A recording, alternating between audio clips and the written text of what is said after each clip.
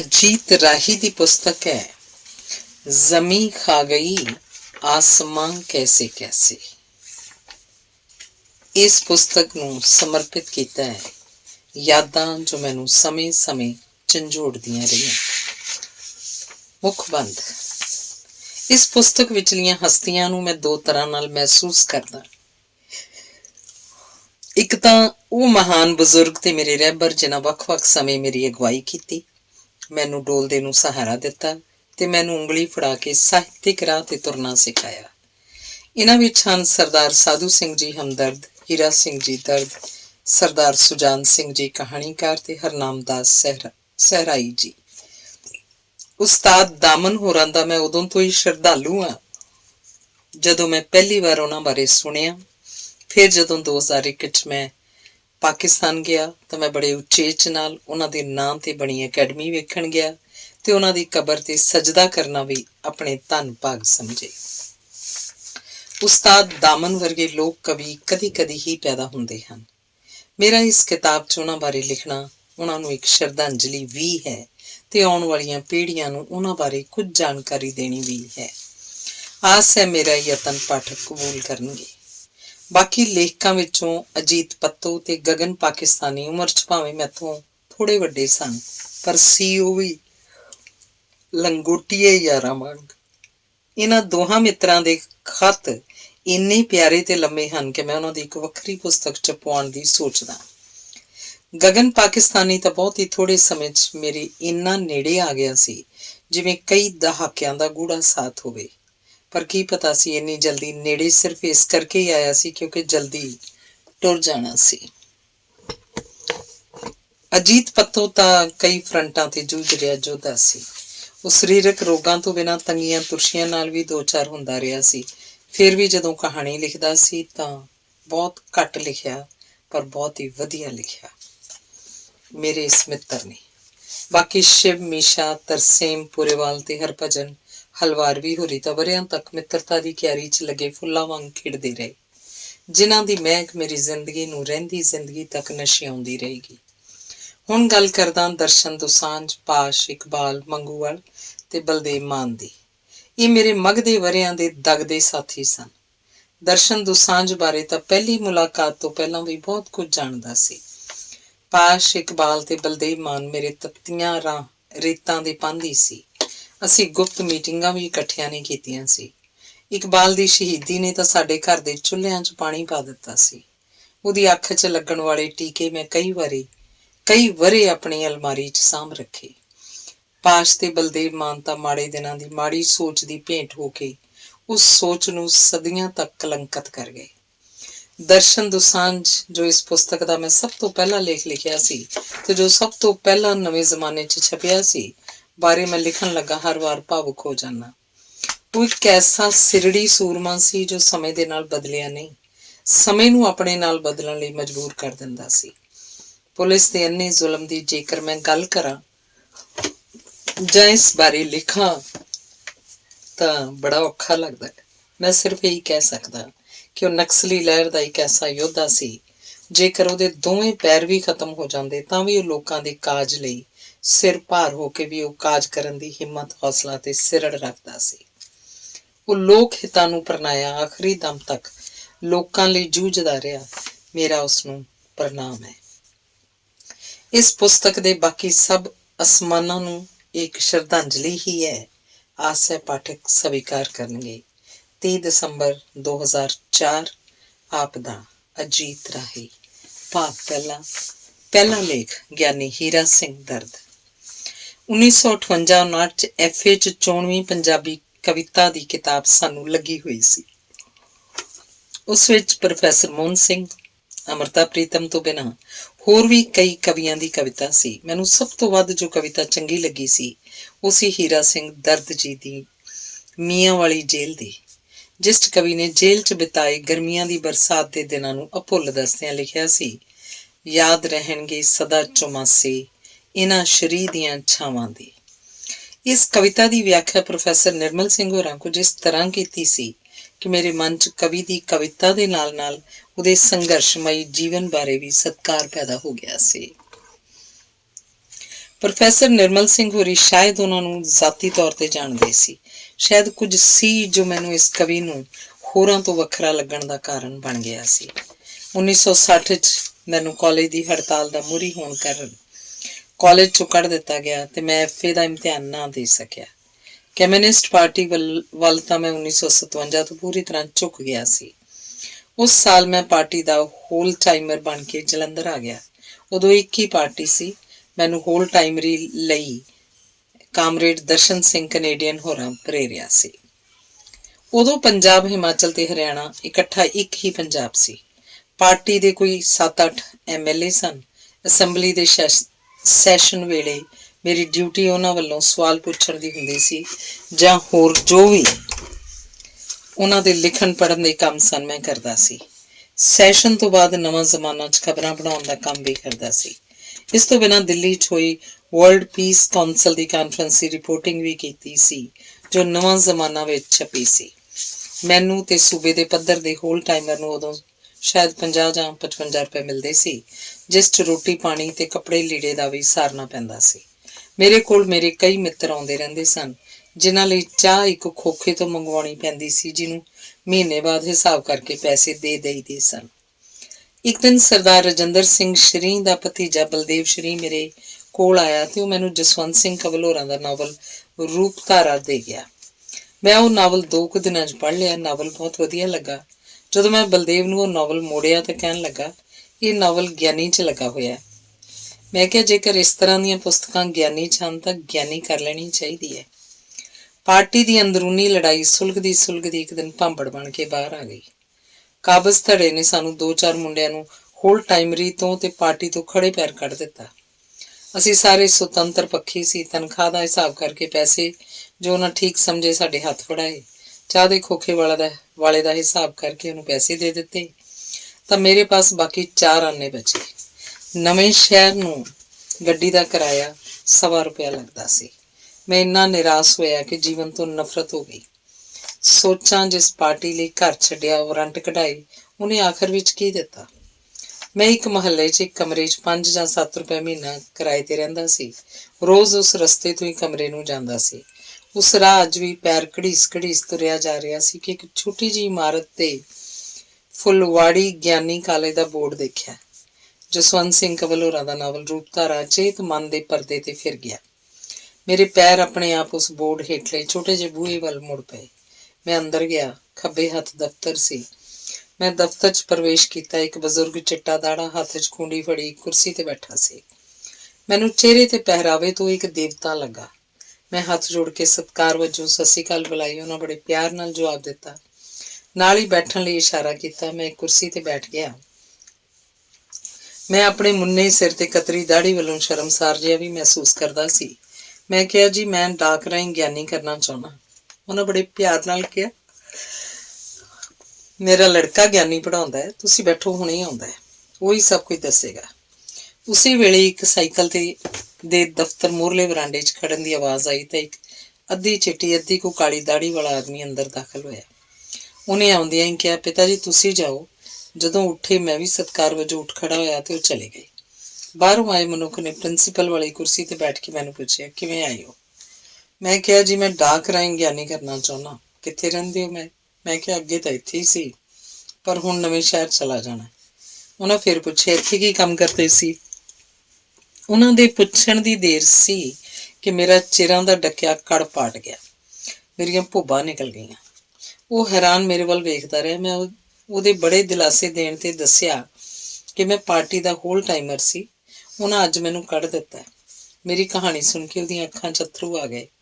उन्हें मुंसफी कचहरी के वरांडे च बनी चाह की दुकान तो 2 कप चाह दे मंगाए। मैनू पानी पिलाया। उन्हें दसिया, मैं तेरा नां नवें जमाने च पढ़िया, तेरी पीस कौंसल की कानफ्रेंस की रिपोर्टिंग भी पढ़ी है, तू तो इत्थे ही कोई काम कर सकता। एक हौका मेरे साहां नूं विन्न गया तो मैं कहा, मेरे कोल तां नवें शहर जाण जोगा किराया भी नहीं, रोटी कित्थों खावांगा, रहांगा कित्थे? उन्हें हस के कहा, सब प्रबंध हो जाएगा। कॉलेज के पिछले पासे एक कमरा जिथे किताबां की लाइब्रेरी है, वो साफ करके उत्थे रह ते कोई किराया नहीं। किताबां पढ़ ते बुद्धिमानी दी जमात नूं पढ़ा। आ फड़ 20 रुपए। SP दफ्तर के सामने एक होटल है, वो 2 वेले की रोटी दे 16 रुपए महीना लैंदा है। उस कोल 16 रुपए जमा करा दे ते 4 रुपए उपरले खर्च लई रख लै। इस तरह मैं जमीन ते मुँह मुँह डिग्गा, फिर उठ के खड़ा होया। उन्हें दसिया मेरे पिता जी जो इत्थे बैठे सन, तू उन्हां दा नां सुनिया होना है। मैं सवालिया नज़रां नाल उन्हां वल वेख्या।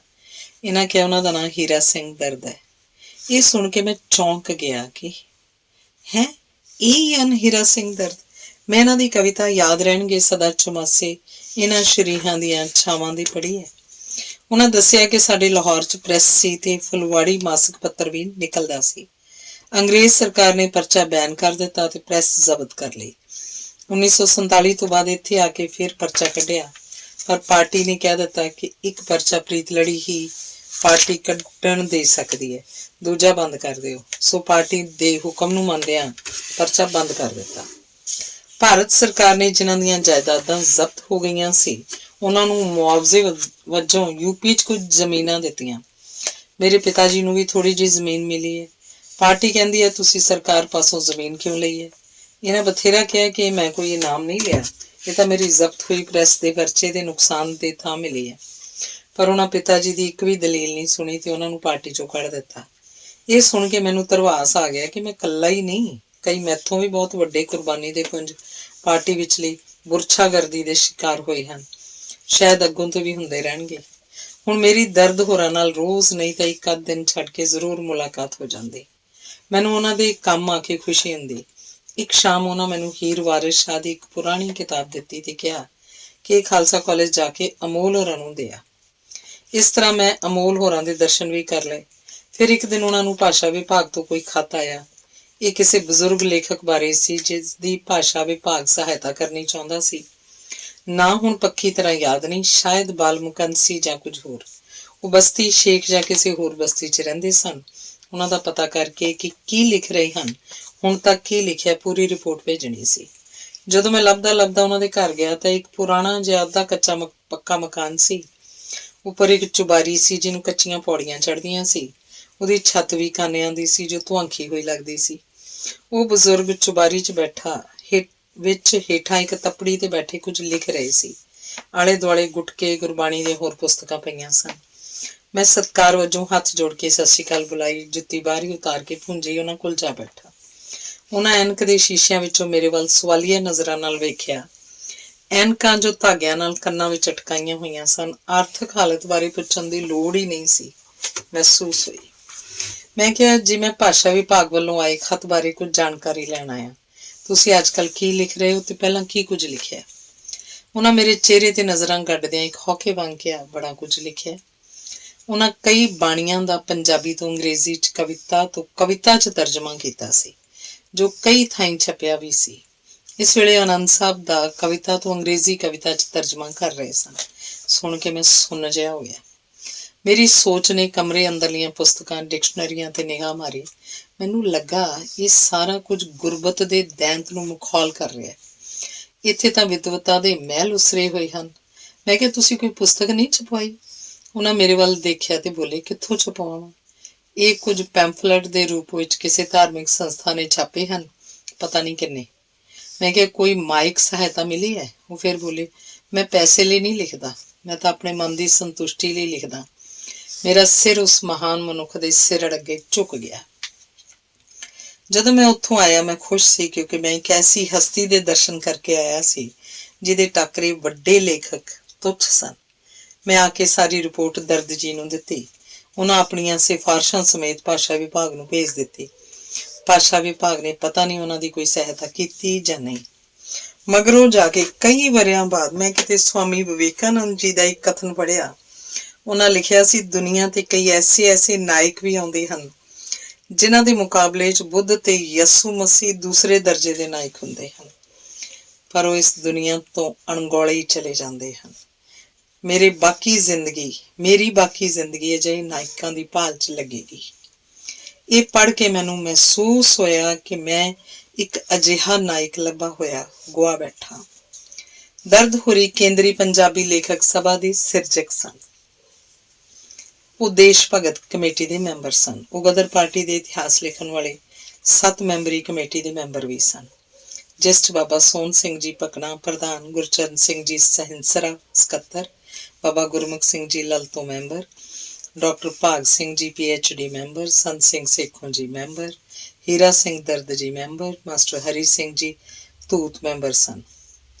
21 ਸਤੰਬਰ 1944 ਨੂੰ ਗਦਰ ਪਾਰਟੀ ਦੇ ਪਹਿਲੇ ਇਕੱਠ ਵੇਲੇ ਬਣੀ ਸੀ। ਬੜੀ ਖੋਜ ਕਰਕੇ 1906-7 ਤੋਂ ਲੈ ਕੇ 17 ਤੱਕ ਦਾ ਇਹ ਗਦਰ ਪਾਰਟੀ ਦਾ ਇਤਿਹਾਸ ਪਹਿਲੀ ਵਾਰ 1961 'ਚ ਛਪਿਆ। ਦਰਦ ਜੀ ਹਮੇਸ਼ਾ ਚੂੜੀਦਾਰ ਪਜਾਮਾ ਤੇ ਕੁੜਤਾ ਪਹਿਨਦੇ, ਆਮ ਤੌਰ ਤੇ ਖੱਦਰ ਦੇ ਕੱਪੜੇ ਹੁੰਦੇ ਤੇ ਪੱਗ ਵੀ ਖਾਕੀ ਜੇ ਖੱਦਰ ਦੀ ਹੁੰਦੀ। ਉਹ ਵੇਖਣ ਨੂੰ ਬੜੇ ਚੁਸਤ ਲੱਗਦੇ ਸਨ, ਤਿੱਖੇ ਨੈਣ ਨਕਸ਼ ਤੇ ਘੋਖਵੀਂ ਅੱਖ ਸੀ। ਮੇਰੇ 'ਚ ਪਤਾ ਨਹੀਂ ਉਹਨਾਂ ਦੀ ਤੇਜ਼ ਨਜ਼ਰ ਨੇ ਕੀ ਵੇਖਿਆ ਸੀ, ਕਿਉਂਕਿ ਮੇਰੇ ਤੇ ਬੜਾ ਇਤਬਾਰ ਕਰਦੇ ਸਨ। ਇੱਕ ਵਾਰ ਗਿਆਨੀ ਰਣਧੀਰ ਸਿੰਘ ਜੀ ਨੇ ਸਵੇਰੇ ਸਵੇਰੇ ਆ ਕੇ ਕਿਹਾ, ਮੇਰਾ ਸਾਈਕਲ ਲੈ ਜਾ, ਘਰ ਨੂੰ ਜਾ, ਪਿਤਾ ਜੀ ਬੁਲਾਉਂਦੇ ਹਨ। ਮੈਂ ਕਿਹਾ ਸ਼ੁਕਰ ਹੈ। ਉਹ ਹੌਲੀ ਦੇਣੀ ਬੋਲੇ, ਸੰਤ ਜੀ ਆਏ ਹੋਏ ਹਨ। ਅਸੀਂ ਤੇਜਾ ਸਿੰਘ ਸੁਤੰਤਰ ਹੋਰਾਂ ਨੂੰ ਗੱਲਾਂ ਵਿੱਚ ਸੰਤ ਜੀ ਕਹਿੰਦੇ ਸੱਦਦੇ ਸੀ। ਮੈਂ ਘਰ ਨੂੰ ਬੜੇ ਉਤਸ਼ਾਹ ਨਾਲ ਗਿਆ। ਅੱਜ ਉਸ ਮਹਾਨ ਸੂਰਮੇ ਦੇ ਦਰਸ਼ਨ ਹੋਣੇ ਸਨ, ਜਿਹਨੂੰ ਵੇਖਣ ਦੀ ਚਿਰਾਂ ਤੋਂ ਤਾਂਘ ਸੀ। ਮੈਂ ਮਾਡਲ ਹਾਊਸ 19A ਨੰਬਰ 'ਚ ਗਿਆ। ਅੱਗੋਂ ਇੱਕ ਫੌਜੀ ਦਿਸਦਾ ਬੜੇ ਰੋਹ ਵਾਲੇ ਚਿਹਰੇ ਵਾਲਾ ਸਰਦਾਰ ਬੈਠਾ ਰੋਟੀ ਖਾ ਰਿਹਾ ਸੀ। ਗਿਆਨੀ ਜੀ ਨੇ ਮੈਨੂੰ ਵੀ ਰੋਟੀ ਖਾਣ ਲਈ ਕਿਹਾ। ਮੈਂ ਨਾ ਨੁੱਕਰ ਕਰਦੇ ਨੇ ਇੱਕ ਅੱਧ ਫੁਲਕਾ ਛਕ ਲਿਆ। ਗਿਆਨੀ ਜੀ ਨੇ ਕਿਹਾ, ਇਹਨਾਂ ਨੂੰ ਡਾਕਟਰ ਭਾਗ ਸਿੰਘ ਹੋਰਾਂ ਦੇ ਪਿੰਡ ਛੱਡ ਕੇ ਆਉਣਾ। ਰਣਧੀਰ ਨੇ ਤੈਨੂੰ ਇਹਨਾਂ ਬਾਰੇ ਦੱਸ ਹੀ ਦਿੱਤਾ ਹੋਵੇਗਾ। ਮੈਂ ਕਿਹਾ ਜੀ ਹਾਂ, ਬਸ ਖਿਆਲ ਨਾਲ ਜਾਵੀਂ। ਮੈਂ ਸੁਤੰਤਰ ਹੋਰਾਂ ਨੂੰ ਸਾਈਕਲ ਦੇ ਪਿੱਛੇ ਬਿਠਾਇਆ, ਬੱਸ ਅੱਡੇ ਵੱਲ ਚੱਲ ਪਿਆ। ਉਦੋਂ ਲੁਧਿਆਣਾ, ਨਵਾਂ ਸ਼ਹਿਰ, ਫਗਵਾੜਾ ਨੂੰ ਬੱਸਾਂ ਜਿੱਥੇ ਅੱਜ ਕੱਲ੍ਹ ਗੁਰੂ ਨਾਨਕ ਲਾਇਬ੍ਰੇਰੀ ਹੈ, ਇੱਥੋਂ ਚੱਲਦੀਆਂ ਸੀ। ਰਸਤੇ 'ਚ ਸੁਤੰਤਰ ਹੋਰਾਂ ਪੁੱਛਿਆ, ਡਰਦਾ ਤਾਂ ਨਹੀਂ? ਮੈਂ ਕਿਹਾ ਜੀ, ਵਾਰੰਟ ਤੁਹਾਡੇ ਹਨ, ਮੇਰੇ ਨਹੀਂ, ਮੈਨੂੰ ਕਾਹਦਾ ਡਰ। ਸੁਤੰਤਰ ਹੋਰਾਂ ਦੇ ਸਿਰ ਦਾ ਮੁੱਲ ਉਦੋਂ 1.25 ਲੱਖ ਸੀ। ਅੱਡੇ 'ਚ ਆ ਕੇ ਅਸੀਂ ਸਾਈਕਲ ਬੱਸ ਤੇ ਰੱਖਿਆ। ਫਗਵਾੜੇ ਦੀਆਂ 2 ਟਿਕਟਾਂ ਲੈ ਕੇ ਬੱਸ ਤੇ ਸਵਾਰ ਹੋ ਗਏ। ਫਗਵਾੜੇ ਤੋਂ ਹੁਸ਼ਿਆਰਪੁਰ ਵਾਲੀ ਬੱਸ ਫੜੀ ਤੇ ਮਹਿੰਦੀਆਣੇ ਨਹਿਰ ਦੇ ਪੁਲ ਤੇ ਜਾ ਉਤਰੇ। ਨਹਿਰ ਅਸੀਂ ਗੜ੍ਹ ਸ਼ੰਕਰ ਵੱਲ ਨੂੰ ਪਟੜੀ ਪੈ ਗਏ। ਡਾਕਟਰ ਹੋਰਾਂ ਦੇ ਪਿੰਡ ਦੇ ਪੁਲ ਕੋਲ ਜਾ ਕੇ ਉਹਨਾਂ ਮੈਨੂੰ ਵਾਪਸ ਮੋੜ ਦਿੱਤਾ। ਉਹਨਾਂ ਕੋਲ 2 ਝੋਲੇ ਸਨ, ਇੱਕ 'ਚ ਭੁੱਜੇ ਛੋਲੇ, ਸੁੱਕਾ ਦੁੱਧ, ਚਾਹ ਪੱਤੀ ਤੇ ਨਿੱਕਾ ਜਿਹਾ ਸਟੋਵ ਸੀ। ਦੂਜਾ ਝੋਲਾ ਆਪਣੇ ਹੱਥ ਵਿੱਚ ਰੱਖਦੇ ਸੀ। ਰਸਤੇ 'ਚ ਉਹਨਾਂ ਮੈਨੂੰ ਬੜੀਆਂ ਗੱਲਾਂ ਦੱਸੀਆਂ। ਉਹ ਮੈਨੂੰ ਉਦੋਂ ਤੋਂ ਜਾਣਦੇ ਸੀ ਜਦੋਂ ਮੈਂ ਕਾਲਜ ਦੀ ਹੜਤਾਲ ਵੇਲੇ ਮਰਨ ਵਰਤ ਰੱਖਿਆ ਸੀ। ਉਹਨਾਂ ਨੇ ਕਈ ਭਾਸ਼ਾਵਾਂ ਦੀ ਆਪਸੀ ਨੇੜਤਾ ਬਾਰੇ ਵੀ ਬੜੀ ਹੈਰਾਨ ਕਰਨ ਵਾਲੀ ਜਾਣਕਾਰੀ ਦਿੱਤੀ। ਮੈਂ ਇਹ ਸੁਣ ਕੇ ਹੈਰਾਨ ਰਹਿ ਗਿਆ ਕਿ ਸੰਸਕ੍ਰਿਤ ਪੰਜਾਬੀ ਦੇ ਸਭ ਤੋਂ ਨੇੜੇ ਹੈ। ਮੁੜ ਕੇ ਆਉਂਦਾ ਹੋਇਆ ਮੈਂ ਸਾਈਕਲ ਤੇ ਨਹਿਰ ਪੈ ਕੇ ਆਦਮਪੁਰ ਥਾਣੇ ਜਲੰਧਰ ਆ ਗਿਆ। ਉਸ ਤੋਂ ਬਾਅਦ ਗਿਆਨੀ ਹੀਰਾ ਸਿੰਘ ਜੀ ਦਰਦ ਹੋਰਾਂ ਦਾ ਮੇਰੇ ਤੇ ਵਿਸ਼ਵਾਸ ਹੋਰ ਵੀ ਵੱਧ ਗਿਆ ਤੇ ਮੇਰੇ ਮਨ 'ਚ ਉਹਨਾਂ ਦਾ ਸਤਿਕਾਰ ਤੇ ਸ਼ਰਧਾ ਹੋਰ ਵੱਧ ਗਈ। ਕੋਈ ਵੀ ਕੰਮ ਹੁੰਦਾ ਉਹ ਮੈਨੂੰ ਹੀ ਕਰਨ ਨੂੰ ਕਹਿੰਦੇ। ਮੈਨੂੰ ਵੀ ਉਹਨਾਂ ਦੇ ਹਰ ਕੰਮ ਆ ਕੇ ਖੁਸ਼ੀ ਹੁੰਦੀ। ਗਿਆਨੀ ਜੀ ਕਦੀ ਗੁਰਮੁਖ ਸਿੰਘ ਮੁਸਾਫਰ ਤੇ ਮਾਸਟਰ ਤਾਰਾ ਸਿੰਘ ਜੀ ਨਾਲ ਇੱਕ ਹੀ ਸਕੂਲ 'ਚ ਪੜ੍ਹਾਉਂਦੇ ਰਹੇ ਸੀ। ਉਹ ਅਕਾਲੀ ਪੁਸਤਕਾਂ ਜਾਂ ਅਕਾਲੀ ਅਖਬਾਰ ਦੇ ਮੁੱਢਲੇ ਸੰਪਾਦਕਾਂ 'ਚੋਂ ਸਨ। ਮਾਰਕਸੀ ਫਲਸਫੇ ਦੇ ਗਿਆਨ ਨੇ ਉਹਨਾਂ ਨੂੰ ਅਗਾਂਹ ਵਧੂ ਸੋਚ ਦੇ ਧਾਰਨੀ ਬਣਾ ਦਿੱਤਾ ਸੀ। ਉਹਨਾਂ ਕਦੀ ਕਵਿਤਾ ਲਿਖੀ ਸੀ, ਮੇਰੇ ਗਾਤਰੇ ਸਦਾ ਕਿਰਪਾਨ ਰਹਿਸੀ। ਅਕਾਲੀ ਅਖਬਾਰ ਦੇ ਦਫ਼ਤਰ ਆ ਕੇ ਕਿਸੇ ਨੇ ਉਹਨਾਂ ਤੇ ਸਵਾਲ ਕੀਤਾ ਕਿ ਤੁਸੀਂ ਤਾਂ ਲਿਖਿਆ ਸੀ ਮੇਰੇ ਗਾਤਰੇ ਸਦਾ ਕਿਰਪਾਨ ਰਹਿਸੀ। ਉਹਨਾਂ ਉਸ ਸੱਜਣ ਨੂੰ ਕੀਲੀ ਵੱਲ ਇਸ਼ਾਰਾ ਕਰਕੇ ਕਿਹਾ, ਉਹ ਮੇਰਾ ਗਾਤਰਾ ਹੈ ਤੇ ਉਸ ਵਿੱਚ ਕਿਰਪਾਨ ਵੀ ਹੈ। ਗਿਆਨੀ ਜੀ ਪਹਿਲੇ ਪੰਜਾਬੀ ਲੇਖਕ ਸਨ ਜਿਨ੍ਹਾਂ ਭਾਈ ਵੀਰ ਸਿੰਘ ਜੀ ਦੇ ਅਖੌਤੀ ਧਾਰਮਿਕ ਫਲਸਫੇ ਤੇ ਉਹਦੇ ਸਾਹਿਤ ਦੇ ਵਿਰੁੱਧ ਪੈਂਫਲੇਟ ਲਿਖ ਕੇ ਛਾਪਿਆ ਤੇ ਵੰਡਿਆ, ਜਿਸ ਦਾ ਨਿਚੋੜ ਇਹ ਸੀ ਕਿ ਭਾਈ ਵੀਰ ਸਿੰਘ ਜੀ ਦੀ ਕਵਿਤਾ ਤੇ ਰਚਨਾ ਲੋਕਾਂ ਦੀ ਕਵਿਤਾ ਤੇ ਰਚਨਾ ਨਹੀਂ, ਇਹ ਸਿੱਖ ਧਰਮ ਦੇ ਮੁੱਢਲੇ ਅਸੂਲਾਂ ਨੂੰ ਹੀ ਤਿਲਾਂਜਲੀ ਦੇਈ ਬੈਠੀ ਹੈ। ਜਿੱਥੇ ਗੁਰੂ ਨਾਨਕ ਨੇ ਬਾਬਰ ਦੇ ਭਾਰਤ ਦੇ ਹਮਲੇ ਨੂੰ ਪਾਪ ਕੀ ਜੰਜ ਕਿਹਾ ਸੀ, ਰਾਜਿਆਂ ਨੂੰ ਸ਼ੀਂਹ ਤੇ ਵਜ਼ੀਰਾਂ ਨੂੰ ਕੁੱਤੇ ਗਿਆ ਸੀ, ਉੱਥੇ ਭਾਈ ਵੀਰ ਸਿੰਘ ਅੰਗਰੇਜ਼ ਹਕੂਮਤ ਵੱਲੋਂ ਜਲਿਆਂਵਾਲੇ ਬਾਗ 'ਚ ਕੀਤੇ ਕਤਲੇਆਮ ਨੂੰ ਮੂਕ ਦਰਸ਼ਕ ਬਣ ਕੇ ਵੇਖਦਾ ਰਿਹਾ ਤੇ ਚੀਫ ਖਾਲਸਾ ਦੀਵਾਨ ਨੇ ਡਾਇਰ ਨੂੰ ਦਰਬਾਰ ਸਾਹਿਬ ਸੱਦ ਕੇ ਸਰੋਪਾ ਦਿੱਤਾ, ਜਦੋਂ ਕਿ ਬੰਗਾਲ 'ਚ ਬੈਠੇ ਰਵਿੰਦਰਨਾਥ ਟੈਗੋਰ ਨੇ ਅੰਗਰੇਜ਼ਾਂ ਵੱਲੋਂ ਦਿੱਤਾ ਸਰ ਦਾ ਖਿਤਾਬ ਵਾਪਸ ਕਰ ਦਿੱਤਾ ਤੇ ਜਲਿਆਂਵਾਲੇ ਬਾਗ 'ਚ ਆ ਕੇ ਸ਼ਹੀਦਾਂ ਨੂੰ ਸ਼ਰਧਾਂਜਲੀ ਭੇਂਟ ਕੀਤੀ। ਉਸ ਪੈਂਫਲੇਟ ਵਿੱਚ ਹੋਰ ਵੀ ਬਹੁਤ ਕੁਝ ਸੀ ਜੋ ਬਾਦਲੀਲ ਸੀ। ਉਹਨੂੰ ਪੜ੍ਹ ਕੇ ਕੋਈ ਵੀ ਖੁੱਲੀ ਅੱਖ ਵਾਲਾ ਭਾਈ ਵੀਰ ਸਿੰਘ ਦੇ ਹੱਕ 'ਚ ਨਹੀਂ ਸੀ ਬੋਲਦਾ। ਜਦੋਂ ਪੰਜਾਬ 'ਚ ਹਿੰਦੀ ਪੰਜਾਬੀ ਦਾ ਰੌਲਾ ਪਿਆ ਤੇ ਹਿੰਦੂ ਮਹਾਸ਼ਾ ਪ੍ਰੈਸ ਨੇ ਪੰਜਾਬੀ ਨੂੰ ਸਿਰਫ ਸਿੱਖਾਂ ਦੀ ਬੋਲੀ ਬਣਾਉਣ ਦਾ ਯਤਨ ਕੀਤਾ ਤਾਂ ਗਿਆਨੀ ਜੀ ਨੇ ਇੱਕ ਐਸਾ ਪੈਂਫਲੇਟ ਕੱਢਿਆ ਜਿਹਨੂੰ ਪੜ੍ਹ ਕੇ ਹਰ ਸੂਝਵਾਨ ਹਿੰਦੂ ਪੰਜਾਬੀ ਨੂੰ ਆਪਣੀ ਮਾਂ ਬੋਲੀ ਕਹਿ ਕੇ ਮਾਣ ਮਹਿਸੂਸ ਕਰਦਾ ਸੀ। ਉਸ ਪੈਂਫਲੇਟ ਦਾ ਨਾਂ ਸ਼ਾਇਦ ਇਹ ਸੀ ਕਿ ਹਿੰਦੂ ਸਾਹਿਤਕਾਰਾਂ ਦੀ ਪੰਜਾਬੀ ਸਾਹਿਤ ਨੂੰ ਦੇਣ, ਜਾਂ ਕੁਝ ਇਸ ਤਰ੍ਹਾਂ ਦਾ ਹੀ। ਇਸ ਪੈਂਫਲੇਟ ਵਿੱਚ ਦਲੀਲਾਂ ਨਾਲ ਸਾਬਤ ਕੀਤਾ ਗਿਆ ਸੀ ਕਿ ਜੋ ਕੰਮ ਸਿੱਖ ਸਾਹਿਤਕਾਰ ਪੰਜਾਬੀ ਲਈ ਨਹੀਂ ਕਰ ਸਕੇ ਉਹ ਹਿੰਦੂਆਂ ਨੇ ਕੀਤਾ। ਬਾਵਾ ਬਲਵੰਤ ਨੇ ਉਰਦੂ ਵਾਲਿਆਂ ਦੀ ਵੰਗਾਰ ਨੂੰ ਕਬੂਲ ਕਰਦਿਆਂ ਪੰਜਾਬੀ 'ਚ ਉਰਦੂ ਤੋਂ ਵੀ ਵੱਧ ਉੱਚ ਕੋਟੀ ਦੀ ਕਵਿਤਾ ਰਚੀ। ਈਸ਼ਵਰ ਚੰਦਰ ਨੰਦਾ ਨੇ ਪੰਜਾਬੀ ਨਾਟਕ ਲਿਖਣ ਦੀ ਨੀਂਹ ਰੱਖੀ। ਪ੍ਰਿਥਵੀ ਰਾਜ ਕਪੂਰ ਨੇ ਪੰਜਾਬੀ ਨਾਟਕ ਨੂੰ ਸਟੇਜ ਕੀਤਾ। ਗਾਰਗੀ ਨੇ ਪੰਜਾਬੀ ਨਾਟਕ ਲਿਖਣ ਦੀ ਕਲਾ ਨੂੰ ਸਿਖਰ ਤੇ ਪਹੁੰਚਾਇਆ। ਡਾਕਟਰ ਤਿਵਾੜੀ ਤੇ ਰੋਸ਼ਨ ਲਾਲ ਅਹੂਜਾ ਤੋਂ ਬਿਨਾਂ ਹੋਰ ਬਹੁਤ ਸਾਰੇ ਚੋਟੀ ਦੇ ਹਿੰਦੂ ਪੰਜਾਬੀ ਸਾਹਿਤਕਾਰ ਹੋਏ ਹਨ। ਬਾਵਾ ਬਲਵੰਤ, ਧਨੀ ਰਾਮ ਚਾਤਰਿਕ ਤੋਂ ਤੁਰੀ ਪੰਜਾਬੀ ਕਵਿਤਾ ਨੂੰ ਸ਼ਿਵ ਨੇ ਜਿਸ ਸਿਖਰ ਤੇ ਪਹੁੰਚਾਇਆ ਹੈ ਉੱਤੇ ਹਰ ਪੰਜਾਬੀ ਮਾਣ ਕਰਦਾ ਹੈ। ਆਪਣੇ ਆਸਟ੍ਰੇਲੀਆ ਆਉਣ ਤੱਕ ਇਹ ਪੈਂਫਲੇਟ ਮੈਂ ਬੜੇ ਸਾਂਭ ਰੱਖੇ ਸੀ, ਪਰ ਮਗਰੋਂ 1962 'ਚ ਮੈਂ ਕਪੂਰਥਲੇ ਜਾ ਕੇ ਗਿਆਨੀ ਦੀ ਅਕੈਡਮੀ ਖੋਲ੍ਹ ਲਈ। ਜਦੋਂ ਮੈਂ ਗਿਆਨੀ ਜੀ ਨੂੰ ਆਪਣੇ ਵਿਦਿਆਰਥੀਆਂ ਨੂੰ ਲੈਕਚਰ ਦੇਣ ਲਈ ਬੇਨਤੀ ਕਰਦਾ, ਉਹ ਸਿਆਣੀ ਉਮਰ ਦੇ ਬਾਵਜੂਦ ਮੇਰੀ ਬੇਨਤੀ ਪ੍ਰਵਾਨ ਕਰ ਲੈਂਦੇ। ਉਹਨਾਂ ਦਾ ਦਿੱਤਾ ਲੈਕਚਰ ਵਿਦਿਆਰਥੀਆਂ ਲਈ ਤੀਸਰਾ ਨੇਤਰ ਖੋਲ੍ਹਣ ਵਾਲਾ ਸਾਬਤ ਹੁੰਦਾ। ਉਹਨਾਂ ਪੰਜਾਬੀ ਸਾਹਿਤ ਦਾ ਇਤਿਹਾਸ ਨਾਂ ਦੀ ਇੱਕ ਬਹੁਤ ਹੀ ਖੋਜ ਭਰਪੂਰ ਤੇ ਵਡਮੁੱਲੀ ਪੁਸਤਕ ਲਿਖੀ ਸੀ, ਜੋ ਗਿਆਨੀ ਤੋਂ MA ਪੰਜਾਬੀ ਦੇ ਵਿਦਿਆਰਥੀਆਂ ਲਈ ਬੜੀ ਸਹਾਈ ਸਾਬਤ ਹੋਈ। ਫਿਰ ਇੱਕ ਦਿਨ ਉਹਨਾਂ ਦੇ ਤੁਰ ਜਾਣ ਦੀ ਖਬਰ ਪੜੀ। ਮੈਂ ਕੰਬ ਕੇ ਰਹਿ ਗਿਆ। ਮੈਂ ਮਹਿਸੂਸ ਕੀਤਾ ਕਿ ਇੱਕ ਆਸ਼ੀਰਵਾਦੀ ਹੱਥ ਮੇਰੇ ਸਿਰ ਤੋਂ ਉੱਠ ਗਿਆ। ਮੈਂ ਉਹਨਾਂ ਦੇ ਭੋਗ ਤੇ ਗਿਆ। ਜੋ ਉਹਨਾਂ ਦੇ ਵਿਰੋਧੀ ਸੀ, ਉਹ ਵੀ ਉਹਨਾਂ ਦੀ ਪੰਜਾਬੀ ਸਾਹਿਤ ਨੂੰ ਦੇਣ, ਸਿਰੜ, ਸਾਦਗੀ ਤੇ ਸੱਚਾਈ ਭਰਪੂਰ ਸੱਚੇ ਸੁੱਚੇ ਜੀਵਨ ਦੀ ਸਿਫਤ ਕਰ ਰਿਹਾ ਸੀ। ਉਸ ਦਿਨ ਨੀਵੀਂ ਪਾਈ ਬੈਠਾ ਮੈਂ ਸੋਚ ਰਿਹਾ ਸੀ ਕਿ ਹੁਣ ਮੈਂ ਉਸ ਮਹਾਨ ਦੇਵਤੇ ਸਰੂਪ ਮਨੁੱਖ ਦੇ ਕਦੀ ਵੀ ਦਰਸ਼ਨ ਨਹੀਂ ਕਰ ਸਕਾਂਗਾ। ਪਰ ਮੇਰਾ ਇਹ ਵਹਿਮ ਸੀ। ਉਹ ਆਸਮਾਨ ਤਾਂ ਧਰਤੀ ਦੇ ਹਰ ਉਸ ਟੁਕੜੇ ਤੇ ਹਾਜ਼ਰ ਹੁੰਦਾ ਹੈ ਜਿੱਥੇ ਧਰਤੀ ਦੇ ਜਾਏ ਲੋਕਾਂ ਦੀ ਗੱਲ ਹੁੰਦੀ, ਜਿੱਥੇ ਹੱਕਾਂ ਦੀ ਗੱਲ ਹੁੰਦੀ, ਜਿੱਥੇ ਸੱਚ ਦੀ ਗੱਲ ਹੁੰਦੀ, ਜਿੱਥੇ ਅਗਾਂਹਵਧੂ ਸਾਹਿਤ ਦੀ, ਲੋਕਾਂ ਦੇ ਸਾਹਿਤ ਦੀ ਗੱਲ ਹੁੰਦੀ ਹੈ। ਉਸ ਆਸਮਾਨ ਦੀ ਹੋਂਦ ਦੇ ਨਿਸ਼ਾਨ ਉਸ ਧਰਤੀ ਦੇ ਟੁਕੜੇ ਤੇ ਹੀ ਪ੍ਰਗਟ ਹੋ ਉੱਠਦੇ ਹਨ। ਆਓ ਉਸ ਧਰਤ ਨੂੰ ਨਮਸਕਾਰ ਕਰੀਏ। ਧੰਨਵਾਦ। ਅਗਲਾ ਲੇਖ ਹੈ ਸਾਧੂ ਸਿੰਘ ਹਮਦਰਦ। ਕਾਲਜ ਦੀ ਵਿਦਿਆਰਥੀ ਯੂਨੀਅਨ ਦੀ ਲੀਡਰੀ ਨੇ ਕਈ ਚੰਦ ਚਾੜੇ। ਨੰਬਰ 1 ਜੁਰਮਾਨਾ, NCC 'ਚੋਂ ਕੱਢੇ ਜਾਣਾ, ਫਿਰ ਹਾਜ਼ਰੀਆਂ ਘਟਾ ਕੇ ਇਮਤਿਹਾਨ 'ਚ ਨਾ ਬੈਠਣ ਦੇਣਾ, ਇੱਕ ਤਰ੍ਹਾਂ ਨਾਲ ਠੀਕ ਤੁਰੀ ਜਾ ਰਹੀ ਜ਼ਿੰਦਗੀ ਨੂੰ ਮਿੱਟੀ 'ਚ ਰੋਲ ਕੇ ਰੱਖ ਦੇਣਾ। ਪਰ ਇਸ ਹੜਤਾਲ ਤੇ ਮਰਨ ਵਰਤ ਨੇ ਨਾਮ ਮਸ਼ਹੂਰ ਕਰ ਦਿੱਤਾ। ਬਦਨਾਮ ਹੋਂਗੇ ਤਾਂ ਕਿਆ ਨਾਮ ਨਾ ਹੋਗਾ। ਦਸੰਬਰ 1959 ਵਿੱਚ ਹੜਤਾਲ ਹੋਈ। ਕੁਝ ਦਿਨਾਂ ਵਿੱਚ ਹੀ ਕਾਲਜ ਅਨਿਸ਼ਚਿਤ ਸਮੇਂ ਲਈ ਬੰਦ ਹੋ ਗਿਆ। ਅਸਲ 'ਚ ਹੜਤਾਲ ਦੇ ਪਹਿਲੇ ਦਿਨ ਹੀ 3 ਮੁੰਡੇ ਯੂਨੀਵਰਸਿਟੀ 'ਚੋਂ ਖਾਰਜ, ਮੇਰੇ ਸਮੇਤ 2 ਹੋਰ ਨੂੰ 200 ਰੁਪਏ ਜੁਰਮਾਨਾ ਤੇ NCC ਵਿੱਚੋਂ ਖਾਰਜ। ਥੋੜੇ ਦਿਨਾਂ ਬਾਅਦ ਵਿਦਿਆਰਥੀ ਯੂਨੀਅਨ ਨੇ ਫੈਸਲਾ ਕੀਤਾ ਕਿ ਇੱਕ ਵਿਦਿਆਰਥੀ ਮਰਨ ਵਰਤ ਰੱਖੇਗਾ, ਪਰ ਵਿਦਿਆਰਥੀ ਭਰੋਸੇਮੰਦ ਤੇ ਨਾ ਡੋਲਣ ਵਾਲਾ ਚਾਹੀਦਾ ਸੀ। ਮੈਂ ਆਪਣਾ ਨਾਂ ਇਸ ਸੇਵਾ ਲਈ ਪੇਸ਼ ਕਰ ਦਿੱਤਾ, ਜੋ ਖੁਸ਼ੀ ਨਾਲ ਤੇ ਸਰਬਸੰਮਤੀ ਨਾਲ ਪਾਸ ਹੋ ਗਿਆ। ਇੱਕ ਇਸ਼ਤਿਹਾਰ ਛਾਪਿਆ ਗਿਆ ਜਿਹਦਾ ਸਿਰਲੇਖ ਸੀ ਜ਼ਿੰਦਗੀ ਮੌਤ ਦਾ ਸਵਾਲ। ਹੇਠਾਂ ਮਰਨ ਵਰਤ ਕੌਣ ਕਿਉਂ ਰੱਖ ਰਿਹਾ ਸਾਰਾ ਵਿਸਥਾਰ ਸੀ। ਪੰਜਾਬ ਦੇ ਸਾਰੇ ਕਾਲਜਾਂ ਵਿੱਚ ਇਸ਼ਤਿਹਾਰ ਪਹੁੰਚਾ ਦਿੱਤਾ ਗਿਆ। ਸਾਰੀਆਂ ਅਖਬਾਰਾਂ ਨੂੰ ਭੇਜ ਦਿੱਤਾ ਗਿਆ। ਜਿਹੜੇ ਕਾਲਜਾਂ ਨੂੰ ਨਹੀਂ ਸੀ ਪਤਾ, ਅਖਬਾਰਾਂ ਪੜ੍ਹ ਕੇ ਸਭ ਹਰਕਤ 'ਚ ਆ ਗਏ। ਅਖਬਾਰਾਂ ਨੇ ਵੱਡੀਆਂ ਸੁਰਖੀਆਂ ਲਾ ਕੇ ਖਬਰਾਂ ਛਾਪੀਆਂ। ਮੈਂ ਪੁਲਿਸ ਦੀ ਗ੍ਰਿਫਤਾਰੀ ਤੋਂ ਬਚਣ ਲਈ ਅੰਡਰਗਰਾਊਂਡ ਹੋ ਗਿਆ। ਨਵੇਂ ਸ਼ਹਿਰ ਤੋਂ ਇੱਕ ਸੂਬੇਦਾਰ, ਜਿਹਦੀ ਜ਼ਮੀਨ ਸਾਡੇ ਪਿੰਡ ਸੀ ਤੇ ਮੇਰੇ ਪਿਤਾ ਜੀ ਦਾ ਦੋਸਤ ਸੀ, ਉਹ ਰੋਜ਼ ਪਿੰਡ ਜਾਂਦਾ ਸੀ। ਜਿਸ ਦਿਨ ਉਰਦੂ ਦੀ ਅਖਬਾਰ 'ਚ ਇਹ ਖਬਰ ਛਪੀ, ਉਹ ਬੜਾ ਘਬਰਾਇਆ। ਅਖਬਾਰ ਲੈ ਕੇ ਸਿੱਧਾ ਭਾਪੇ ਹੋਰਾਂ ਕੋਲ ਗਿਆ ਤੇ ਸਾਰੀ ਗੱਲ ਬੜੀ ਫਿਕਰਮੰਦੀ ਨਾਲ ਕੀਤੀ। ਮੈਂ ਨਵੇਂ ਸ਼ਹਿਰ ਹੀ ਰਹਿ ਕੇ ਪੜ੍ਹਾਈ ਕਰਦਾ ਸੀ। ਭਾਪੇ ਹੋਰਾਂ ਨੇ ਬੀਬੀ ਜੀ ਨਾਲ ਗੱਲ ਕੀਤੀ। ਸਾਰੇ ਪਿੰਡ ਵਿੱਚ ਗੱਲ ਜੰਗਲ ਦੀ ਅੱਗ ਵਾਂਗ ਫੈਲ ਗਈ। ਬੀਬੀ ਪਾਪਾ ਮੈਨੂੰ ਸ਼ਹਿਰ ਮਿਲਣ ਆਏ ਤਾਂ ਕਿ ਉਹ ਮੈਨੂੰ ਰੋਕ ਸਕਣ, ਪਰ ਮੈਂ ਤਾਂ ਆਪਣਾ ਟਿਕਾਣਾ ਬਦਲ ਲਿਆ ਸੀ। ਨਵੇਂ ਟਿਕਾਣੇ ਦਾ ਸਵਾਈ ਕੁਝ ਮੁੰਡਿਆਂ ਦੇ ਕਿਸੇ ਨੂੰ ਨਹੀਂ ਸੀ ਪਤਾ। ਆਖਰ ਮਾਂ-ਬਾਪ ਦੀਆਂ ਆਂਦਰਾਂ ਤੇ ਲਹੂ ਦੀ ਤੜਫ ਸੀ। ਉਹ ਲੱਭਦੇ ਲੱਭਦੇ ਉਸ ਘਰ ਆ ਗਏ ਜਿੱਥੇ ਮੈਂ ਰਹਿ ਰਿਹਾ ਸੀ। ਬੀਬੀ ਰੋ ਪਈ। ਭਾਪੇ ਹੋਰਾਂ ਤਸੱਲੀ ਦਿੱਤੀ ਕਿਉਂਕਿ ਅਗਾਂਹ ਵਧੂ ਵਿਚਾਰਾਂ ਦੇ ਸਨ। ਹੁਣ ਕੁਝ ਵੀ ਕੀਤਾ ਨਹੀਂ ਜਾ ਸਕਦਾ। ਆਖਿਰ ਜਿਸ ਦਿਨ ਮਰਨ ਵਰਤ ਰੱਖਣਾ ਸੀ ਉਸ ਦਿਨ ਵਰਤ ਤੇ ਬੈਠਣ ਤੋਂ ਪਹਿਲਾਂ ਸ਼ਹਿਰ 'ਚ ਜਲੂਸ ਕੱਢਣ ਦਾ ਫੈਸਲਾ ਕੀਤਾ ਗਿਆ। ਸਾਰੇ ਸ਼ਹਿਰ 'ਚ ਮੇਰੇ ਨਾਲ ਮੇਰੀ ਮਾਤਾ ਜੀ ਨੂੰ ਰਿਕਸ਼ੇ 'ਚ ਬਿਠਾ ਕੇ ਵਿਦਿਆਰਥੀਆਂ ਨੇ ਜਲੂਸ ਕੱਢਿਆ।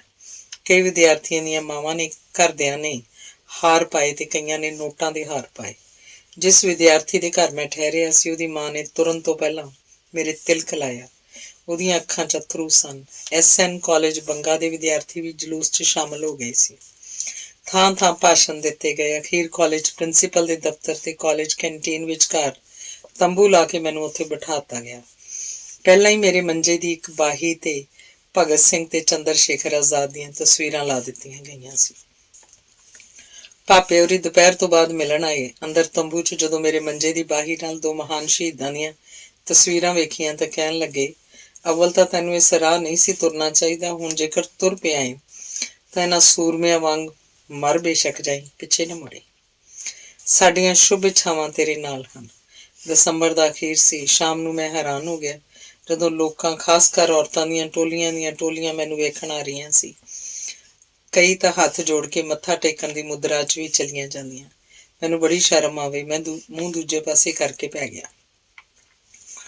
ਅਗਲੇ ਦਿਨਾਂ 'ਚ ਦੇਖਣ ਵਾਲਿਆਂ ਦਾ ਤਾਂਤਾ ਲਗਾਤਾਰ ਵੱਧਦਾ ਚਲਾ ਗਿਆ। ਮੈਨੂੰ ਬੋਲਣ ਦੀ ਬਹੁਤੀ ਆਗਿਆ ਨਹੀਂ ਸੀ। ਗਰਮ ਪਾਣੀ, ਲੂਣ, ਨਿੰਬੂ ਹੀ ਪੀ ਰਿਹਾ ਸੀ। ਰੋਜ਼ ਭਾਰ ਘਟਣ ਲੱਗ ਪਿਆ।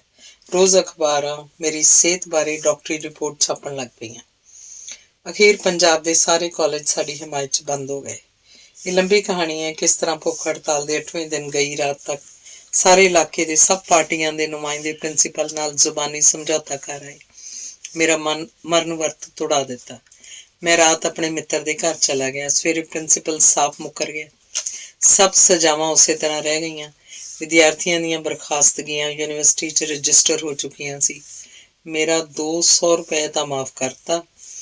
ਦਾਖਲਾ ਵੀ ਚਲਾ ਗਿਆ, ਪਰ ਆਪਣੇ ਇੱਕ ਚਮਚੇ ਪ੍ਰੋਫੈਸਰ ਨੂੰ ਕਹਿ ਕੇ ਮੇਰੀਆਂ 25 ਹਾਜ਼ਰੀਆਂ ਘਟਾ ਕੇ ਰੋਲ ਨੰਬਰ ਵਾਪਸ ਭੇਜ ਦਿੱਤਾ। ਮੇਰੀ ਭੁੱਖ ਹੜਤਾਲ ਦੀ ਲਗਾਤਾਰ ਅਖਬਾਰਾਂ 'ਚ ਛਪਦੀ ਖਬਰ ਨੇ ਇਹ ਅਸਰ ਕੀਤਾ ਕਿ ਮੈਨੂੰ ਕੋਈ ਕਾਲਜ ਮਾਈਗ੍ਰੇਸ਼ਨ ਕਰਾ ਕੇ ਆ ਕੇ ਦਾਖਲ ਕਰਨ ਨੂੰ ਤਿਆਰ ਨਹੀਂ ਸੀ। ਮੇਰੀ ਪ੍ਰਧਾਨਗੀ ਹੇਠ ਰੂਸੀ ਨੌਜਵਾਨਾਂ ਦਾ ਸਵਾਗਤ ਕਰਨ ਦਾ ਇੱਕ ਪ੍ਰੋਗਰਾਮ ਰੱਖਿਆ ਗਿਆ। ਇੰਨੇ ਲੋਕ ਆਏ ਕਿ ਸਾਈਕਲਾਂ ਨੇ ਇੱਕ ਏਕੜ ਜਗ੍ਹਾ ਘੇਰ ਲਈ। ਜਨਤਾ ਦਾ ਠਾਠਾ ਮਾਰਦਾ ਸਾਗਰ ਹੀ ਤਾਂ ਸੀ। ਫਿਰ ਮੈਂ ਦਰਸ਼ਨ ਸਿੰਘ ਕੈਨੇਡੀਅਨ ਹੋਰਾਂ ਦੀ ਪ੍ਰੇਰਨਾ ਨਾਲ ਪਾਰਟੀ ਦਾ ਕੁੱਲ ਵਕਤੀ ਬਣ ਕੇ ਜਲੰਧਰ ਨਵੇਂ ਜ਼ਮਾਨੇ 'ਚ ਆ ਗਿਆ। ਨਵੇਂ ਜ਼ਮਾਨੇ ਤੇ ਅਜੀਤ ਦੀ ਸਾਂਝੀ ਕੰਧ ਹੈ। ਮੈਂ ਦਫ਼ਤਰ 'ਚ ਹੀ ਰਹਿੰਦਾ ਸੀ। ਇੱਥੇ ਮੈਂ ਪੰਜਾਬੀ ਦੇ ਮਹਾਨ ਸਪੂਤ ਤੇ ਸਤਿਕਾਰਯੋਗ ਬਜ਼ੁਰਗ ਸਰਦਾਰ ਸਾਧੂ ਸਿੰਘ ਜੀ ਦੇ ਦਰਸ਼ਨ ਕੀਤੇ। ਦੂਰੋਂ ਹੀ ਸਤਿਕਾਰ ਵਜੋਂ ਸ਼ੁਰੂ ਹੋਈ ਫਤਿਹ ਹੌਲੀ ਹੌਲੀ ਇੱਕ ਬਜ਼ੁਰਗ ਤੇ ਬੱਚੇ ਦੇ ਪਿਆਰ 'ਚ ਤਬਦੀਲ ਹੋ ਗਈ। ਜਦੋਂ ਮੈਂ ਉਹਨਾਂ ਨੂੰ ਆਪਣੀ ਕਾਲਜ ਕਹਾਣੀ ਦੱਸੀ ਤਾਂ ਉਹਨਾਂ ਮੇਰੀ ਪਿੱਠ ਥਾਪੜ ਕੇ ਕਿਹਾ, ਅਜੀਤ ਕਦੇ ਵੀ ਕੋਈ ਕੰਮ ਜਾਂ ਲੋੜ ਹੋਵੇ ਬੇਝਿਜਕ ਆਪਣਾ ਘਰ ਸਮਝ ਕੇ ਆ ਜਾਏ। ਮਾਤਾ ਜੀ ਨਿਰੰਜਨ ਕੌਰ ਹੋਰੀ ਵੀ ਮੈਨੂੰ ਬੱਚਿਆਂ ਵਾਂਗ ਪਿਆਰ ਕਰਦੇ। ਉਂਝ ਵੇਖਿਆ ਜਾਏ ਤਾਂ ਮੈਂ ਬਰਜਿੰਦਰ ਸਿੰਘ ਤੋਂ ਥੋੜਾ ਹੀ ਵੱਡਾ। ਫਿਰ ਪਾਰਟੀ ਦੁਫਾੜ ਹੋਣ ਤੋਂ ਪਹਿਲਾਂ ਇਹਦੇ ਕਾਬਜ਼ ਧੜੇ ਨੇ ਸਾਨੂੰ 2-3 ਨੌਜਵਾਨਾਂ ਨੂੰ ਕੱਢ ਦਿੱਤਾ, ਜਿਨ੍ਹਾਂ ਵਿੱਚ ਇੱਕ ਸੁਖਦੇਵ ਵੀ ਸੀ। ਮੈਂ ਉਸ ਦਿਨ ਇੰਨਾ ਉਦਾਸ ਸੀ ਕਿ ਮੈਂ ਹਮਦਰਦ ਹੋਰਾਂ ਨੂੰ ਮੂੰਹ ਦਿਖਾਉਣ ਦੀ ਹਿੰਮਤ ਨਾ ਕਰ ਸਕਿਆ। ਕੁਦਰਤੀ ਡੁੱਬਦੇ ਨੂੰ ਤਿਣਕੇ ਦਾ ਸਹਾਰਾ ਕਿਨਾਰਾ ਬਣ ਕੇ ਟਕਰੇ ਸਰਦਾਰ ਹੀਰਾ ਸਿੰਘ ਦਰਦੋਰੀ। ਇੱਕ ਹੋਰ ਕਹਾਣੀ। ਮੈਂ ਫੁਲਵਾੜੀ ਕਾਲਜ 'ਚ ਪੜ੍ਹਾਉਣ ਲੱਗ ਪਿਆ। ਹੌਲੀ ਹੌਲੀ ਮੈਂ ਸੰਗਦਾ ਇੱਕ ਦਿਨ ਅਜੀਤ ਭਵਨ ਆਇਆ। ਉਹਨਾਂ ਨੂੰ ਵੇਖ ਕੇ ਮੇਰੀਆਂ ਅੱਖਾਂ 'ਚ ਅੱਥਰੂ ਆ ਗਏ। ਉਹਨਾਂ ਮੈਨੂੰ ਕਲਾਵੇ 'ਚ ਲਿਆ, ਦਿਲਾਸਾ ਦਿੱਤਾ। ਉਹਨਾਂ ਕਿਹਾ, ਮੈਨੂੰ ਸਭ ਪਤਾ ਲੱਗ ਗਿਆ ਸੀ, ਪਰ ਤੇਰਾ ਪਤਾ ਨਹੀਂ ਸੀ ਤੂੰ ਕਿੱਥੇ ਹੈ। ਇਹਨਾਂ ਪਾਰਟੀ ਵਾਲੇ ਇਹ ਚੰਗਾ ਨਹੀਂ ਕੀਤਾ। ਤੂੰ ਅੱਜ ਕੱਲ੍ਹ ਕੀ ਲਿਖਦਾ ਹੈ? ਮੈਂ ਕਿਹਾ, ਹੁਣ ਥੋੜਾ ਸੰਭਲ ਗਿਆ, ਕਦੀ ਕਦੀ ਕਵਿਤਾ ਲਿਖਦਾ। ਉਹ ਰੋਜ਼ ਸ਼ਾਮ ਨੂੰ ਕੰਮ ਤੋਂ ਥੋੜੀ ਵੇਲ ਕੱਢ ਕੇ ਕੰਪਨੀ ਬਾਗ ਗੇੜਾ ਮਾਰਦੇ। ਮੈਂ ਵੀ ਜੇਕਰ ਵੇਲ ਮਿਲਦੀ ਉੱਥੇ ਉਹਨਾਂ ਨੂੰ ਮਿਲਦਾ। ਅਜੀਤ ਉਦੋਂ ਕੰਪੋਜ਼ ਤਾਂ ਅਜੀਤ ਭਵਨ 'ਚ ਹੁੰਦਾ ਸੀ। ਛਪਾਈ ਵੀਰ ਪ੍ਰਤਾਪ ਜਾਂ ਉਹਦੇ ਨਾਲ ਦੀ ਕੋਆਪਰੇਟਿਵ ਪ੍ਰੈਸ 'ਚ ਸੀ। ਨਵੇਂ ਜ਼ਮਾਨੇ 'ਚ ਉਦੋਂ ਵੀ ਬੜੀ ਵੱਡੀ ਪ੍ਰੈਸ ਸੀ। ਹੌਲੀ ਹੌਲੀ ਅਜੀਤ ਕੋਲ ਪਹਿਲਾਂ ਛੋਟੀ ਪ੍ਰੈਸ ਆਈ, ਫਿਰ ਵੱਡੀ, ਫਿਰ ਆਫਸੈਟ ਆ ਤੇ ਹੁਣ 1962 ਵਿੱਚ ਮੈਂ ਕਪੂਰਥਲੇ ਚਲਾ ਗਿਆ। ਮੇਰਾ ਉਹਨਾਂ ਨਾਲ ਮੇਲ ਘਟ ਗਿਆ। ਉਂਝ ਜਦੋਂ ਜਲੰਧਰ ਆਉਂਦਾ ਫੁਲਵਾੜੀ ਕਾਲਜ ਤੇ ਅਜੀਤ ਭਵਨ ਜਾਣਾ ਨਾ ਭੁੱਲਦਾ। ਉਹਨਾਂ ਕਦੀ ਵੀ ਆਪਣੀ ਸਿਆਸੀ ਸੋਚ ਦਾ ਮੇਰੇ ਨਾਲ ਜ਼ਿਕਰ ਨਹੀਂ ਸੀ ਕੀਤਾ। ਉਂਝ ਮੇਰੇ ਵਿਚਲੀ ਸੁੱਚੀ ਇਨਕਲਾਬੀ ਸੋਚ ਦੇ ਉਹ ਪ੍ਰਸ਼ੰਸਕ ਸਨ। 1965 ਵਿੱਚ ਮੇਰੀ ਪਹਿਲੀ ਕਾਵਿ ਪੁਸਤਕ ਸਿਲੇਹਾਰ ਪੰਜਾਬੀ ਪਬਲਿਸ਼ਰ ਚਰਨਜੀਤ ਸਿੰਘ ਪਸਰੀਚੇ ਹੋਰਾਂ ਜਦੋਂ ਛਪਣੀ ਸੀ, ਉਹਨਾਂ ਅਜੀਤ ਦੀ ਪ੍ਰੈਸ 'ਚ ਛਪਣ ਲਈ ਦਿੱਤੀ। ਇੱਥੇ ਉਦੋਂ ਸੁਰਜੀਤ ਸਿੰਘ ਕੰਪੋਜ਼ਿਟਰ ਸੀ, ਜੋ ਅੱਜ ਵੀ ਹੈ। ਗਿਆਨੀ ਜੀ ਮੈਨੂੰ ਨਾਂ ਯਾਦ ਨਹੀਂ, ਪ੍ਰੈਸ ਮੈਨੇਜਰ ਸਨ। ਕਿਤਾਬ 2 ਰੰਗੀ ਛਪਾਈ 'ਚ ਛਪ ਰਹੀ ਸੀ। ਹੁਣ ਮੇਰੀ ਰੋਜ਼ ਨਹੀਂ ਤਾਂ ਹਫ਼ਤੇ 'ਚ 2-3 ਵਾਰ ਹਮਦਰਦ ਹੋਰਾਂ ਨਾਲ ਮਿਲਣੀ ਹੋ ਜਾਂਦੀ। ਉਹ ਛਪਾਈ ਵੀ ਵੇਖਦੇ ਤੇ ਕਵਿਤਾਵਾਂ ਵੀ ਪੜ੍ਹਦੇ। ਮੈਂ ਪੁਸਤਕ ਦੀ ਸਭ ਤੋਂ ਪਹਿਲੀ ਕਾਪੀ ਉਹਨਾਂ ਨੂੰ ਭੇਟ ਕੀਤੀ ਤੇ ਉਹਨਾਂ ਤੋਂ ਆਸ਼ੀਰਵਾਦ ਲਿਆ। ਹੁਣ ਮੈਂ ਕੇਸ ਦਾੜੀ ਰੱਖ ਲਈ ਸੀ, ਪਰ ਉਹਨਾਂ ਕਦੇ ਵੀ ਮੇਰੇ ਹੁਲੀਏ ਬਾਰੇ ਗੱਲ ਨਾ ਕੀਤੀ। ਉਂਝ ਉਹਨਾਂ ਦੀ ਦਾੜੀ ਕੇਸਾਂ ਪ੍ਰਤੀ ਸ਼ਰਧਾ ਦਾ ਪਤਾ ਮੈਨੂੰ ਇਸ ਗੱਲ ਤੋਂ ਲੱਗ ਗਿਆ ਕਿ ਜਦੋਂ ਉਹਨਾਂ ਆਪਣੇ ਇੱਕ ਸਮਕਾਲੀ ਪੱਤਰਕਾਰ ਦੇ ਦਾੜੀ ਕੇਸ ਕਤਲ ਕਰਾਉਣ ਤੇ ਬੜਾ ਵੱਡਾ ਲੇਖ ਲਿਖਿਆ। ਅਜੀਤ ਮੈਂ ਲਗਾਤਾਰ ਪੜ੍ਹਦਾ ਸੀ। ਮੈਂ ਹੈਰਾਨ ਹੁੰਦਾ ਸੀ ਕਿਤੇ ਉਹ ਪੜ੍ਹ ਰਹੇ ਸਨ, ਕਿਤੇ ਪੰਜਾਬੀ ਵਿਰੋਧੀ ਮਹਾਸ਼ਿਆਂ ਵਿਰੁੱਧ ਬਾਦਲੀਲ ਲੇਖ ਲਿਖ ਕੇ ਉਹਦੇ ਮੂੰਹ ਬੰਦ ਕਰ ਰਹੇ ਸੀ, ਕਿਤੇ ਆਪਣੇ ਪੰਜਾਬੀ ਅਖਬਾਰਾਂ ਦੇ ਗਲਤ ਵਿਚਾਰਾਂ ਦਾ ਜਵਾਬ ਦੇ ਰਹੇ ਸਨ, ਕਿਤੇ ਨਾਲ ਹੀ ਅਜੀਤ ਵਿੱਚ ਲੜੀਵਾਰ ਉਹਨਾਂ ਦਾ ਲਿਖਿਆ ਨੋਵਲ ਹਰ ਐਤਵਾਰ ਛਪਦਾ ਰਹਿੰਦਾ ਸੀ, ਜਿਨ੍ਹਾਂ ਨੂੰ ਪਾਠਕ ਹਫ਼ਤਾ ਭਰ ਉਡੀਕਦੇ ਰਹਿੰਦੇ ਸੀ। ਮਸ਼ਹੂਰ ਨਾਵਲ ਸਨ ਜੀਨਤ, ਬਘੇਲ ਸਿੰਘ, ਟੱਕਰ, ਅਣਖ, ਮੇਕਅਪ ਤੇ ਸਟੈਲਾ ਬਹਾਦਰ ਸਿੰਘ। ਨਾਲ ਹਰ ਐਤਵਾਰ ਨਵੀਂ ਗਜ਼ਲ ਵੀ ਛਪਦੀ ਸੀ, ਕਦੀ ਕਦੀ ਕਹਾਣੀ ਵੀ ਛਪਦੀ ਸੀ। ਮੈਂ ਅੱਜ ਜਦੋਂ ਉਹਨਾਂ ਦੇ ਲਿਖਣ ਦੇ ਸਿਰੜ ਤੇ ਸ਼ਕਤੀ ਬਾਰੇ ਸੋਚਦਾ ਹਾਂ ਤਾਂ ਮੇਰਾ ਸਿਰ ਉਸ ਮਹਾਨ ਮਾਂ ਬੋਲੀ ਦੇ ਸਪੂਤ ਅੱਗੇ ਝੁਕ ਜਾਂਦਾ ਹੈ। ਇੰਨਾ ਲਿਖਣ ਤੋਂ ਬਾਅਦ ਵੀ ਜੇਕਰ ਕਿਸੇ ਨੇ ਕਵੀ ਦਰਬਾਰ ਤੇ ਸੱਦ ਲਿਆ ਤਾਂ ਜ਼ਰੂਰ ਪਹੁੰਚਦੇ। ਜੇਕਰ ਉਹ ਰੂਸ ਯਾਤਰਾ ਤੇ ਗਏ ਤਾਂ ਅੱਖੀ ਡਿੱਠਾ ਰੂਸ ਸਫ਼ਰਨਾਮਾ ਲਿਖ ਦਿੱਤਾ। ਆਲੋਚਨਾ ਵੀ ਕਾਵ ਨਿਰਣੇ ਲਿਖੀ, ਆਪਣੀਆਂ ਯਾਦ ਬਣੀ ਇਤਿਹਾਸ ਵੀ ਲਿਖੀ। ਇੰਨੀ ਬਾਦਲੀਲ ਗੱਲ ਕਰਦੇ ਕਿ ਵਿਰੋਧੀ ਦਾ ਮੂੰਹ ਬੰਦ ਹੋ ਜਾਂਦਾ। ਪੰਜਾਬੀ ਵਿਰੋਧੀਆਂ ਬਾਰੇ ਇੱਕ ਵਾਰ ਇੱਕ ਬੰਗਾਲੀ ਲੀਡਰ ਨਾਲ ਬਹਿਸ ਹੋਈ ਤਾਂ ਉਹਨੂੰ ਕਹਿਣ ਲੱਗੇ, ਬੰਗਾਲ ਦੇ ਮੰਦਰਾਂ ਵਿੱਚ ਕ੍ਰਿਸ਼ਨ ਭਗਵਾਨ, ਰਾਮਚੰਦਰ ਜਾਂ ਹੋਰ ਦੇਵਤੇ ਬੰਗਾਲੀ ਸਮਝ ਲੈਂਦੇ ਹਨ। ਮਦਰਾਸ ਵਿੱਚ ਮਦਰਾਸੀ, ਕਰਨਾਟਕ ਵਿੱਚ ਕੰਨੜਾ, ਗੁਜਰਾਤ 'ਚ ਗੁਜਰਾਤੀ, ਪੰਜਾਬ 'ਚ ਇਹਨਾਂ ਦੇਵਤਿਆਂ ਨੂੰ ਪੰਜਾਬੀ ਪਤਾ ਨਹੀਂ ਕਿਉਂ ਸਮਝ ਨਹੀਂ ਆਉਂਦੀ। ਮੈਂ ਉਹਨਾਂ ਦੇ ਸਾਹਿਤ, ਖਾਸ ਕਰ ਗਜ਼ਲਾਂ ਦੇ ਕਈ ਰੰਗ ਵੇਖੇ ਹਨ। ਉਹਨਾਂ ਉਰਦੂ ਵਾਲਿਆਂ ਦਾ ਇਹ ਚੈਲੰਜ ਕਬੂਲ ਕੀਤਾ ਕਿ ਪੰਜਾਬੀ 'ਚ ਚੰਗੀ ਗਜ਼ਲ ਨਹੀਂ ਲਿਖੀ ਜਾ ਸਕਦੀ। ਉਹਨਾਂ ਪੰਜਾਬੀ 'ਚ ਆਪ ਹੀ ਚੰਗੀ ਗਜ਼ਲ ਨਹੀਂ ਲਿਖੀ, ਸਗੋਂ ਪੰਜਾਬੀ ਚੰਗੀ ਗਜ਼ਲ ਲਿਖਣ ਵਾਲਿਆਂ ਲਈ ਇੱਕ ਸ਼ਾਹਰਾਹ ਬਣਾ ਦਿੱਤਾ। ਉਹਨਾਂ ਗਜ਼ਲ ਦੀਆਂ ਕਈ ਵੰਨਗੀਆਂ ਪੈਦਾ ਕੀਤੀਆਂ, ਜਿਵੇਂ ਮਾਡਰਨ ਗਜ਼ਲ ਜੋ ਹਾਸ ਵਿਅੰਗ ਵਿੱਚ ਸੀ, ਫਿਰ ਕਾਕਟੇਲ ਜਿਸ ਵਿੱਚ ਪੰਜਾਬੀ ਉਰਦੂ, ਉਰਦੂ ਪੰਜਾਬੀ, ਉਰਦੂ ਆਦਿ। ਉਹਨਾਂ ਖੁੱਲ੍ਹੀ ਕਵਿਤਾ ਵੀ ਲਿਖੀ।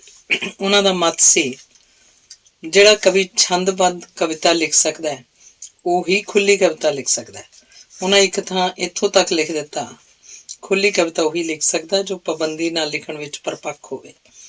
ਜਿਸ ਕਵੀ ਦਾ ਕੜ ਪਾਟ ਗਿਆ ਹੋਵੇ ਉਹੀ ਬਹਿਰ ਤੋਂ ਬਿਨਾਂ ਤੇ ਤੁਕਾਂਤ ਰਹਿਤ ਕਵਿਤਾ ਲਿਖ ਸਕੇਗਾ। ਉਸ ਵਿੱਚ ਲੈ ਤੁਕੰਤਕ ਕਵਿਤਾ ਜਿੰਨੀ ਹੀ ਪਰਪੱਕ ਹੋਏਗੀ ਤੇ ਉਸ ਜਿੰਨਾ ਹੀ ਰਸ ਹੋਏਗਾ। ਉਹਨਾਂ ਖੁਦ ਕਈ ਬਹੁਤ ਖੂਬਸੂਰਤ ਖੁੱਲ੍ਹੀਆਂ ਕਵਿਤਾਵਾਂ ਲਿਖੀਆਂ ਜੋ ਉਹਨਾਂ ਦੇ ਰੰਗ ਸੁਗੰਧ ਕਾਵ ਸੰਗ੍ਰਹਿ 'ਚ ਛਪੀਆਂ ਹਨ।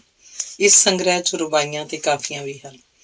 ਉਹ ਲਿਖਦੇ ਹਨ ਕਿ ਮੇਰਾ ਪੰਜਾਬੀ ਗਜ਼ਲ ਤੇ ਸ਼ੇਅਰ ਲਿਖਣ ਦਾ ਪਹਿਲਾ ਤਾਂ ਸਿਰਫ ਇਹੀ ਮਕਸਦ ਸੀ ਕਿ ਪੰਜਾਬੀ 'ਚ ਭਾਸ਼ਣ ਕਰਨ ਵਾਲੇ ਭਾਸ਼ਣ ਕਰਦੇ ਸਮੇਂ ਉਰਦੂ ਸ਼ੇਅਰਾਂ ਦੀ ਥਾਂ ਪੰਜਾਬੀ ਦੇ ਸ਼ੇਅਰ ਬੋਲਣ, ਪਰ ਹੌਲੀ ਹੌਲੀ ਗਜ਼ਲ ਉਹਨਾਂ ਨੂੰ ਚੰਬੜ ਗਈ। ਉਹਨਾਂ ਰੰਗ ਸੁਗੰਧ ਦੇ ਮੁੱਖ ਬੰਦ ਵਿੱਚ ਲਿਖਿਆ ਸੀ, ਮੈਂ ਗਜ਼ਲ ਲਿਖਣ ਤੋਂ ਭੱਜਣਾ ਚਾਹੁੰਦਾ ਪਰ ਮਜਬੂਰ ਹਾਂ ਕਿ ਗਜ਼ਲ ਮੇਰਾ ਪਿੱਛਾ ਨਹੀਂ ਛੱਡਦੀ। ਨਿਹੰਗ ਸਿੰਘ ਦੇ ਕੰਬਲ ਵਾਂਗ। ਉਂਝ ਉਹਨਾਂ ਨੇ ਆਪਣੇ ਇੱਕ ਸ਼ੇਅਰ 'ਚ ਆਪਾ ਪ੍ਰਗਟ ਇਸ ਤਰ੍ਹਾਂ ਕੀਤਾ ਹੈ, ਮੈਂ ਉਮਰ ਬਿਤਾਈ ਹੈ ਨਿਹੰਗਾਂ ਦੀ ਤਰ੍ਹਾਂ ਹੀ। ਇਹ 100% ਸੱਚ ਹੈ। ਜਨਵਰੀ 1971 'ਚ ਮੈਨੂੰ ਪੁਲਿਸ ਨੇ ਇੱਕ ਸਿਪਾਹੀ ਦੇ ਕਤਲ ਦੀ ਸਾਜ਼ਿਸ਼ 'ਚ ਫੜ ਲਿਆ ਜੋ ਝੂਠਾ ਕੇਸ ਸੀ। ਅਜੀਤ ਨੇ ਡਟ ਕੇ ਪੁਲਿਸ ਤੇ ਸਰਕਾਰ ਦੇ ਵਤੀਰੇ ਵਿਰੁੱਧ ਲਿਖਿਆ। ਜਦੋਂ ਮੈਨੂੰ ਅੰਮ੍ਰਿਤਸਰ ਇੰਟਰੋਗੇਸ਼ਨ ਸੈਂਟਰ ਘੱਲਿਆ ਗਿਆ ਤਾਂ ਉਹ ਤੜਫ ਉੱਠੇ, ਜਿਵੇਂ ਮੈਂ ਨਹੀਂ ਬਰਜਿੰਦਰ ਉੱਥੇ ਭੇਜਿਆ ਗਿਆ ਹੋਵੇ। ਉਂਝ ਮੈਂ ਵੀ ਉਹਨਾਂ ਲਈ ਬੱਚਿਆਂ ਵਰਗਾ ਹੀ ਸਾਂ। ਉਹ ਜਦੋਂ ਲਿਖਦੇ ਤਾਂ ਸਿਰਫ ਅਰਜਨ ਦੇ ਤੀਰ ਚਲਾਉਣ ਵਾਂਗ ਉਹਨਾਂ ਨੂੰ ਸਿਰਫ ਮੱਛੀ ਦੀ ਅੱਖ ਹੀ ਦਿਸਦੀ, ਭਾਵ ਸਿਰਫ ਸੱਚ ਹੀ ਦਿਸਦਾ। ਉਸ ਵੇਲੇ ਉਹ ਇਹ ਪਰਵਾਹ ਨਹੀਂ ਸੀ ਕਰਦੇ ਕਿ ਜਿਹਦੇ ਵਿਰੁੱਧ ਉਹ ਲਿਖ ਰਹੇ ਹਨ, ਚਾਹੇ ਉਹਨਾਂ ਦਾ ਮਿੱਤਰ ਹੈ, ਦੁਸ਼ਮਣ ਦੀ ਚੰਗੀ ਗੱਲ ਦੀ ਪ੍ਰਸ਼ੰਸਾ ਕਰਨ ਲੱਗੇ ਵੀ ਨਾ ਝਿਜਕਦੇ। ਉਹਨਾਂ ਦੇ ਪਾਏ ਇਸ ਗਾਡੀ ਰਾਹ ਤੇ ਤੁਰਦਾ ਬਰਜਿੰਦਰ ਦਾ ਅਜੀਤ ਵੀ ਆਪਣੀਆਂ ਸਿਖਰਾਂ ਵੱਲ ਬੇਰੋਕ ਵਧ ਰਿਹਾ ਹੈ। ਉਹਨਾਂ ਦੀ ਜ਼ਿੰਦਗੀ 'ਚ ਉਸ ਵਕਤ ਇੱਕ ਭੁਚਾਲ ਆ ਗਿਆ ਜਦੋਂ ਮਾਤਾ ਜੀ ਨਿਰੰਜਨ ਕੌਰ ਉਹਨਾਂ ਦਾ ਸਦਾ ਲਈ ਸਾਥ ਛੱਡ ਗਏ। ਉਹ ਅੰਦਰ ਤੱਕ ਹਿੱਲ ਗਏ। ਉਹਨਾਂ ਦਾ ਇੱਕ ਚੰਗਾ ਸਾਥੀ ਸੁਘੜ ਵਜ਼ੀਰ ਹਰ ਦੁੱਖ ਸੁੱਖ 'ਚ ਉਹਨਾਂ ਨਾਲ ਖੜਨ ਵਾਲਾ ਤੁਰ ਗਿਆ ਸੀ। ਅਜੀਤ ਭਵਨ ਦੀ ਕੱਲ ਉਹਨਾਂ ਨੂੰ ਖਾਣ ਨੂੰ ਆਉਂਦੀ ਸੀ। ਉਹ ਤਾਸ਼ ਖੇਡਦੇ ਰਹਿੰਦੇ। ਮੇਰਾ ਇੱਕ ਮਿੱਤਰ ਜੋਗਿੰਦਰ ਸਿੰਘ ਸੇਖੋਂ ਉਹਨਾਂ ਨਾਲ ਤਾਸ਼ ਖੇਡ ਕੇ ਉਹਨਾਂ ਦੀ ਕੱਲ ਨੂੰ ਕੁਝ ਘੱਟ ਕਰਨ ਦਾ ਯਤਨ ਕਰਦਾ। ਹੋਰ ਲੇਖਕ ਦੋਸਤ ਵੀ ਤੇ ਮੇਰੇ ਵਰਗੇ ਬੱਚੇ ਵੀ ਉਹਨਾਂ ਕੋਲ ਆਉਂਦੇ। ਉਹਨਾਂ ਦੇ ਹਮ ਉਮਰ ਤਾਂ ਹਾਸਾ ਮਖੌਲ ਕਰਕੇ ਗਮ ਘੱਟ ਕਰਨ ਦਾ ਯਤਨ ਕਰਦੇ, ਪਰ ਮੇਰੇ ਵਰਗੇ ਉਹਨਾਂ ਨੂੰ ਮਿਲ ਕੇ ਉਹਨਾਂ ਦੀ ਇਕੱਲ ਭਰੀ ਉਦਾਸੀ ਚੋਂ ਕੁਝ ਹੌਕੇ ਆਪਣੀ ਹਿੱਕ 'ਚ ਲੈ ਕੇ ਮੁੜ ਜਾਂਦੇ। ਸ੍ਰੀ ਰਾਮ ਅਰਸ਼ ਕਪੂਰਥਲੇ ਲੋਕ ਸੰਪਰਕ ਵਿਭਾਗ ਦਾ ਜ਼ਿਲ੍ਹਾ ਮੁਖੀ ਬਣ ਕੇ ਆਇਆ। ਅਸੀਂ ਕਵੀ ਦਰਬਾਰ ਕਰਾਉਣ ਦਾ ਫੈਸਲਾ ਕੀਤਾ। ਸਭ ਨੇ ਉਹਨਾਂ ਨੂੰ ਕਵੀ ਦਰਬਾਰ ਦੀ ਪ੍ਰਧਾਨਗੀ ਲਈ ਬੇਨਤੀ ਕੀਤੀ। ਉਹ ਬਹੁਤ ਸਾਰੇ ਰੁਝੇਵਿਆਂ ਵਿੱਚੋਂ ਵੀ ਵਕਤ ਕੱਢ ਕੇ ਕਪੂਰਥਲੇ ਆਏ। ਬੀਬੀ ਪ੍ਰਕਾਸ਼ ਕੌਰ ਜੀ ਦੇ ਉਹਨਾਂ ਦੇ ਜੀਵਨ 'ਚ ਪ੍ਰਵੇਸ਼ ਨੇ ਗੱਡੀ ਮੁੜ ਲਈ ਤੇ ਲੈ ਆਂਦੀ। ਜੀਵਨ ਹੌਲੀ ਹੌਲੀ ਫੇਰ ਰੁਮਕ ਪਿਆ। ਅਜੀਤ ਦੀ 1977 ਤੱਕ ਛਪਾਈ 50,000 ਤੱਕ ਪਹੁੰਚ ਗਈ ਸੀ। ਉਸ ਵੇਲੇ ORG ਏਜੰਸੀ ਦੇ ਸਰਵੇਖਣ ਅਨੁਸਾਰ ਅਜੀਤ ਦੇ ਪਾਠਕਾਂ ਦੀ ਗਿਣਤੀ 5 ਲੱਖ ਤੋਂ ਵੀ ਵੱਧ ਸੀ, ਜੋ ਉਸ ਵੇਲੇ ਉੱਤਰੀ ਭਾਰਤ ਦੇ ਰੋਜ਼ਾਨਾ ਛਪਣ ਵਾਲੇ ਅਖਬਾਰਾਂ ਵਿੱਚ ਸਭ ਤੋਂ ਵੱਧ ਸੀ। ਡਾਕਟਰ ਰੋਸ਼ਨ ਲਾਲ ਅਹੂਜਾ ਹੋਰਾਂ ਹਮਦਰਦ ਜੀ ਦੀ ਪੁਸਤਕ ਵਾਸ ਸਵਾਸ ਦੇ ਕਲਮ ਦਾ ਸਫ਼ਰ ਦੇ ਸਿਰਲੇਖ ਹੇਠ ਸਭ ਤੋਂ ਅਖੀਰ ਵਿੱਚ ਅਜੀਤ ਦੀ ਰੂਹ ਤੇ ਕਲਬੂਤ ਹਮਦਰਦ ਹੋਰਾਂ ਬਾਰੇ ਇਹ ਸ਼ਬਦ ਲਿਖੇ। ਹਮਦਰਦ ਦਾ ਅਜੀਤ ਕਲਮ ਦਾ ਸਰਦਾਰ ਹੈ ਤੇ ਕਲਮਾਂ ਦੇ ਕਾਫਲੇ ਦਾ ਸਲਾਰ ਵੀ। ਇਹਦੇ ਪੰਨਿਆਂ 'ਚ ਕਾਵ ਵੀ ਹੈ ਤੇ ਵਾਰਤਕ ਵੀ, ਕਹਾਣੀ ਵੀ ਤੇ ਲੇਖ ਵੀ, ਨੀਤੀ ਵੀ ਹੈ ਤੇ ਸਾਹਿਤ ਵੀ, ਸੂਈ ਵੀ ਹੈ ਤੇ ਸਲਾਈ ਵੀ, ਕੱਟਣ ਲਈ ਦਾਤਰੀ ਵੀ ਹੈ ਤੇ ਕਿਰਪਾਨ ਵੀ ਹੈ। ਇਹ ਸੱਚ ਹੈ ਕਿ ਹਮਦਰਦ ਹੋਰਾਂ ਦੀ ਵਾਰਤਕ 'ਚ ਕਵਿਤਾ ਵਰਗੀ ਰਵਾਨੀ ਲੈ ਸੀ ਤੇ ਕਵਿਤਾ 'ਚ ਵਾਰਤਕ ਵਰਗੀ ਵਿਚਾਰਾਂ ਦੀ ਪੁਖਤਗੀ। 1979 'ਚ ਮੈਂ ਭਾਰਤ ਛੱਡ ਕੇ ਆਸਟ੍ਰੇਲੀਆ ਪ੍ਰਵਾਸੀ ਹੋ ਗਿਆ। ਪ੍ਰਵਾਸੀ ਜੀਵਨ 'ਚ ਘਰ ਪਰਿਵਾਰ ਮਿੱਤਰਾਂ ਦੋਸਤਾਂ ਦੀ ਜੁਦਾਈ ਤੋਂ ਬਿਨਾਂ ਮੇਰੇ ਵਰਗੇ ਲਈ ਆਪਣੇ ਰੋਜ਼ ਦੇ ਅਮਲ, ਸਾਹਿਤ ਤੇ ਆਪਣੀ ਬੋਲੀ ਦੇ ਅਖਬਾਰਾਂ ਦੀ ਥੋੜ ਸਭ ਤੋਂ ਵੱਧ ਮਹਿਸੂਸ ਹੁੰਦੀ ਹੈ। ਇਹ ਸਿਰਫ ਪ੍ਰਵਾਸੀ ਹੋਇਆ ਕੋਈ ਲੇਖਕ ਹੀ ਅਨੁਭਵ ਕਰ ਸਕਦਾ। 1980 'ਚ ਮੈਂ ਮੈਲਬਰਨ ਰਹਿੰਦਾ ਸੀ। ਮੇਰੇ ਇੱਕ ਜਾਣੂ ਨੇ ਇੱਕ ਦਿਨ ਮੈਨੂੰ ਅਜੀਤ ਦੀਆਂ ਕੁਝ ਪੁਰਾਣੀਆਂ ਅਖਬਾਰਾਂ ਲਿਆਤੀਆਂ।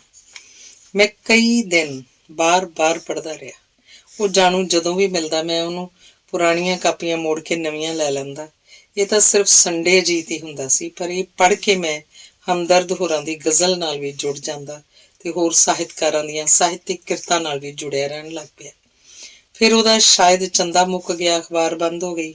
ਮੇਰਾ ਕੋਈ ਪੱਕਾ ਟਿਕਾਣਾ ਨਹੀਂ ਸੀ ਜਿੱਥੇ ਅਖਬਾਰ ਮੰਗਵਾ ਸਕਦਾ। ਅਪ੍ਰੈਲ 1982 'ਚ ਮੈਂ 8 ਹਫ਼ਤੇ ਲਈ ਭਾਰਤ ਆਇਆ। ਪ੍ਰਵਾਸ ਦੇ ਗੁਪਤਵਾਸ ਕਰਕੇ ਵਾਲ ਤੇ ਦਾੜੀ ਕਟਾਉਣੀ ਪੈ ਗਈ ਸੀ। ਜਦੋਂ ਮੈਂ ਕਪੂਰਥਲੇ ਆਇਆ ਮੈਨੂੰ ਕਿਸੇ ਨੇ ਵੀ ਪਹਿਚਾਣਿਆ ਨਾ। ਮੈਂ ਇੱਕ ਐਤਵਾਰ ਪੰਜਾਬੀ ਲੇਖਕ ਸਭਾ ਜਲੰਧਰ ਦੀ ਮਾਸਿਕ ਇਕੱਤਰਤਾ 'ਚ ਚੱਲ ਰਹੀ ਮੀਟਿੰਗ ਦੇ ਵਿਚਕਾਰ ਹੌਲੀ ਹੌਲੀ ਆ ਕੇ ਸੁਰਿੰਦਰ ਗਿੱਲ ਦੇ ਨਾਲ ਦੀ ਖਾਲੀ ਸੀਟ ਤੇ ਬੈਠ ਗਿਆ। ਗਿੱਲ ਉਦੋਂ ਕਪੂਰਥਲੇ ਆ ਵਸਿਆ ਸੀ। ਉਹਨੇ ਮੇਰਾ ਇਹ ਰੂਪ ਦੇਖਿਆ ਹੋਇਆ ਸੀ। ਮੀਸ਼ਾ ਤੇ ਭੋਗਲ ਹੋਰੀ ਪ੍ਰਧਾਨਗੀ ਕਰ ਰਹੇ ਸੀ। ਗਿੱਲ ਨੇ ਕਿਹਾ, ਇਹਨਾਂ ਨੂੰ ਆਪਣੇ ਬਾਰੇ ਦੱਸ ਦੇ, ਕਿਤੇ CID ਵਾਲਾ ਹੀ ਨਾ ਸਮਝੀ ਜਾਣ। ਗਿੱਲ ਦਾ ਗੱਲ ਕਰਨ ਦਾ ਇਹ ਆਪਣਾ ਹੀ ਤਰੀਕਾ ਹੈ। ਮੈਂ ਪਾਣੀ ਪੀਣ ਜਾਣ ਲੱਗੇ ਨੇ ਮੀਸ਼ੇ ਦੇ ਕੰਨ 'ਚ ਆਪਣਾ ਨਾਂ ਦੱਸਤਾ। ਉਹਨੇ ਭੋਗਲ ਦੇ ਕੰਨ 'ਚ, ਤੇ ਜਦੋਂ ਮੈਂ ਪਾਣੀ ਪੀ ਕੇ ਮੁੜਿਆ ਤਾਂ ਕਈ ਜਾਣ ਦੀਆਂ ਅੱਖਾਂ 'ਚ ਮਿਲਣ ਦੀ ਖੁਸ਼ੀ ਦੀ ਚਮਕ ਸੀ। ਜਲਦੀ ਮੀਟਿੰਗ ਖਤਮ ਹੋ ਗਈ। ਸਭ ਮਿੱਤਰ ਗਲ ਲੱਗ ਕੇ ਮਿਲੇ। ਅਖੀਰ 'ਚ ਮੈਂ ਤੇ ਮੀਸ਼ਾ ਇਕੱਠੇ ਹੀ ਬੱਸ ਅੱਡੇ ਵੱਲ ਨੂੰ ਰਿਕਸ਼ੇ 'ਚ ਚੱਲ ਪਏ। ਉਦੋਂ ਉਹ ਆਦਰਸ਼ ਨਗਰ ਰਹਿੰਦਾ ਸੀ। ਅਸੀਂ ਰਸਤੇ 'ਚ ਕਿਸੇ ਹੋਟਲ ਤੇ ਬੈਠ ਕੇ ਥੋੜ੍ਹੀ ਬੀਅਰ ਪੀਤੀ। ਉਹਨੇ ਮੇਰੀ ਕਵਿਤਾਵਾਂ ਦੀ ਰਿਕਾਰਡਿੰਗ ਕਰਨ ਤੇ ਰੇਡੀਓ ਤੋਂ ਬ੍ਰੌਡਕਾਸਟ ਕਰਨ ਦੀ ਜ਼ਿੱਦ ਕੀਤੀ। ਮੇਰੇ ਦਿਲ 'ਚ ਹਾਲੇ ਵੀ ਮੇਰੇ ਰੇਡੀਓ ਤੇ ਬੋਲਣ ਨਾਲ ਉਹਦੀ ਨੌਕਰੀ ਖਤਰੇ 'ਚ ਪੈਣ ਦਾ ਡਰ ਸੀ। ਖੈਰ ਉਹਨੇ ਕਵਿਤਾਵਾਂ ਦੀ ਚੋਣ ਕੀਤੀ ਤੇ ਨਾਲੇ ਇੰਟਰਵਿਊ ਵੀ ਕਰਨ ਦਾ ਫੈਸਲਾ ਕੀਤਾ। ਡੇਟ ਫਿਕਸ ਕੀਤੀ, ਟਾਈਮ ਵੀ। ਮੈਂ ਮਿੱਥੀ ਤਰੀਕ ਤੇ ਆ ਗਿਆ। ਮੇਰੀ ਰਿਕਾਰਡਿੰਗ ਤੋਂ ਬਾਅਦ ਉਹਦੇ ਦਫ਼ਤਰ 'ਚ ਬੈਠਿਆਂ ਚਾਹ ਪੀਂਦਿਆਂ ਉਹਨੇ ਹਮਦਰਦ ਜੀ ਨੂੰ ਫੋਨ ਕੀਤਾ ਤੇ ਦੱਸਿਆ, ਰਾਹੀ ਆਸਟ੍ਰੇਲੀਆ ਤੋਂ ਆਇਆ ਹੋਇਆ ਤੇ ਮੇਰੇ ਕੋਲ ਬੈਠਾ ਹੈ। ਹਮਦਰਦ ਹੋਰਾਂ ਕਿਹਾ, ਇਹ ਜਦੋਂ ਤੇਥੋਂ ਵਿਹਲਾ ਹੋਵੇ ਇਹਨੂੰ ਕਹਿਣਾ ਸਿੱਧਾ ਮੇਰੇ ਕੋਲ ਆਵੇ। ਇਹ ਇੱਕ ਕਿਸਮ ਦਾ ਇੱਕ ਬਜ਼ੁਰਗ ਦਾ ਆਪਣੇ ਅਜੀਜ਼ ਲਈ ਹੁਕਮ ਵੀ ਸੀ ਤੇ ਪਿਆਰ ਸੁਣਿਆ ਵੀ। ਮੀਸ਼ੇ ਕੋਲੋਂ ਵਿਹਲਾ ਹੋ ਕੇ ਮੈਂ ਸਿੱਧਾ ਅਜੀਤ ਭਵਨ ਪਹੁੰਚਿਆ। ਅੰਦਰ ਜਾਣ ਤੋਂ ਪਹਿਲਾਂ ਮੇਰਾ ਆਪਾ ਸੰਗ ਨਾਲ ਪਾਣੀ ਪਾਣੀ ਹੋਈ ਜਾਵੇ, ਕਿਉਂਕਿ ਮੇਰਾ ਤਾਂ ਹੁਲੀਆ ਹੀ ਪਠਾਣਾ ਵਰਗਾ ਸੀ। ਖੈਰ ਮੈਂ ਜਿਗਰਾ ਕਰਕੇ ਅੰਦਰ ਚਲਾ ਗਿਆ। ਉਹਨਾਂ ਗਲਵੱਕੜੀ 'ਚ ਲੈ ਕੇ ਪਿਆਰ ਦਿੱਤਾ। ਚਾਹ ਮੰਗਵਾਈ। ਚਾਹ ਪੀਂਦਿਆਂ ਉਹਨਾਂ ਗੁਰਬਖਸ਼ ਸਿੰਘ ਐਡੀਟਰ ਅਜੀਤ ਹੋਰਾਂ ਨੂੰ ਮੇਰੇ ਨਾਲ ਇੰਟਰਵਿਊ ਕਰਨ ਲਈ ਕਿਹਾ। ਨਾਲ ਹੀ ਕਿਹਾ ਕਿ ਉਸ ਦਿਨ ਆਪਣਾ ਅਜੀਤ ਦਾ ਫੋਟੋਗ੍ਰਾਫਰ ਸੱਦ ਕੇ ਇੰਟਰਵਿਊ ਕਰਦਿਆਂ ਦੀ ਤਸਵੀਰ ਲੈ ਲੈਣੀ। ਜਦੋਂ ਮਿੱਥੀ ਤਰੀਕ 3/6/82 ਨੂੰ ਮੈਂ ਅਜੀਤ ਭਵਨ ਪਹੁੰਚਿਆ ਤਾਂ ਫੋਟੋਗ੍ਰਾਫਰ ਆ ਚੁੱਕਾ ਸੀ। ਇੰਟਰਵਿਊ ਦੀ ਖਾਸ ਤਿਆਰੀ ਕੀਤੀ ਹੋਈ ਸੀ। ਮੇਰੇ ਦਿਲ 'ਚ ਪਹਿਲੇ ਦਿਨ ਵਾਲਾ ਝਾਕਾ ਨਹੀਂ ਸੀ। ਇੰਟਰਵਿਊ ਤੋਂ ਬਾਅਦ ਚਾਹ ਪੀਤੀ ਗਈ। ਤੁਰਨ ਤੋਂ ਪਹਿਲਾਂ ਉਹਨਾਂ ਆਪਣੀਆਂ ਸਭ ਪੁਸਤਕਾਂ ਦਾ ਸੈੱਟ ਆਪਣੇ ਦਸਤਖਤ ਕਰਕੇ ਪੈਕ ਕਰਕੇ ਮੈਨੂੰ ਸੁਗਾਤ ਵਜੋਂ ਦਿੱਤਾ, ਜੋ ਅੱਜ ਵੀ ਉਹਨਾਂ ਦੀ ਯਾਦ ਨਿਸ਼ਾਨੀ ਵਜੋਂ ਮੈਂ ਸਾਂਭੀਆਂ ਹੋਈਆਂ ਹਨ। ਜੂਨ 1982 'ਚ ਮੈਂ ਵਾਪਸ ਆਸਟ੍ਰੇਲੀਆ ਆ ਗਿਆ। 18/6/82 ਨੂੰ ਮੇਰੀ ਇੰਟਰਵਿਊ ਅਜੀਤ 'ਚ ਛਪੀ, ਜਿਸ 'ਚ ਗੁਰਬਖਸ਼ ਸਿੰਘ, ਮੇਰੀ ਤੇ ਹਮਦਰਦ ਹੋਰਾਂ ਦੀ ਤਿੰਨਾਂ ਦੀ ਤਸਵੀਰ ਵੀ ਛਪੀ ਸੀ। ਇਹ ਇੰਟਰਵਿਊ ਅੱਜ ਵੀ ਮੇਰੇ ਰਿਕਾਰਡ 'ਚ ਸਾਂਭੀ ਪਈ ਹੈ। ਕਾਸ਼ ਮੈਨੂੰ ਅਸਲੀ ਫੋਟੋ ਮਿਲ ਜਾਂਦੀ। ਜੂਨ 1984 ਪੂਰੇ 2 ਸਾਲ ਬਾਅਦ ਭਾਰਤੀ ਫੌਜਾਂ ਨੇ ਸਿੱਖਾਂ ਦੇ ਮੱਕੇ ਹਰਿਮੰਦਰ ਸਾਹਿਬ ਤੇ ਹਮਲਾ ਕਰ ਦਿੱਤਾ। ਅਕਾਲ ਤਖਤ ਤਹਿਸ ਨਹਿਸ ਕਰ ਦਿੱਤਾ। ਹਰਿਮੰਦਰ ਸਾਹਿਬ ਦੇ ਕਲਸ਼ ਤੇ ਗੋਲੀਆਂ ਲੱਗੀਆਂ। ਪੰਜਾਬ ਦੀਆਂ ਗਲੀਆਂ, ਗੁਰੂ ਘਰਾਂ ਦੇ ਤੇ ਹਰ ਥਾਂ ਨਾਦਰਸ਼ਾਹੀ ਦਾ ਨੰਗਾ ਨਾਚ ਨੱਚਿਆ ਗਿਆ। ਅੱਤਵਾਦੀਆਂ ਦੇ ਨਾਂ ਤੇ ਹਜ਼ਾਰਾਂ ਬੱਚੇ, ਔਰਤਾਂ, ਬਜ਼ੁਰਗ ਤੇ ਜਵਾਨ ਮੌਤ ਦੇ ਘਾਟ ਉਤਾਰ ਦਿੱਤੇ ਗਏ। ਦੁਨੀਆ ਦੀ ਹਰ ਕੋਨੇ 'ਚ ਬੈਠਾ ਹਰ ਸਿੱਖ ਕੁਰਲਾ ਉੱਠਿਆ। ਹਮਦਰਦ ਹੋਰਾਂ ਦਾ ਸਾਫ਼ ਦਿਲ ਸਰਕਾਰ ਦੀ ਇਸ ਕਾਲੀ ਕਰਤੂਤ ਨੂੰ ਸਹਿ ਨਾ ਸਕਿਆ। ਉਹਨਾਂ ਪਦਮ ਸ਼੍ਰੀ ਦਾ ਸਨਮਾਨ ਵਾਪਸ ਕਰ ਦਿੱਤਾ। ਮੈਂ ਆਸਟ੍ਰੇਲੀਆ ਤੋਂ ਅਜੀਤ ਦੇ ਦਫ਼ਤਰ ਜਲੰਧਰ ਫੋਨ ਕੀਤਾ ਕਿ ਕੀ ਹਾਲਤ ਹੈ। ਗੁਰਬਖਸ਼ ਸਿੰਘ ਹੋਰਾਂ ਦੀ ਭਰੇ ਗਲ ਦੀ ਆਵਾਜ਼ ਸਿਰਫ ਇੰਨਾ ਆਖ ਸਕੀ, ਰਾਹੀ, ਸਾਡੇ ਨਾਲੋਂ ਤੁਹਾਨੂੰ ਵੱਧ ਪਤਾ ਲੱਗਦਾ ਹੈ। ਸਾਡੇ ਗਲ ਤੇ ਤਾਂ ਸੈਂਸਰਸ਼ਿਪ ਦੀ ਤਲਵਾਰ ਰੱਖੀ ਹੋਈ। ਹਮਦਰਦ ਹੋਰਾਂ ਬਾਰੇ ਉਹਨਾਂ ਦੱਸਿਆ, ਉਹ ਠੀਕ ਨਹੀਂ, ਆਪਣੇ ਕਮਰੇ 'ਚ ਹਨ। ਫਿਰ ਇੱਕ ਦਿਨ ਇਹ ਖਬਰ ਆਈ ਕਿ ਪੰਜਾਬੀ ਤੇ ਪੰਜਾਬੀਅਤ ਦਾ ਲੰਬੜਦਾਰ ਆਪਣੀ ਕਹੀ ਜਾਣ ਵਾਲੀ ਲੋਕਤੰਤਰੀ ਸਰਕਾਰ ਦੇ ਫੌਜੀਆਂ ਦੇ ਬੂਟਾਂ ਹੇਠ ਰੁਲਦੀ ਪੰਜਾਬ ਦੀ ਪੱਗ ਦਾ ਸਦਮਾ ਨਾ ਸਹਾਰਦਾ ਹੋਇਆ ਸਦਾ ਲਈ ਅਲਵਿਦਾ ਆਖ ਗਿਆ।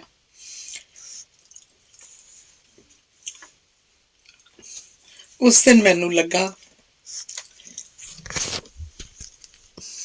ਜਲੰਧਰ ਖਾਲੀ ਹੋ ਗਿਆ। ਮੇਰੇ ਸਿਰ ਤੋਂ ਇੱਕ ਬੋਰਡ ਦਾ ਸਾਇਆ ਉੱਠ ਗਿਆ। ਹਮਦਰਦ ਹੋਰਾਂ ਆਪਣਾ ਪੱਤਰਕਾਰੀ ਦਾ ਸਫ਼ਰ ਇੱਕ ਹਫ਼ਤਾਵਾਰੀ ਪਰਚੇ, ਖਾਲਸਾ ਐਡਵੋਕੇਟ ਦੀ ਕਲਰਕੀ ਤੇ ਪ੍ਰੂਫ ਰੀਡਰੀ ਤੋਂ ਸ਼ੁਰੂ ਕੀਤਾ। 1942 'ਚ ਲਾਹੌਰ ਤੋਂ ਛਪਦੇ ਅਜੀਤ, ਜੋ ਉਦੋਂ ਉਰਦੂ 'ਚ ਛਪਦਾ ਸੀ, ਦੀ ਛੋਟੀ ਸੰਪਾਦਕੀ ਦਾ ਕੰਮ ਸੰਭਾਲ ਕੇ ਫਿਰ ਵਕਤੀ ਸੰਪਾਦਕ ਤੇ ਸੰਪਾਦਕੀ ਦੀ ਅੰਤਲੀ ਪੌੜੀ ਚੜ੍ਹ ਲਈ। ਉਹਨਾਂ ਸੰਪਾਦਕੀ ਦੀ ਥਾਂ ਲਾਲ ਸਿੰਘ ਕਮਲਾ ਅਕਾਲੀ ਦੀ ਥਾਂ ਤੇ ਸੰਭਾਲੀ ਸੀ। 1947 ਤੋਂ ਬਾਅਦ ਜਲੰਧਰ ਤੋਂ ਉਰਦੂ ਅਜੀਤ ਦੇ ਨਾਲ ਪੰਜਾਬੀ 'ਚ ਅਜੀਤ ਪੱਤਰਕਾ ਵੀ ਛਪਣ ਲੱਗ ਪਈ। ਹੌਲੀ ਹੌਲੀ ਉਰਦੂ ਅਜੀਤ ਦੀ ਥਾਂ ਪੰਜਾਬੀ ਅਜੀਤ ਨੇ ਮੰਨ ਲਈ। ਹਮਦਰਦ ਹੋਰਾਂ ਦਾ ਇੱਕ ਸੁਪਨਾ ਸੀ ਕਿ ਅਜੀਤ 1 ਲੱਖ ਛਪੇ। 16 ਜੁਲਾਈ 1983 ਨੂੰ ਪੂਰਾ ਹੋ ਗਿਆ। ਉਸ ਦਿਨ ਉਹਨਾਂ ਵਾਹਿਗੁਰੂ ਦਾ ਸ਼ੁਕਰਾਨਾ ਕੀਤਾ। ਹਮਦਰਦ ਹੋਰੀ ਕਿਸੇ ਵੀ ਪਖੰਡੀ ਜਾਂ ਦੇਸ਼ ਵਿਰੋਧੀ ਦਾ ਲਿਹਾਜ਼ ਨਹੀਂ ਸੀ ਕਰਦੇ। ਖਰੀ ਖਰੀ ਗੱਲ ਮੂੰਹ ਤੇ ਆਖ ਦਿੰਦੇ। ਉਹਨਾਂ ਇੱਕ ਥਾਂ ਲਿਖਿਆ ਹੈ, 1936 'ਚ ਆਲ ਇੰਡੀਆ ਸਿੱਖ ਐਜੂਕੇਸ਼ਨ ਕਾਨਫਰੰਸ ਲਾਇਲਪੁਰ ਵਿੱਚ ਹੋਈ ਸੀ। ਉਸ 'ਚ ਕਲਮ ਇੱਕ ਖੁੱਲ੍ਹਾ ਮਜ਼ਮੂਨ ਸੀ। ਕਵਿਤਾ ਲਈ ਮੈਂ ਉਹ ਕਵਿਤਾ ਲਿਖ ਕੇ ਭੇਜ ਦਿੱਤੀ। ਮਨਜ਼ੂਰੀ ਵੀ ਆ ਗਈ। ਆਉਣ ਜਾਣ ਦੇ ਖਰਚ ਤੋਂ ਬਿਨਾਂ ਹੋਰ ਰਕਮ ਦੇਣ ਦਾ ਵੀ ਵਾਅਦਾ ਸੀ, ਪਰ ਆਖਰੀ ਵਕਤ ਤੇ ਆ ਕੇ ਮੇਰੀ ਬਾਗੀ ਤਬੀਅਤ ਨੇ ਬਗਾਵਤ ਕਰ ਦਿੱਤੀ। ਮੈਂ ਚੀਫ ਖਾਲਸਾ ਦੀਵਾਨ ਨੂੰ ਅੰਗਰੇਜ਼ਾਂ ਦੀ ਪਿੱਠੂ ਸਮਝਦਾ ਸੀ। ਮੇਰੇ ਜਜ਼ਬਾਤ ਉਹਨਾਂ ਵਿਰੁੱਧ ਬੜੇ ਤੇਜ਼ ਸਨ ਤੇ ਸਿੱਖ education conference chief Khalsa Diwan ਦੀ ਇੱਕ ਸਾਖਸੀ। ਇਸ ਲਈ ਮੈਂ ਪ੍ਰਬੰਧਕਾਂ ਨੂੰ ਲਿਖ ਦਿੱਤਾ ਕਿ ਮੈਂ ਟੋਡੀਆਂ ਦੇ ਇਕੱਠ 'ਚ ਸ਼ਾਮਲ ਹੋਣ ਤੋਂ ਅਸਮਰਥ ਹਾਂ। ਪਰ ਹਾਲਤ ਦੀ ਸਿਤਮ ਸ਼ਰੀਫੀ ਦੇਖੋ। 1964-65 ਵਿੱਚ ਜਦੋਂ ਸਰਦਾਰ ਉੱਜਲ ਸਿੰਘ ਪੰਜਾਬ ਦੇ ਗਵਰਨਰ ਸਨ ਤਾਂ ਸਿੱਖ ਐਜੂਕੇਸ਼ਨ ਕਾਨਫਰੰਸ ਦਾ ਇਕੱਠ ਚੰਡੀਗੜ੍ਹ 'ਚ ਹੋਇਆ। ਰਾਤ ਨੂੰ ਕਵੀ ਦਰਬਾਰ ਗਿਆਨੀ ਗੁਰਮੁਖ ਸਿੰਘ ਮੁਸਾਫਰ ਦੀ ਪ੍ਰਧਾਨਗੀ ਹੇਠ ਹੋਇਆ। ਮੈਂ ਵੀ ਸਰੋਤਿਆਂ 'ਚ ਜਾ ਸ਼ਾਮਲ ਹੋਇਆ। ਗਿਆਨੀ ਜੀ ਨੂੰ ਕਿਸੇ ਦੱਸਿਆ ਕਿ ਸਾਧੂ ਸਿੰਘ ਹਮਦਰਦ ਵੀ ਬੈਠਾ ਹੈ। ਉਹਨਾਂ ਆਦਮੀ ਭੇਜਿਆ ਜੋ ਮੈਨੂੰ ਜ਼ਬਰਦਸਤੀ ਹੀ ਸਟੇਜ ਤੇ ਲੈ ਗਿਆ। ਗਿਆਨੀ ਜੀ ਨੇ ਕਵਿਤਾ ਸੁਣਾਉਣ ਨੂੰ ਕਿਹਾ। ਮੇਰੇ ਕੋਲ ਕਿਉਂਕਿ ਕੋਈ ਕਵਿਤਾ ਨਹੀਂ ਸੀ, ਇਸ ਲਈ ਸੁਣਾਉਣ ਤੋਂ ਇਨਕਾਰ ਹੀ ਕਰਨਾ ਸੀ। ਪਰ ਜਦੋਂ ਗਿਆਨੀ ਜੀ ਨੇ ਬਹੁਤ ਜ਼ੋਰ ਦਿੱਤਾ ਤਾਂ ਉਸੇ ਕਵਿਤਾ ਦੇ 2 ਬੰਦ, ਜੋ ਮੈਨੂੰ ਲਗਭਗ ਪੂਰੇ ਯਾਦ ਸਨ, ਕਾਗਜ਼ ਉੱਤੇ ਲਿਖ ਲਏ। ਕਵਿਤਾ ਸੁਣਾਉਣ ਲੱਗਿਆ ਮੈਂ ਕਿਹਾ ਕਿ ਜੋ ਕਵਿਤਾ ਮੈਂ 1936 ਚ ਐਜੂਕੇਸ਼ਨਲ ਕਾਨਫਰੰਸ ਦੀ ਕਵੀ ਦਰਬਾਰ ਚ ਸੁਣਾਉਣੀ ਇੱਕ ਦੇਸ਼ ਭਗਤੀ ਦੀ ਹੱਤਕ ਸਮਝਦਾ ਸੀ, ਅੱਜ ਹਾਲਾਤ ਦੇ ਪਾਸਾ ਪਲਟਣ ਤੇ ਉਸ ਕਵਿਤਾ ਦੇ 2 ਬੰਦ ਸੁਣਾ ਰਿਹਾ। ਮੈਨੂੰ ਕੀ ਪਤਾ ਸੀ ਕਿ ਉਹ ਦਿਨ ਵੀ ਆਉਣਾ ਸੀ ਜਦੋਂ ਸਰਦਾਰ ਉਜਲ ਸਿੰਘ ਵਰਗੇ ਅੰਗਰੇਜ਼ਾਂ ਦੇ ਸਰਦਾਰ ਬਹਾਦਰ ਦੀ ਪ੍ਰਧਾਨਗੀ ਹੇਠ ਆਜ਼ਾਦ ਹਿੰਦੁਸਤਾਨ ਵਿੱਚ ਕਾਨਫਰੰਸ ਹੋਏਗੀ ਤੇ ਉਸ ਕਵੀ ਦਰਬਾਰ ਦੇ ਪ੍ਰਧਾਨ ਪ੍ਰਸਿੱਧ ਦੇਸ਼ ਭਗਤ ਤੇ ਆਜ਼ਾਦੀ ਦੇ ਘੁਲਾਟੀਏ ਗਿਆਨੀ ਗੁਰਮੁਖ ਸਿੰਘ ਮੁਸਾਫਰ ਹੋਣਗੇ ਤੇ ਸਾਧੂ ਸਿੰਘ ਹਮਦਰਦ ਨੇ ਉਹ ਕਵਿਤਾ ਪੜ੍ਹਨੀ ਸੀ ਜੋ 1936 ਚ ਉਹਨੇ ਪੜ੍ਹਨ ਤੋਂ ਨਾ ਕਰ ਦਿੱਤੀ ਸੀ। ਇਹ ਸੀ ਪੰਜਾਬ ਦਾ ਉਹ ਮਹਾਨ ਸਪੂਤ ਜੋ ਅੰਗਰੇਜ਼ਾਂ ਦੇ ਪਿੱਠੂਆਂ ਨੂੰ ਅੰਗਰੇਜ਼ਾਂ ਵੇਲੇ ਟੋਡੀ ਬੱਚੇ ਆਖ ਸਕਦਾ ਸੀ ਤੇ ਆਜ਼ਾਦੀ ਤੋਂ ਬਾਅਦ ਇੱਕ ਅੰਗਰੇਜ਼ ਪਿੱਠੂ ਨੂੰ ਸਟੇਜ ਤੇ ਤੋਂ ਭਰੀ ਕਾਨਫਰੰਸ ਵਿੱਚ ਸੱਚ ਸੁਣਾ ਸਕਦਾ ਸੀ, ਭਾਵੇਂ ਉਹ ਪੰਜਾਬ ਦਾ ਗਵਰਨਰ ਹੀ ਕਿਉਂ ਨਾ ਹੋਵੇ। ਬਾਬਾ ਸੋਹਣ ਸਿੰਘ ਪਕਨਾ ਨੇ ਇੱਕ ਵਾਰ ਕਿਹਾ ਸੀ, ਅੰਗਰੇਜ਼ਾਂ ਦੀਆਂ ਜੇਲ੍ਹਾਂ ਤੇ ਤਸ਼ੱਦਦ ਤਾਂ ਮੇਰਾ ਕੁਝ ਨਹੀਂ ਵਿਗਾੜ ਸਕੇ, ਪਰ ਆਜ਼ਾਦ ਭਾਰਤ ਦੀਆਂ ਜੇਲ੍ਹਾਂ ਨੇ ਮੇਰਾ ਲੱਕ ਤੋੜ ਸੁੱਟਿਆ। ਇਹੀ ਹਾਲ ਪੰਜਾਬ ਦੇ ਸਿਰੜੀ ਤੇ ਸਿੱਦਕੀ ਸਪੂਤ ਨਾਲ ਹੋਇਆ। ਉਹਨੂੰ ਇਹ ਸੁਪਨਾ ਵੀ ਨਹੀਂ ਸੀ ਕਿ ਭਾਰਤੀ ਫੌਜ ਹਰਮੰਦਰ ਸਾਹਿਬ ਤੇ ਹਮਲਾ ਕਰਕੇ ਹਜ਼ਾਰਾਂ ਸ਼ਰਧਾਲੂਆਂ, ਬੱਚੇ, ਬੁੱਢੇ, ਔਰਤਾਂ ਨੂੰ ਮੌਤ ਦੇ ਘਾਟ ਉਤਾਰ ਦੇਣਗੇ, ਅਕਾਲ ਤਖਤ ਤਹਿਸ ਨਹਿਸ ਕਰ ਦੇਣਗੀਆਂ। ਇਸ ਤੋਂ ਬਿਨਾਂ ਪੰਜਾਬ ਦੇ ਹੋਰ ਇਤਿਹਾਸਿਕ ਗੁਰਦੁਆਰਿਆਂ 'ਚ ਸ਼ਰਧਾਲੂਆਂ ਦਾ ਕਤਲੇਆਮ ਕਰਨਗੀਆਂ। 10 ਗੁਰੂਆਂ ਦੀ ਪਵਿੱਤਰ ਧਰਤੀ ਤੇ ਵਾਪਰਿਆ ਇਹ ਕਹਿਰ ਮੇਰੇ ਇਸ ਅਸਮਾਨ ਨੂੰ ਖਾ ਗਿਆ। ਧਰਤੀ ਦੀ ਹਿੱਕ ਤੇ ਲੱਗੇ ਇਸ ਕਲੰਕ ਨੂੰ ਸਦੀਆਂ ਦੀ ਧੂੜ ਵੀ ਧੁੰਦਲਾ ਨਹੀਂ ਕਰ ਸਕੇਗੀ। ਧੰਨਵਾਦ। ਅਗਲਾ ਲੇਖ ਕਹਾਣੀਕਾਰ ਸੁਜਾਨ ਸਿੰਘ। ਇਹ ਗੱਲ 1957-58 ਦੀ ਹੈ। ਮੈਂ 10ਵੀਂ 'ਚ ਪੜ੍ਹਦਾ ਸੀ। 19-20 ਸਾਲ ਦਾ ਦਾੜੀ ਵਾਲਾ ਬਾਬਾ। ਮੇਰੇ ਹਾਣੀ ਦਾ BA ਵੀ ਕਰ ਚੁੱਕੇ ਸੀ, ਪਰ ਮੇਰੀ ਸੋਚ ਆਪਣੇ ਹਾਣੀਆਂ ਨਾਲੋਂ ਫਾਡੀ ਨਹੀਂ ਸੀ ਰਹੀ। ਕਈ ਗੱਲਾਂ 'ਚ ਤਾਂ ਅੱਗੇ ਸੀ। 9ਵੀਂ-10ਵੀਂ 'ਚ ਪੰਜਾਬੀ ਦੇ ਕੋਰਸ ਵਿੱਚ ਇੱਕ ਕਿਤਾਬ ਲੱਗੀ ਹੋਈ ਸੀ, ਧਰਤੀ ਦੇ ਲਾਲ। ਮੈਂ ਭਾਵੇਂ ਪੰਜਾਬੀ ਨਹੀਂ ਸੀ ਰੱਖੀ ਹੋਈ, ਪਰ ਇਹ ਕਿਤਾਬ ਮੈਂ ਚੰਗੀ ਤਰ੍ਹਾਂ ਪੜ੍ਹ ਲਈ ਸੀ। ਮੈਨੂੰ ਕਈ ਵਾਰ ਸਕੂਲਾਂ ਦੇ ਭਾਸ਼ਣ ਮੁਕਾਬਲਿਆਂ 'ਚ ਬੋਲਣ ਲਈ ਇਸ ਕਵਿਤਾ ਤੋਂ ਬਹੁਤ ਸਹਾਇਤਾ ਮਿਲਦੀ ਸੀ, ਸੋ ਮੈਂ ਕਿਤਾਬ ਪੜ੍ਹੀ ਨਹੀਂ, ਗੁੜੀ ਸੀ। ਤੇ ਇਸ ਕਿਤਾਬ ਦੇ ਸੰਪਾਦਕ ਸਨ ਸਰਦਾਰ ਸੁਜਾਨ ਸਿੰਘ। ਮੇਰੇ ਲਈ ਇਹ ਨਾਮ ਬਹੁਤ ਵੱਡਾ ਤੇ ਸਤਿਕਾਰਯੋਗ ਸੀ। 10ਵੀਂ 'ਚ ਅਖੀਰਲੇ 3 ਮਹੀਨਿਆਂ ਵਿੱਚ ਪੰਜਾਬੀ ਦਾ ਜ਼ਰੂਰੀ ਮਜ਼ਮੂਨ ਰੱਖ ਕੇ ਚੰਗੇ ਨੰਬਰ ਲੈ ਕੇ ਪਾਸ ਹੋ ਗਿਆ ਸੀ। ਕਾਲਜ 'ਚ ਜਾ ਕੇ ਪੰਜਾਬੀ ਰੱਖ ਲਈ। ਉੱਥੇ ਸੁਜਾਨ ਸਿੰਘ ਜੀ ਦਾ ਇੱਕ ਕਹਾਣੀ ਸੰਗ੍ਰਹਿ ਲੱਗਾ ਸੀ। ਸਾਡੇ ਪੰਜਾਬੀ ਦੇ ਪ੍ਰੋਫੈਸਰ ਨਿਰਮਲ ਸਿੰਘ ਜੀ ਉਹਨਾਂ ਦੀ ਕਹਾਣੀ ਦੇ ਬੜੇ ਪ੍ਰਸ਼ੰਸਕ ਸਨ। ਚੰਗਾ ਭਲਾ ਕੰਮ ਚੱਲ ਰਿਹਾ ਸੀ। ਕਾਲਜ ਦੀ ਹੜਤਾਲ ਦੀ ਲੀਡਰੀ ਨੇ ਮੈਨੂੰ ਵੀ ਤੇ ਪ੍ਰੋਫੈਸਰ ਨਿਰਮਲ ਸਿੰਘ ਜੀ ਨੂੰ ਕਾਲਜੋਂ ਕਢਾਤਾ। ਉਹ ਕਈ ਕਾਲਜਾਂ ਦੇ ਚੱਕਰ ਕੱਟਦੇ ਅਖੀਰ ਮਾਤਾ ਗੁਜਰੀ ਕਾਲਜ ਸਰਹੰਦ ਪਹੁੰਚ ਗਏ ਤੇ ਮੈਂ ਕਮਿਊਨਿਸਟ ਪਾਰਟੀ ਦੀ ਹੋਲ ਟਾਈਮਰੀ ਤੋਂ ਧੱਕੇ ਖਾਂਦਾ ਫੁਲਵਾੜੀ ਗਿਆਨੀ ਕਾਲਜ 'ਚ ਪਹੁੰਚ ਗਿਆ। ਗਿਆਨੀ ਕਰਨ ਲੱਗਾ ਤਾਂ ਇੱਥੇ ਵੀ ਕੋਰਸ ਵਿੱਚ ਸੁਜਾਨ ਸਿੰਘ ਜੀ ਹੋਰਾਂ ਦੀ ਪੁਸਤਕ ਸ਼ਾਇਦ ਨਰਕਾਂ ਦੇ ਦੇਵਤੇ ਲੱਗੀ ਸੀ। ਮੈਂ ਇਹਨਾਂ ਦੀ ਕਹਾਣੀ ਦੇ ਜਿਉਂ-ਜਿਉਂ ਨੇੜੇ ਹੁੰਦਾ ਗਿਆ, ਤਿਉਂ-ਤਿਉਂ ਇਹਨਾਂ ਦਾ ਮੇਰੇ ਮਨ 'ਚ ਸਤਿਕਾਰ ਤੇ ਕਹਾਣੀ ਲਈ ਪ੍ਰਸ਼ੰਸਾ ਵੱਧਦੀ ਗਈ। ਇੱਥੇ ਆ ਕੇ ਇੱਕ ਗੱਲ ਹੋਰ ਹੋਈ। ਇੱਕ ਤਾਂ ਗਿਆਨੀ ਰਣਧੀਰ ਸਿੰਘ, ਜੋ ਸਰਦਾਰ ਹੀਰਾ ਸਿੰਘ ਜੀ ਦੇ ਵੱਡੇ ਲੜਕੇ ਸਨ ਤੇ ਕਾਲਜ ਚਲਾਉਂਦੇ ਸਨ, ਉਹਨਾਂ ਮੈਨੂੰ ਵੀ ਗਿਆਨੀ ਦੀਆਂ ਤੇ ਬੁੱਧੀਮਾਨੀ ਦੀਆਂ ਜਮਾਤਾਂ ਦੇ ਕੁਝ ਪੇਪਰ ਪੜ੍ਹਾਉਣ ਨੂੰ ਦੇ ਦਿੱਤੇ। ਗਿਆਨੀ ਜੀ ਆਪ ਵੀ ਸੁਜਾਨ ਸਿੰਘ ਜੀ ਦੀ ਕਹਾਣੀ ਦੇ ਪ੍ਰਸ਼ੰਸਕ ਸਨ। ਇੱਥੇ ਇਹਨਾਂ ਪਾਸ ਉਸਤਾਦ ਪਾਲ ਸਿੰਘ ਆਉਂਦੇ ਸੀ। ਉਹ ਜਲੰਧਰ ਰੇਡੀਓ ਸਟੇਸ਼ਨ ਕੰਮ ਕਰਦੇ ਸੀ। ਅਸੀਂ ਸਭ ਉਹਨਾਂ ਨੂੰ ਉਸਤਾਦ ਜੀ ਸੱਦਦੇ ਸੀ। ਉਹ ਸੁਜਾਨ ਸਿੰਘ ਜੀ ਦੇ ਮਿੱਤਰ ਸਨ ਤੇ ਕਹਾਣੀ ਦੇ ਪ੍ਰਸ਼ੰਸਕ। ਜਿਉਂ ਸੁਜਾਨ ਸਿੰਘ ਜੀ ਬਾਰੇ ਜਾਣਕਾਰੀ ਮਿਲਦੀ ਗਈ, ਤਿਉਂ-ਤਿਉਂ ਮੇਰੇ ਮਨ 'ਚ ਇਹਨਾਂ ਦਾ ਸਤਿਕਾਰ ਵੱਧਦਾ ਗਿਆ। ਉਸਤਾਦ ਜੀ ਦੇ ਦੱਸਣ ਅਨੁਸਾਰ ਉਹਨਾਂ ਦਾ ਜੀਵਨ ਬੜਾ ਸੰਘਰਸ਼ ਭਰਪੂਰ ਤੇ ਸਾਦਾ ਹੈ। ਮੈਨੂੰ ਉਹਨਾਂ ਦੀ ਹਰ ਕਹਾਣੀ ਵਿੱਚੋਂ, ਕਹਾਣੀ ਦੇ ਨਾਇਕ ਵਿੱਚੋਂ ਉਹਨਾਂ ਦਾ ਹੀ ਝੋਲਾ ਪੈਣ ਲੱਗ ਪਿਆ। ਉਦੋਂ ਵੀ ਮੈਨੂੰ ਉਹਨਾਂ ਦੀਆਂ ਬਹੁਤ ਸਾਰੀਆਂ ਕਹਾਣੀਆਂ ਦੇ ਨਾਇਕਾਂ ਨੇ ਬੜਾ ਪ੍ਰਭਾਵਿਤ ਕੀਤਾ। ਖਾਸ ਕਰ 1947 ਦੇ ਬਟਵਾਰੇ ਬਾਰੇ ਜੋ ਕਹਾਣੀਆਂ ਲਿਖੀਆਂ ਸੀ, ਉਂਝ ਤਾਂ ਉਹਨਾਂ ਦੀ ਹਰ ਕਹਾਣੀ ਆਪਣੀ ਤਰ੍ਹਾਂ ਦੀ ਕਮਾਲ ਦੀ ਹੁੰਦੀ ਸੀ। 1965 'ਚ ਮੇਰਾ ਪਹਿਲਾ ਕਾਵਿ ਸੰਗ੍ਰਹਿ ਸਿਲੇਹਾਰ ਛਪਣ ਲੱਗਾ ਤਾਂ ਪਬਲਿਸ਼ਰ ਚਰਨਜੀਤ ਸਿੰਘ ਪਸਰੀਚਾ ਕਹਿਣ ਲੱਗਾ, ਇਹਦਾ ਮੁੱਖ ਬੰਦ ਕਿਸ ਤੋਂ ਲਿਖਵਾਉਣਾ ਹੈ? ਮੇਰੇ ਮੂੰਹ ਅਚਾਨਕ ਸੁਜਾਨ ਸਿੰਘ ਜੀ ਦਾ ਨਾਂ ਲੈ ਹੋ ਗਿਆ। ਉਹ ਕਹਿਣ ਲੱਗੇ, ਉਹ ਲਿਖ ਦੇਣਗੇ। ਉਹਨਾਂ ਮੈਨੂੰ ਡੰਮੀ ਦੇ ਦਿੱਤੀ। ਸੁਜਾਨ ਸਿੰਘ ਜੀ ਉਸ ਵਕਤ ਮਾਤਾ ਗੁਜਰੀ ਕਾਲਜ ਪ੍ਰਿੰਸੀਪਲ ਸਨ। ਮੈਂ ਪ੍ਰੋਫੈਸਰ ਨਿਰਮਲ ਸਿੰਘ ਹੋਰਾਂ ਨੂੰ ਆਪਣੇ ਆਉਣ ਬਾਰੇ ਖਤ ਲਿਖ ਦਿੱਤਾ। ਇੱਕ ਖਤ ਸਰਦਾਰ ਸੁਜਾਨ ਸਿੰਘ ਜੀ ਨੂੰ ਲਿਖਤਾ ਕਿ ਮੈਂ ਤੁਹਾਡੇ ਕੋਲ ਆ ਰਿਹਾ। ਉਹਨਾਂ ਦਾ ਉੱਤਰ ਉਡੀਕੇ ਬਗੈਰ ਮੈਂ ਸਰਹੰਦ ਚਲਾ ਗਿਆ। ਕਾਲਜ ਛੁੱਟੀਆਂ ਸਨ। ਉੱਥੋਂ ਉਹਨਾਂ ਦੇ ਘਰ ਦਾ ਪਤਾ ਪੁੱਛਿਆ, ਘਰ ਨੂੰ ਤੁਰ ਪਿਆ।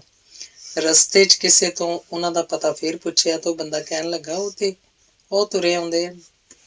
ਗਰਮੀਆਂ ਦੇ ਦਿਨ ਸੀ। ਮੈਂ ਦੇਖਿਆ 6 ਫੁੱਟਾ ਜਵਾਨ, ਤੇੜ ਖਾਕੀ ਜੀਨ ਦੀ ਪੈਂਟ, ਗਲ ਸਧਾਰਨ ਕੱਪੜੇ ਦੀ ਸਫੈਦ ਕਮੀਜ਼, ਪੈਰੀਂ ਚੱਪਲ ਤੇ ਸਿਰੇ ਤੇ ਨਾਭੀ ਰੰਗ ਦੀ ਪੱਗ। ਮੈਂ ਬੜੀ ਸਤਿਕਾਰ ਨਾਲ ਹੱਥ ਜੋੜ ਕੇ ਸਤਿ ਸ਼੍ਰੀ ਅਕਾਲ ਬੁਲਾਈ ਤੇ ਆਪਣਾ ਨਾਮ ਦੱਸਿਆ। ਸੁਣ ਕੇ ਉਹ ਬੜੇ ਖੁਸ਼ ਹੋਏ, ਕਹਿਣ ਲੱਗੇ ਚਲੋ ਘਰ ਨੂੰ ਚੱਲਦੇ ਹਾਂ। ਮੈਂ ਕਿਹਾ ਜੇਕਰ ਕਿਸੇ ਜ਼ਰੂਰੀ ਕੰਮ ਜਾ ਰਹੇ ਹੋ ਤਾਂ ਮੈਂ ਵੀ ਤੁਹਾਡੇ ਨਾਲ ਮੁੜ ਪੈਣਾ। ਕਹਿਣ ਲੱਗੇ ਮੁੜਾਂਗੇ ਤਾਂ ਆਪਾਂ ਦੋਵੇਂ, ਪਰ ਪਹਿਲਾਂ ਘਰੋਂ ਪਾਣੀ ਧਾਣੀ ਪੀ ਕੇ। ਘਰੋਂ ਸ਼ਿਕੰਜਵੀ ਦਾ ਗਲਾਸ ਪੀ ਕੇ ਮਨ ਤੇ ਤਨ ਦੀ ਪਿਆਸ ਬੁਝ ਗਈ। ਘਰ ਉਹ ਰੋਟੀ ਦੀ ਹਦਾਇਤ ਕਰਕੇ ਮੈਨੂੰ ਨਾਲ ਲੈ ਕੇ ਤੁਰ ਪਏ। ਅਸਲ 'ਚ ਉਸ ਦਿਨ ਉੱਥੋਂ ਦੀ ਪੰਜਾਬੀ ਲੇਖਕ ਸਭਾ ਦੀ ਮੀਟਿੰਗ ਸੀ। ਉਸ ਮੀਟਿੰਗ ਵਿੱਚ ਹੀ ਵਰ੍ਹਿਆਂ ਬਾਅਦ ਡਾਕਟਰ ਕੇਸਰ ਸਿੰਘ ਕੇਸਰ ਮਿਲ ਕੇ ਕਾਲਜ ਵੇਲੇ ਦੇ ਕਵੀ ਦਰਬਾਰ ਯਾਦ ਆ ਗਏ। ਪ੍ਰੋਫੈਸਰ ਨਿਰਮਲ ਸਿੰਘ ਹੋਰੀ ਵੀ ਉੱਥੇ ਆਏ ਸੀ। ਮੀਟਿੰਗ ਤੋਂ ਬਾਅਦ ਪ੍ਰੋਫੈਸਰ ਨਿਰਮਲ ਸਿੰਘ ਦੇ ਕਹਿਣ ਦੇ ਬਾਵਜੂਦ ਕਿ ਰਾਹੀ ਮੇਰੇ ਨਾਲ ਚਲਾ ਜਾਂਦਾ, ਉਹਨਾਂ ਮੈਨੂੰ ਆਪਣੇ ਘਰ ਲਿਜਾਣ ਦੀ ਪੱਕੀ ਜ਼ਿੱਦ ਰੱਖੀ। ਘਰ ਆ ਕੇ ਦੁਪਹਿਰ ਦੀ ਰੋਟੀ ਜੋ ਬੜੇ ਉਚੇਚ ਨਾਲ ਬਣਾਈ ਗਈ ਸੀ, ਜਿਵੇਂ ਕਿਸੇ ਖਾਸ ਮਹਿਮਾਨ ਲਈ ਬਣਾਈ ਦੀ ਹੈ, ਦਾ ਆਨੰਦ ਮਾਣਦਾ ਸੁਜਾਨ ਸਿੰਘ ਜੀ ਬਾਰੇ ਸੋਚ ਉਹਦੀ ਮਹਾਨਤਾ ਦੇ ਅੱਗੇ ਹੋਰ ਵੀ ਸਿਰ ਝੁਕ ਗਿਆ। ਦੁਪਹਿਰਾ ਥੋੜਾ ਆਰਾਮ ਕਰਨ ਬਾਅਦ ਉਹਨਾਂ ਮੇਰੇ ਖਰੜੇ ਦੀਆਂ ਕਵਿਤਾਵਾਂ ਮੈਥੋਂ ਸੁਣਨੀਆਂ ਸ਼ੁਰੂ ਕਰਤੀਆਂ। ਉਹ ਸੱਚਮੁੱਚ ਦਿਲੋਂ ਤਾਰੀਫ ਕਰ ਰਹੇ ਸੀ। ਕੁਝ ਗੱਲਾਂ ਉਹ ਨੋਟ ਵੀ ਕਰੀ ਜਾ ਰਹੇ ਸੀ।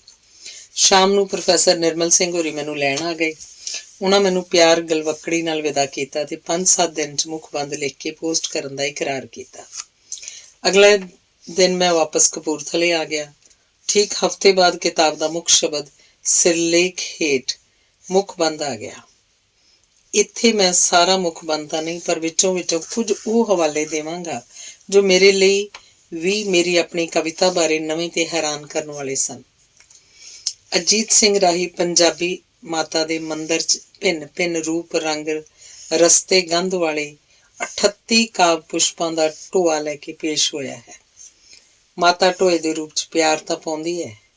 ਮੈਂ ਗੱਲ ਮਾਤਾ ਦੀ ਕਰਦਾ, ਮਾਤਾ ਦੇ ਅਖੌਤੀ ਨਿਕਟ ਵਰਤੀ ਆਲੋਚਕਾਂ ਦੀ ਨਹੀਂ। ਪੰਜਾਬੀ ਦੇ ਪਿਆਰਿਆਂ ਨੂੰ ਢੋਏ ਦਾ ਮੁੱਲ ਮਾਤਾ ਦੀ ਦ੍ਰਿਸ਼ਟੀ ਨਾਲ ਹੀ ਪਾਉਣਾ ਚਾਹੀਦਾ ਹੈ, ਵਿਸ਼ੇਸ਼ ਕਰਕੇ ਜਦੋਂ ਢੋਆ ਪਹਿਲਾ ਹੋਵੇ। ਅਗਲੇ ਸਫ਼ਿਆਂ ਵਿਚਲੀਆਂ ਕਵਿਤਾਵਾਂ 'ਚੋਂ ਬਹੁਤੀਆਂ ਦਾ ਅਧਿਐਨ ਕਰਨ ਪਿੱਛੋਂ ਸ਼ਾਇਦ ਪਾਠਕ ਮੇਰੇ ਨਾਲ ਸਹਿਮਤ ਹੋ ਸਕਣ ਕਿ ਇਹਨਾਂ ਕਵਿਤਾਵਾਂ ਦਾ ਕਰਤਾ ਵਧੇਰੇ ਕਰਕੇ ਪਿਆਰ, ਗਮ, ਬਿਰਹਾ, ਸਦਰਾਂ, ਹੰਝੂਆਂ, ਯਾਦਾਂ, ਨਿਰਾਸਤਾ ਤੇ ਦਰਦ ਦਾ ਕਵੀ ਹੈ। ਮੈਂ ਉਹਦੀ ਨਿਰਾਸਤਾ ਤੋਂ ਨਿਰਾਸ਼ ਨਹੀਂ, ਕਿਉਂਕਿ ਕਾਲੇ ਬੱਦਲਾਂ 'ਚੋਂ ਕਦੇ ਆਸ ਦੀ ਧਾਰੀ ਚਮਕ ਪੈਂਦੀ ਹੈ ਤੇ ਵੰਗਾਰ ਦੀ ਗਰਜ ਵੀ ਸੁਣਾਈ ਦਿੰਦੀ ਹੈ। ਕਵੀ ਦੇ ਪਿਆਰ ਨੂੰ ਕਵਿਤਾ ਦੇ ਫੁੱਲ ਲੱਗਦੇ ਹਨ। ਵਿਅਕਤੀਗਤ ਪਿਆਰ 'ਚ ਵਿਘਨ ਪੈਂਦੇ ਹਨ। ਬੂਟਾ ਕੁਮਲਾ ਜਾਂਦਾ, ਝੂਠੇ ਫੁੱਲ ਝੜ ਜਾਂਦੇ ਹਨ। ਅਚਾਨਕ ਪਿਆਰ ਦਿਲ ਦੀ ਡੂੰਘੇਰੀ ਉਪਜਾਊ ਧਰਤੀ 'ਚ ਜੜ੍ਹਾਂ ਪਕੜ ਲੈਂਦਾ ਹੈ। ਇਹ ਵੱਧਦਾ ਖਿਲਰਦਾ ਤੇ ਆਪਣੀਆਂ ਸ਼ਾਖਾਂ ਦੀ ਗਲਵੱਕੜੀ 'ਚ ਸਾਰੇ ਸੰਸਾਰ ਨੂੰ ਲੈਣਾ ਲੋਚਦਾ ਹੈ। ਸੱਚੇ ਫੁੱਲ ਸੁੰਦਰ, ਸੁਗੰਧਿਤ ਤੇ ਫਲ ਦੇਣ ਵਾਲੇ ਉਹਦਾ ਸ਼ਿੰਗਾਰ ਬਣਦੇ ਹਨ। ਕਵੀ ਸ਼ਾਂਤੀ ਪੂਜਕ, ਜਗਤ ਰੱਖਿਅਕ ਤੇ ਸੱਚ ਦਾ ਕੁਲਾਟੀਆ ਹੋ ਨਿਬੜਦਾ ਹੈ। ਇਹ ਕਵੀ ਵੀ ਪਹਿਲੇ ਪੜਾਅ ਤੋਂ ਅੱਗੇ ਵਧ ਰਿਹਾ ਹੈ। ਇਸ ਦੀਆਂ ਕੁਝ ਕੁ ਹੋਰ ਕਵਿਤਾਵਾਂ ਦੇ ਵਿਸ਼ੇਸ਼ ਬੰਨੇ ਇਸ਼ਾਰਾ ਕਰਦੇ ਹਨ। ਪੱਥੇਰਨ ਸਫਾ 24 ਤੇ ਇੱਕ ਨਿੱਕੀ ਜਿਹੀ ਕਵਿਤਾ ਹੈ। ਇਸ ਵਿੱਚ ਇੱਕ ਇੱਟਾਂ ਪੱਥਣ ਵਾਲੀ ਦਾ ਚਿੱਤਰ ਦਿੱਤਾ ਗਿਆ। ਮੇਣਵੀਆਂ ਛੋਹਾਂ ਵਿੱਚ ਮੈਂ ਸਾਹਿਤ ਨੂੰ ਨਿਰਾ ਪ੍ਰਦਰਸ਼ਨ ਨਹੀਂ ਮੰਨਦਾ। ਇਸ 'ਚ ਸਾਹਿਤਕਾਰ ਦਾ ਦ੍ਰਿਸ਼ਟੀਕੋਣ ਹੋਣਾ ਚਾਹੀਦਾ ਹੈ ਤੇ ਕਈ ਵਾਰ ਉਹ ਆਪਣਾ ਝੁਕਾਅ ਚਿੱਤਰ ਪੇਸ਼ ਕਰਨ ਦੇ ਢੰਗ ਤੋਂ ਹੀ ਦੱਸ ਜਾਂਦਾ ਹੈ ਤੇ ਇਸ ਕਵਿਤਾ 'ਚ ਕਵੀ ਦਾ ਆਪਣਾ ਦਰਦ ਹਮਦਰਦੀ 'ਚ ਬਦਲਦਾ ਦਿਸਦਾ ਹੈ। ਇਹੋ ਮਾਨਵਵਾਦ ਹੈ। ਸਿਲੇਹਾਰ ਜਿਸ ਕਵਿਤਾ ਨੇ ਇਸ ਸੰਗ੍ਰਹਿ ਨੂੰ ਨਾਂ ਦਿੱਤਾ, ਇਸ ਰਾਹ ਤੇ ਹੋਰ ਅਗਲਾ ਕਦਮ ਹੈ। ਇਹ ਕਵਿਤਾ ਪੰਜਾਬੀ ਦੀਆਂ ਉੱਤਮ ਕਵਿਤਾਵਾਂ ਦੀ ਕਤਾਰ 'ਚ ਖੜੀ ਹੋ ਕੇ ਸ਼ਰਮਸਾਰ ਨਹੀਂ ਹੋ ਸਕਦੀ। ਕੁਝ ਹੋਰ ਥਾਵਾਂ ਤੇ ਇਸ ਕਵੀ ਨੇ ਗਰੀਬ ਦੇ ਜੀਵਨ ਦੇ ਝਲਕਾਰੇ, ਸਰਮਾਏਦਾਰੀ ਸਮਾਜ 'ਚ ਜੀਵਨ ਦੀ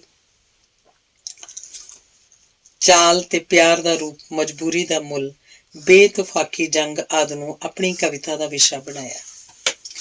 ਵਿਸ਼ਿਆਂ ਦੇ ਵਿਚਾਰਾਂ ਦੇ ਪ੍ਰਗਟਾਓ ਵਿੱਚ ਕਈ ਥਾਈਂ ਕਵੀ ਨੇ ਪ੍ਰਤੀਕਵਾਦੀ ਤੇ ਕੁਝ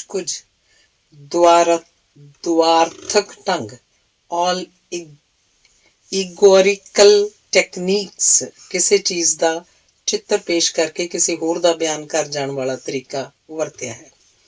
ਬਾਂਸਾਂ ਦਾ ਜੰਗਲ, ਅੰਬਰਵੇਲ, ਪੜਵਾਲ ਤੇ ਨਰਕਪੁਰੀ ਆਦਿ ਇਹੋ ਜਿਹੀਆਂ ਕਵਿਤਾਵਾਂ ਹਨ। ਨਿਰਜੀਵ ਵਸਤਾਂ ਜਿਵੇਂ ਕਿ ਭਾਈ ਵੀਰ ਸਿੰਘ ਜੀ ਦੀ ਕਵਿਤਾ ਵਿੱਚ ਇਸ ਕਵੀ ਦੀ ਕਵਿਤਾ ਵਿੱਚ ਵੀ ਸਜੀਵ ਹੋ ਬੋਲ ਉੱਠਦੀਆਂ ਹਨ। ਥੋਰ ਦਾ ਫੁੱਲ, ਸੇਮ ਆਦਿ ਇਸ ਪ੍ਰਕਾਰ ਦੀਆਂ ਕਵਿਤਾਵਾਂ ਹਨ। ਇਸ ਕਵੀ ਨੂੰ ਅੰਮ੍ਰਿਤਾ ਪ੍ਰੀਤਮ ਵਾਂਗ ਲੋਕ ਗੀਤਾਂ ਨੇ ਬਹੁਤ ਪ੍ਰਭਾਵਿਤ ਕੀਤਾ ਜਾਪਦਾ। ਲੋਕ ਗੀਤਾਂ ਦੀ ਬੋਲੀ, ਧਾਰਨਾ, ਬੋਲਦਾ ਲਮਕਾ, ਸ਼ਬਦਾਂ ਨੂੰ ਮਿੱਠ ਬੋਲੜੇ ਬਣਾਉਣ ਲਈ ਉਹੋ ਜਿਹਾ ਵਧਾ ਘਟਾ ਸਭ ਕੁਝ ਇਹਦੇ ਗੀਤਾਂ ਵਿੱਚ ਹੈ। ਪ੍ਰਭਾਵਿਤ ਵੀ ਇਹਨੂੰ ਤੀਵੀਆਂ ਦੇ ਲੰਮੇ ਗੀਤਾਂ ਨੇ ਕੀਤਾ। ਆਈਓ ਸ਼ਾਇਦ ਇਹਦੇ ਗੀਤ ਕਿਰਨਾਂ ਦਾ ਬੋਲ, ਦਿਲ ਦਾ ਆਲਣਾ, ਕੁੱਲੜੀ, ਮਨਾ ਆਦਿ ਇਸਤਰੀ ਦੇ ਮੂੰਹ ਗਾਏ ਗਏ ਹਨ। ਕਈ ਵਾਰ ਤਾਂ ਇਉਂ ਸਮਝਣ ਨੂੰ ਜੀ ਕਰਦਾ ਹੈ ਕਿ ਕਵੀ ਪੁਰਾਣਿਆਂ ਵਾਂਗ ਆਪ ਹੀ ਆਪਣੇ ਮਰਦਾਵੇਂ ਭਾਵਾਂ ਨੂੰ ਇਸਤਰੀ ਦੇ ਭਾਵਾਂ ਦਾ ਰੂਪ ਦੇ ਕੇ ਗਾ ਰਿਹਾ। ਪਰ ਕਵੀ ਮਨ ਦੀ ਕਾਰਜਸ਼ਾਲਾ ਨੂੰ ਕੌਣ ਅੰਦਰ ਵੜ ਕੇ ਦੇਖਣ ਦਾ ਦਾਅਵਾ ਕਰ ਸਕਦਾ ਹੈ? ਖਬਰੇ ਕਵੀ ਨੇ ਆਪਣੀ ਵਿਛੜੀ ਪ੍ਰੇਮਿਕਾ ਦੇ ਜੀਵਨ ਦਾ ਅਨੁਮਾਨ ਕਰਕੇ ਉਹਦੇ ਭਾਵਾਂ ਦਾ ਪ੍ਰਦਰਸ਼ਨ ਤੇ ਪ੍ਰਗਟਾਓ ਹੀ ਕੀਤਾ ਹੋਵੇ। ਅਜੀਤ ਸਿੰਘ ਦੀ ਕਵਿਤਾ ਸਮੂਹ ਨੂੰ ਪੜ੍ਹ ਕੇ ਨਵੀਨ ਆਲੋਚਕ ਇਹਨੂੰ ਰੋਮਾਂਟਿਕ ਕਵਿਤਾ ਦਾ ਅਨੁਯਾਈ ਕਹਿਣਗੇ ਤੇ ਫਿਰ ਇਹ ਕੋਈ ਗੱਲ ਨਹੀਂ। ਵਿਸ਼ੇਸ਼ ਕਰਕੇ ਵੇਖਿਆ ਜਾ ਰਿਹਾ ਹੈ ਕਿ ਤਥਾ ਕਥਿਤ ਨਵੀਨ ਕਵੀ ਜਾਂ ਜੋ ਕੁਝ ਹੋਰ ਵੀ ਉਹਨਾਂ ਦਾ ਨਾਂ ਹੋਵੇ, ਭਾਵ ਨੂੰ ਤਿਆਗਣਾ ਤੇ ਕਿਤੇ ਰਿਹਾ, ਭਾਵੁਕਤਾ ਨੂੰ ਵੀ ਨਹੀਂ ਤਿਆਗ ਸਕੇ। ਉਹ ਇਵੇਂ ਕਰ ਵੀ ਕਿਵੇਂ ਸਕਦੇ ਹਨ? ਆਖਿਰ ਕਵਿਤਾ ਨੇ ਖੁਸ਼ਕ ਫਲਸਫਾ ਜਾਂ ਉਸ ਤੋਂ ਵੀ ਅੱਗੇ ਨਿਰੋਲ ਗਣਿਤ ਤਾਂ ਨਹੀਂ ਨਾ ਬਣ ਜਾਣਾ। ਰੋਮਾਂਟਿਕ ਕਵੀ ਇੱਕ ਅਸਚਰਜ ਵਾਯੂਮੰਡਲ ਬੰਨ੍ਹ ਦਿੰਦੇ ਹਨ। ਕੋਲਰਿਜ ਨੇ ਕੁਬਲਾ ਖਾਨ ਦੀ ਇਨਸੈਟ ਮਾਰੀਨਰ, ਕ੍ਰਿਸਟਾਬੈਲ ਨਾਂ ਦੀਆਂ ਕਵਿਤਾਵਾਂ 'ਚ ਵਿਸ਼ੇਸ਼ ਤੌਰ ਤੇ ਸਫਲਤਾ ਨਾਲ ਇਹੋ ਜਿਹਾ ਵਾਯੂਮੰਡਲ ਮਾਨੋ ਜਾਦੂ ਦੇ ਡੰਡੇ ਨਾਲ ਖੜਾ ਕੀਤਾ ਹੈ। ਕੁਝ ਇਸੇ ਰੰਗ ਦੀ ਨਿੱਕੀ ਜਿਹੀ ਕਵਿਤਾ ਚੁੱਪ ਚੀਕਾਂ ਇਸ ਸੰਗ੍ਰਹਿ ਵਿੱਚ ਵੀ ਸ਼ਾਮਲ ਹੈ। ਆਪਣੀ ਕਵਿਤਾ ਬਾਰੇ ਇਸ ਤਰ੍ਹਾਂ ਦੇ ਵਿਚਾਰ ਪੜ੍ਹ ਕੇ ਮੈਂ ਤੇ ਸੱਚਮੁੱਚ ਹੀ ਅਸਚਰਜ ਰਹਿ ਗਿਆ ਸੀ। ਉਦੋਂ ਮੈਨੂੰ ਸੱਚਮੁੱਚ ਆਪਣੀ ਕਵਿਤਾ ਬਾਰੇ ਪਤਾ ਨਹੀਂ ਸੀ। ਕੋਲਰਿਜ ਦੀਆਂ ਉਪਰੋਕਤ ਕਵਿਤਾਵਾਂ ਤਾਂ ਮੈਂ ਸੁਜਾਨ ਸਿੰਘ ਜੀ ਦਾ ਮੇਰੀ ਕਵਿਤਾ ਚੁੱਪ ਚੀਕਾਂ ਬਾਰੇ ਪੜ੍ਹ ਕੇ ਮੈਂ ਬਾਅਦ ਵਿੱਚ ਉਚੇਚੀਆਂ ਪੜ੍ਹੀਆਂ ਤਾਂ ਮਨ ਨੂੰ ਅਪਾਰ ਖੁਸ਼ੀ ਹੋਈ। ਉਹਨਾਂ ਅਲੰਕਾਰਾਂ ਤੇ ਕਵਿਤਾ ਦੇ ਰੂਪਾਂ ਬਾਰੇ ਵੀ ਵਿਸਥਾਰ ਨਾਲ ਲਿਖਿਆ ਜੋ ਮੈਨੂੰ ਪਹਿਲਾਂ ਪਤਾ ਨਹੀਂ ਸੀ। ਮੇਰੀ ਕਵਿਤਾ 'ਚ ਜ਼ਿਆਦਾ ਪੇਂਡੂ ਅਲੰਕਾਰ ਖਾਸ ਕਰ ਕਿਰਸਾਨੀ ਦੇ ਖੇਤਾਂ ਨਾਲ ਜੁੜੇ ਹੋਏ ਹੁੰਦੇ ਹਨ। ਉਹਨਾਂ ਦੀ ਤੁਲਨਾ ਉਹਨਾਂ ਸ਼ਿਵ ਕੁਮਾਰ ਦੇ ਗੀਤਾਂ ਦੇ ਅਲੰਕਾਰਾਂ ਨਾਲ ਕੀਤੀ। ਉਹਨਾਂ ਨਾਲ ਬਾਅਦ ਵਿੱਚ ਵੀ ਟੁੱਟਵੀਆਂ ਮੁਲਾਕਾਤਾਂ ਹੁੰਦੀਆਂ ਰਹੀਆਂ, ਕਦੀ ਸਾਹਿਤਿਕ ਮੀਟਿੰਗਾਂ ਵਿੱਚ ਵੀ ਤੇ ਉਂਝ ਵੀ। ਉਹ ਕਈ ਥਾਈਂ ਨੌਕਰੀਆਂ ਕਰਦੇ। ਗੁਰਦਾਸਪੁਰ ਲੜਕੀਆਂ ਦੇ ਕਾਲਜ ਦੇ ਪ੍ਰਿੰਸੀਪਲ ਆ ਲੱਗੇ ਤਾਂ ਮੈਂ ਉਹਨਾਂ ਨੂੰ ਗੁਰਦਾਸਪੁਰ ਮਿਲਣ ਗਿਆ। ਹਰ ਮੁਲਾਕਾਤ ਤੋਂ ਬਾਅਦ ਮੇਰੇ ਦਿਲ 'ਚ ਉਹਨਾਂ ਦਾ ਸਤਿਕਾਰ ਵੱਧਦਾ ਹੀ ਗਿਆ। ਉਹਨਾਂ ਦਾ ਬੇਟਾ ਕੁਲਵੰਤ ਵੀ ਮੇਰਾ ਜਾਣੂ ਬਣ ਗਿਆ। ਇੱਕ ਵਾਰ ਅਜੀਤ ਸਿੰਘ ਮੌਲਵੀ ਨਾਲ ਇੱਕ ਲੜਕੀ ਸ਼ਾਮ ਨੂੰ ਸਾਡੇ ਘਰ ਕਪੂਰਥਲੇ ਆਈ। ਉਹ B.Ed ਦੀ ਇੰਟਰਵਿਊ ਦੇਣ ਆਈ ਸੀ। ਉਹਨਾਂ ਰਾਤ ਰਹਿਣਾ ਸੀ। ਮੌਲਵੀ ਕਹਿਣ ਲੱਗਾ, ਇਹ ਕੁੜੀ ਮੈਨੂੰ ਜਾਣਦੀ ਹੈ ਤੇ ਤੈਨੂੰ ਮਿਲਣਾ ਚਾਹੁੰਦੀ ਸੀ। ਮੈਂ ਸੋਚਾਂ ਇਹ ਕੌਣ ਕੁੜੀ ਹੋਈ? ਮੈਂ ਕਿਹਾ ਮੈਨੂੰ ਇਹਦੇ ਬਾਰੇ ਕੁਝ ਯਾਦ ਨਹੀਂ, ਇਹਨੂੰ ਮੈਂ ਕਦੋਂ ਤੇ ਕਿੱਥੇ ਮਿਲਿਆ ਸੀ। ਉਹ ਕਹਿਣ ਲੱਗੀ, ਭਾਜੀ ਤੁਸੀਂ ਸਾਡੇ ਘਰ ਸਰਹੰਦ ਆਏ ਸੀ ਬਾਊ ਜੀ ਤੋਂ ਆਪਣੀ ਕਿਤਾਬ ਸਿਲੇਹਾਰ ਦਾ ਮੁੱਖ ਬੰਦ ਲਿਖਵਾਉਣ। ਮੈਂ ਉਹਨੂੰ ਗਲਵੱਕੜੀ 'ਚ ਲੈ ਕੇ ਛੋਟੀ ਭੈਣ ਵਾਂਗ ਪਿਆਰ ਦਿੱਤਾ। ਉਹ ਕਹਿਣ ਲੱਗੀ, ਮੈਂ ਉਹ ਕਿਤਾਬ ਕਈ ਵਾਰ ਪੜ੍ਹੀ ਹੈ, ਮੈਨੂੰ ਬਹੁਤ ਚੰਗੀ ਲੱਗੀ ਸੀ ਉਹ। ਉਸ ਤੋਂ ਬਾਅਦ ਉਹ ਮੇਰੀ ਪਤਨੀ ਨਿਰਵੈਰ ਨਾਲ ਰਸੋਈ 'ਚ ਇਸ ਤਰ੍ਹਾਂ ਕੰਮ ਜਾ ਲੱਗੀ ਜਿਵੇਂ ਉਹਦਾ ਆਪਣਾ ਹੀ ਘਰ ਹੋਵੇ। ਹਾਂ, ਉਹਦਾ ਆਪਣਾ ਹੀ ਤਾਂ ਘਰ ਸੀ, ਉਹਦੇ ਵੱਡੇ ਭਰਾ ਦਾ। ਮੈਂ ਸੁਜਾਨ ਸਿੰਘ ਜੀ ਦੀਆਂ ਸਾਰੀਆਂ ਕਹਾਣੀਆਂ ਪੜ੍ਹੀਆਂ ਹਨ ਸਿਵਾਏ ਗੁਰ ਵਿਅਕਤੀਆਂ ਤੇ ਆਧਾਰਿਤ ਕਹਾਣੀਆਂ ਤੋਂ। ਇਸ 100 ਦੀ ਗਿਣਤੀ ਤੋਂ 2-4 ਕਹਾਣੀਆਂ ਹੀ ਘੱਟ ਹਨ। ਸਾਰੇ ਪੱਤੇ ਵਿੱਚ ਉਹਨਾਂ ਦੀਆਂ 94 ਕਹਾਣੀਆਂ ਹਨ। ਸਰਦਾਰ ਸੁਜਾਨ ਸਿੰਘ ਜੀ ਨਿੱਕੀ ਕਹਾਣੀ ਦੇ ਮੋਢੀ ਕਹਾਣੀਕਾਰ ਹਨ। ਇਹ ਕਹਾਣੀਆਂ ਮਜ਼ਦੂਰਾਂ, ਕਮੀਆਂ ਦੇ ਤੇ ਜ਼ੁਲਮ ਦੇ ਸ਼ਿਕਾਰ ਹੋਏ ਲੋਕਾਂ ਦੀ ਸੰਤਾਪ ਵਾਲੀ ਸਥਿਤੀ ਦੇ ਦਿਲ ਨੂੰ ਵਿੰਨ ਜਾਣ ਵਾਲੇ ਚਿੱਤਰਾਂ ਵਾਲੀਆਂ ਕਹਾਣੀਆਂ ਹਨ। ਇਹਨਾਂ ਕਹਾਣੀਆਂ 'ਚ ਹੱਕ, ਸੱਚ ਤੇ ਨਿਆਂ ਲਈ ਆਵਾਜ਼ ਬੁਲੰਦ ਕੀਤੀ ਗਈ ਹੈ। ਇਹਨਾਂ ਕਹਾਣੀਆਂ ਦੇ ਸ਼ਬਦ ਬਲਦੇ ਭਖਦੇ ਨਹੀਂ ਬਲਕਿ ਰੋਂਦੇ ਕੁਰਲਾਉਂਦੇ ਹਨ, ਜੋ ਹਰ ਸੰਵੇਦਨਸ਼ੀਲ ਪਾਠਕ ਨੂੰ ਸੋਚਣ ਤੇ ਕੁਝ ਕਰ ਗੁਜ਼ਰਨ ਲਈ ਮਜਬੂਰ ਕਰਦੇ ਹਨ। ਸਰਦਾਰ ਸੁਜਾਨ ਸਿੰਘ ਜੀ ਦਾ ਜਨਮ 29 ਜੁਲਾਈ 1909 ਨੂੰ ਡੇਰਾ ਬਾਬਾ ਨਾਨਕ ਗੁਰਦਾਸਪੁਰ 'ਚ ਹੋਇਆ। ਪਿਤਾ ਜੀ ਦੀ ਠੇਕੇਦਾਰੀ ਕਰਕੇ ਬਚਪਨ ਬੰਗਾਲ 'ਚ ਗੁਜ਼ਰਿਆ। ਪਿਤਾ ਜੀ ਬਚਪਨ ਵਿੱਚ ਹੀ 1920 'ਚ ਸਦੀਵੀ ਵਿਛੋੜਾ ਦੇ ਗਏ। 1920 ਤੋਂ 32 ਤੱਕ ਉਹਨਾਂ ਅੱਤ ਦੀ ਗਰੀਬੀ ਦੇਖੀ। ਸੁਖੀ ਤਾਂ ਮਗਰੋਂ ਵੀ ਨਹੀਂ ਰਹੀ। 1932 'ਚ ਹੀ ਉਹ BA ਕਰਕੇ ਲਾਇਡਸ ਬੈਂਕ ਵਿੱਚ ਕਲਰਕ ਭਰਤੀ ਹੋ ਗਏ। ਇੱਥੇ ਕਲਰਕੀ ਕਰਦਿਆਂ ਇੱਕ ਸਾਥੀ ਕਲਰਕ ਦੇ ਉਤਸ਼ਾਹ ਨਾਲ ਗਿਆਨੀ ਪਾਸ ਕੀਤੀ। ਕਹਾਣੀ ਤੇ ਕਵਿਤਾ ਲਿਖਣ ਦਾ ਸ਼ੌਕ ਅੰਗਰੇਜ਼ੀ ਸਾਹਿਤ ਪੜ੍ਹ ਕੇ ਹੋਇਆ। ਉਸ ਵੇਲੇ ਇਹਨਾਂ ਦੀ ਕਹਾਣੀ ਪ੍ਰਚਲਿਤ ਕਹਾਣੀਆਂ ਦੀ ਵਿਧੀ ਤੋਂ ਬਿਲਕੁਲ ਵੱਖਰੀ ਸੀ। ਕੋਈ ਵੀ ਪਰਚਾ ਉਹਨਾਂ ਨੂੰ ਛਾਪਦਾ ਨਹੀਂ ਸੀ। ਆਲੋਚਕਾਂ ਦੀ ਰਾਏ ਸੀ ਕਿ ਜਿੱਥੇ ਕਹਾਣੀ ਬਣਦੀ ਉੱਥੇ ਹੀ ਕਹਾਣੀ ਖਤਮ ਹੋ ਜਾਂਦੀ ਹੈ। ਇੱਕ ਦਿਨ SS ਅਮੋਲ ਜੀ ਨੇ ਪੁੱਛਿਆ, ਸੁਜਾਨ ਸਿੰਘ ਜੀ ਕੁਝ ਲਿਖਦੇ ਵੀ ਹੋ? ਉਸ ਵੇਲੇ ਗੁਰੂ ਰਾਮਦਾਸ ਕਾਲਜ ਅੰਮ੍ਰਿਤਸਰ ਦੇ ਪ੍ਰਿੰਸੀਪਲ ਸਨ ਤੇ ਲਿਖਾਰੀ ਨਾਂ ਦਾ ਪਰਚਾ ਕੱਢਦੇ ਸੀ। ਡਰਦਿਆਂ ਇਹਨਾਂ ਦੱਸਿਆ, ਕਵਿਤਾ ਤੇ ਕਹਾਣੀ ਲਿਖਦਾ, ਪਰ ਮੇਰੀ ਕਹਾਣੀ ਨੂੰ ਕੋਈ ਕਹਾਣੀ ਮੰਨਣ ਨੂੰ ਹੀ ਤਿਆਰ ਨਹੀਂ। ਉਹਨਾਂ ਕਿਹਾ, ਮੈਨੂੰ ਕੋਈ ਆਪਣੀ ਕਹਾਣੀ ਦੇ। ਇਹ ਬੈਂਕ ਜਾਂਦੇ ਜਾਂਦੇ ਆਪਣੀ ਇੱਕ ਕਹਾਣੀ ਭੁਲੇਖਾ ਦੇ ਗਏ। ਉਸ ਵੇਲੇ ਇਹਨਾਂ ਕੋਲ ਸਿਰਫ 2 ਹੀ ਕਹਾਣੀਆਂ ਸਨ। ਦੂਸਰੀ ਸੀ ਲੁਕਣ ਮੀਚੀ। ਡਰਦੇ ਕਈ ਦਿਨ ਅਮੋਲ ਜੀ ਦੇ ਮੱਥੇ ਨਾ ਲੱਗੇ ਮਤੇ ਕਹਾਣੀ ਪੜ੍ਹ ਕੇ ਲਾਪਾਈ ਕਰਦੇ। ਪਰ ਇੱਕ ਦਿਨ ਉਹ ਅਚਾਨਕ ਬਾਜ਼ਾਰ 'ਚ ਮਿਲ ਪਏ ਤੇ ਕਹਿਣ ਲੱਗੇ, ਸੁਜਾਨ ਸਿੰਘ ਜੀ, ਤੁਹਾਡੀ ਰਚਨਾ ਤੇ ਸੱਚੀ ਮੁੱਚੀ ਨਿੱਕੀ ਕਹਾਣੀ ਸੀ। ਮੈਨੂੰ ਉਹ ਚੰਗੀ ਲੱਗੀ ਤੇ ਮੈਂ ਲਿਖਾਰੀ 'ਚ ਛਪਣ ਲਈ ਪ੍ਰੈਸ ਭੇਜ ਦਿੱਤੀ ਹੈ। ਸੁਜਾਨ ਸਿੰਘ ਜੀ ਨੂੰ ਯਕੀਨ ਹੀ ਨਹੀਂ ਸੀ ਆ ਰਿਹਾ। ਉਹ ਲਿਖਦੇ ਹਨ, ਪਰਚਾ 1 ਤਰੀਕ ਨੂੰ ਬਾਜ਼ਾਰ 'ਚ ਆ ਜਾਂਦਾ ਸੀ। ਮੈਂ ਉਹ ਬਾਜ਼ਾਰ 'ਚੋਂ ਖਰੀਦ ਕੇ ਪੜ੍ਹਿਆ। ਉਸ ਦਿਨ ਮੈਨੂੰ ਜਿੰਨੀ ਖੁਸ਼ੀ ਹੋਈ ਮੈਂ ਬਿਆਨ ਨਹੀਂ ਕਰ ਸਕਦਾ।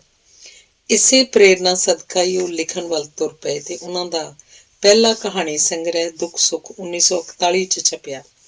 ਉਸ ਤੋਂ ਪਿੱਛੋਂ ਲਿਖਣ ਦਾ ਸਿਲਸਿਲਾ ਚੱਲਦਾ ਰਿਹਾ, ਪਰ ਮੱਠੀ ਚਾਲੇ 1941 'ਚ ਹੀ ਉਹਨਾਂ ਦਾ ਪਹਿਲਾ ਤੇ ਆਖਰੀ ਕਾਵਿ ਸੰਗ੍ਰਹਿ ਤ੍ਰਿਵੈਣੀ ਵੀ ਛਪਿਆ। ਮੈਨੂੰ ਲੱਗਦਾ ਹੈ ਸੁਜਾਨ ਸਿੰਘ ਹੋਰਾਂ ਦਾ ਹਾਲ ਵੀ ਅੰਗਰੇਜ਼ੀ ਸਾਹਿਤ ਦੇ ਮਹਾਨ ਨਾਵਲਕਾਰ ਥਾਮਸ ਹਾਰਡੀ ਵਾਲਾ ਹੀ ਸੀ। ਹਾਰਡੀ ਅਸਲ 'ਚ ਮੁੱਢਲੇ ਤੌਰ ਤੇ ਕਵੀ ਸੀ। ਉਹਦੇ ਨਾਵਲਾਂ ਨੇ ਜਾਂ ਨਾਵਲ ਕਲਾ ਨੇ ਉਹਨੂੰ ਲੋਕਾਂ ਸਾਹਮਣੇ ਕਵੀ ਦੀ ਥਾਂ ਨਾਵਲਕਾਰ ਹੀ ਬਣਾ ਦਿੱਤਾ। ਆਖਰੀ ਸਾਲਾਂ 'ਚ ਜਾ ਕੇ ਉਹਦੇ ਪ੍ਰਸ਼ੰਸਕਾਂ ਨੇ ਉਹਦੀ ਸਾਰੀ ਕਵਿਤਾ ਇਕੱਤਰ ਕਰਕੇ ਇੱਕ ਕਾਵਿ ਸੰਗ੍ਰਹਿ ਛਾਪਿਆ। ਪਰ ਸੁਜਾਨ ਸਿੰਘ ਜੀ ਦਾ ਤਾਂ ਪਹਿਲਾ ਕਾਵਿ ਸੰਗ੍ਰਹਿ 1941 ਵਿੱਚ ਹੀ ਛਪ ਗਿਆ। ਮਗਰੋਂ ਜਾ ਕੇ ਪੂਰੀ ਕਹਾਣੀ ਨੂੰ ਹੀ ਸਮਰਪਿਤ ਹੋ ਗਏ। 1988 'ਚ ਉਹਨਾਂ ਤੋਂ ਸ਼ਹਿਰ ਤੇ ਗ੍ਰਾਂ ਕਹਾਣੀ ਸੰਗ੍ਰਹਿ ਤੇ ਸਾਹਿਤ ਅਕੈਡਮੀ ਦਾ ਪੁਰਸਕਾਰ ਵੀ ਮਿਲਿਆ। ਉਹ ਨਿੱਕੀ ਕਹਾਣੀ ਦੇ ਮੋਢੀ ਸਨ। ਮਗਰੋਂ ਉਹਨਾਂ ਨਾਲ 2 ਲੇਖਕ ਹੋਰ ਇਸ ਮੈਦਾਨ 'ਚ ਨਿਤਰੇ, ਸੰਤ ਸਿੰਘ ਸੇਖੋਂ ਤੇ ਕਰਤਾਰ ਸਿੰਘ ਦੁੱਗਲ। ਸੇਖੋਂ ਜੀ ਨੇ ਕਹਾਣੀ ਤੋਂ ਬਿਨਾਂ ਨਾਵਲ, ਨਾਟਕ, ਆਲੋਚਨਾ ਦੇ ਖੇਤਰ 'ਚ ਵੀ ਮੱਲਾਂ ਮਾਰੀਆਂ ਤੇ ਦੁੱਗਲ ਹੋਰਾਂ ਨਾਵਲ ਤੇ ਕਵਿਤਾ ਤੇ ਵੀ ਹੱਥ ਅਜ਼ਮਾਇਆ।